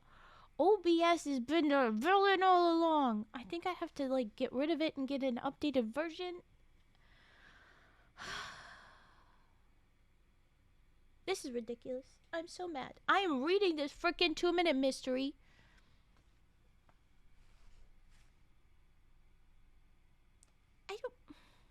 I'm not uploading this one on YouTube. No, I have to upload. I'm not uploading the end. I'm uploading 2 parts. I cannot add a 3rd part for 2 minutes, but I had to tell you guys what the heck happened. It quit on me, and it's being a dickhead, and nobody is here anymore. Everybody left, and that makes sense. That makes a lot of sense. Okay, okay.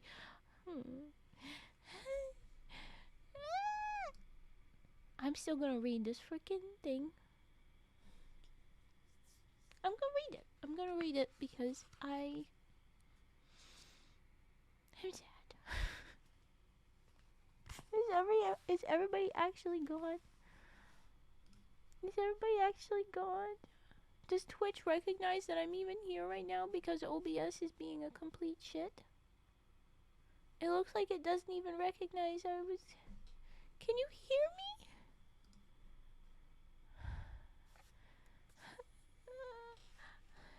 Can you hear me? You can. Okay. It's saying on Twitch that there is 0 viewers and the session is 0 seconds long.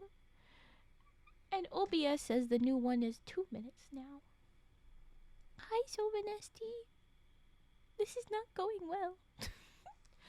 I'm reading this. And I'm moving on. Reverse faucets, goddammit. Dr. Helegian was strolling past the small house of Thomas Fremont when the back door swung open violently. A tall man rushed out. "Dr. Helegian," he cried, "come inside. Something dreadful has happened." Helegian recognized Fremont's prodigal nephew, Scott. Hastening inside, he found Fremont lying in the living room on his right side beyond help. His right hand, covered with blood, fumbled at the handle of the knife protruding from his stomach. That's not beyond help. That's needing help. Okay. Water, Fremont gasped. Scott seemed rooted to the spot. Helegian dashed into the kitchen, where he encountered difficulty with the faucets. When at last he filled a glass, Fremont was dead. Strange that your uncle asked for water, Helegian said to Scott after the police arrived. Another thing, the hot and cold faucets in the kitchen are reversed. I turned on the right-hand one and immediately got a jet of hot water. The cold water faucet is on the left. Uncle was left-handed, explained Scott. He had all the faucets in the house reversed. He was a bit of an eccentric, lived here alone for years. Had you been inside long before you encountered me? No, I had just arrived. I found it... Before you had encountered me? No, I had just arrived. I had found him stabbed and ran for help. Or tried to escape, snapped Helegian. Why did Helegian doubt Scott?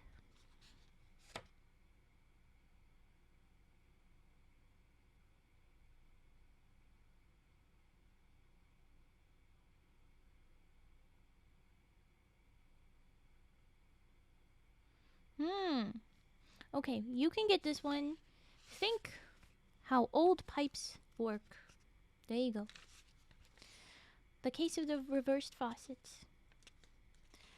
Dr. Helegian was strolling past the small house of Thomas Fremont. Hi, Annie Bell! Yes, you got first when I'm about to leave. I'm taking that singular ribbit. God damn it. Okay. Oh my god. Thank you for the giggle, Annie. Give Annie her shout-out, Cage. Okay. Tall man rushed out. Dr. Helegian, he cried. Come inside. Something dreadful has happened. Helegian recognized Fremont's prodigal nephew, Scott. Hastening inside, he found Fremont lying in the living room on his right side beyond help. His right hand, covered with blood, fumbled at the handle of the knife protruding from his stomach. Water, Fremont gasped. Scott seemed rooted to the spot. Helegian dashed into the kitchen, where he encountered difficulty with the faucets. When at last he filled a glass, Fremont was dead. Strange that your uncle asked for water, Helegian said to Scott after the police arrived. Another thing, the hot and cold faucets in the kitchen are reversed. I turned on the right-hand one and immediately got a jet of hot water. The cold water faucet is on the left. Uncle was left-handed, explained Scott. He had the faucets in the house reversed. He had the faucets in the house reversed. He was a bit of an eccentric, lived here alone for years. Had you been inside long before you encountered me? No, I just arrived. I found him stabbed and ran for help. Or tried to escape, snapped Helegian. Why did Helegian doubt Scott? I hum very quickly, and then I dip. Okay, here we go.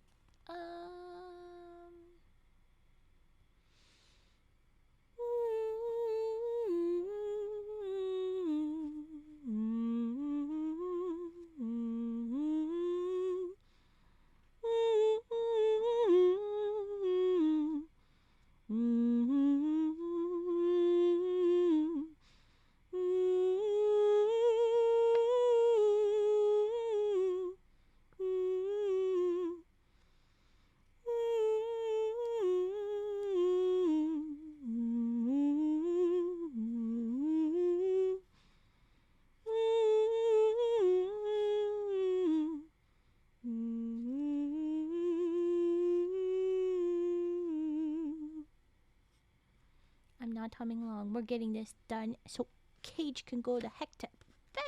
We all need to eat. Oh my gosh, we do. I need to scream. I need to scream at OBS.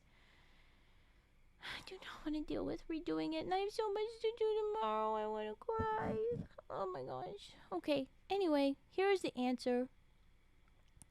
Fremont's grasp for water was intended to lead Helegian to his murderer, Scott. It takes a few minutes for hot water to come through the pipes, and the fact that one faucet immediately gave a jet of hot water proved it had been used very recently.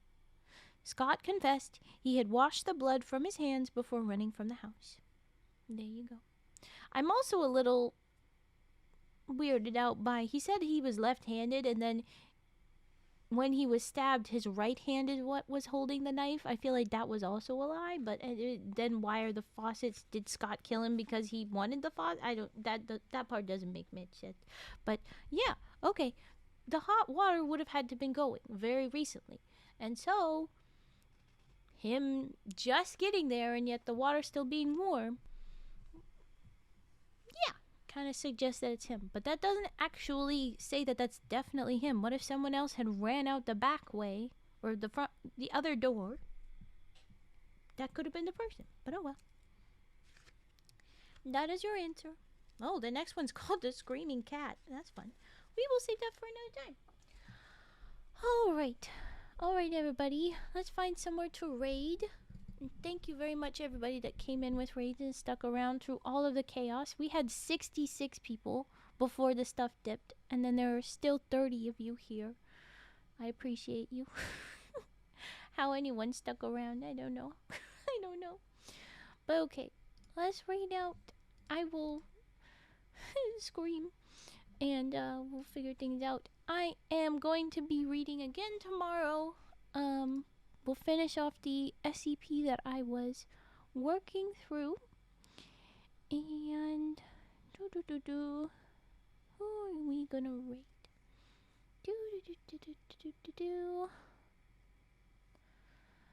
I think a good match. I think we will go to NURIAKEA. I don't know. That felt right. I will be streaming, like I said, tomorrow. We'll be reading the rest of the 8141 story, and then more SCPs, and Tuesday as well we'll be doing that. Alright. I hope everybody eats well and take care of yourselves. Let's get the raid message. Raid one. Copied and ready to go. If you have the emotes, you can use this one. Everybody eat well or have a good day, whatever time zone. Happy time zone. Let's copy these. Woo. Let's get that going. Here's the other raid message. Boop. That's the other one. Let's all get to bed. We all need some rest at some point, unless your day is just starting. But you know, still. We're gonna go eat. Alright. Thanks everybody. Thanks for putting up with my technical issues. Hopefully that's getting better shortly. Alright. Let's go. Let's go say hi. Reading. Here we go. Here we go. Here we go.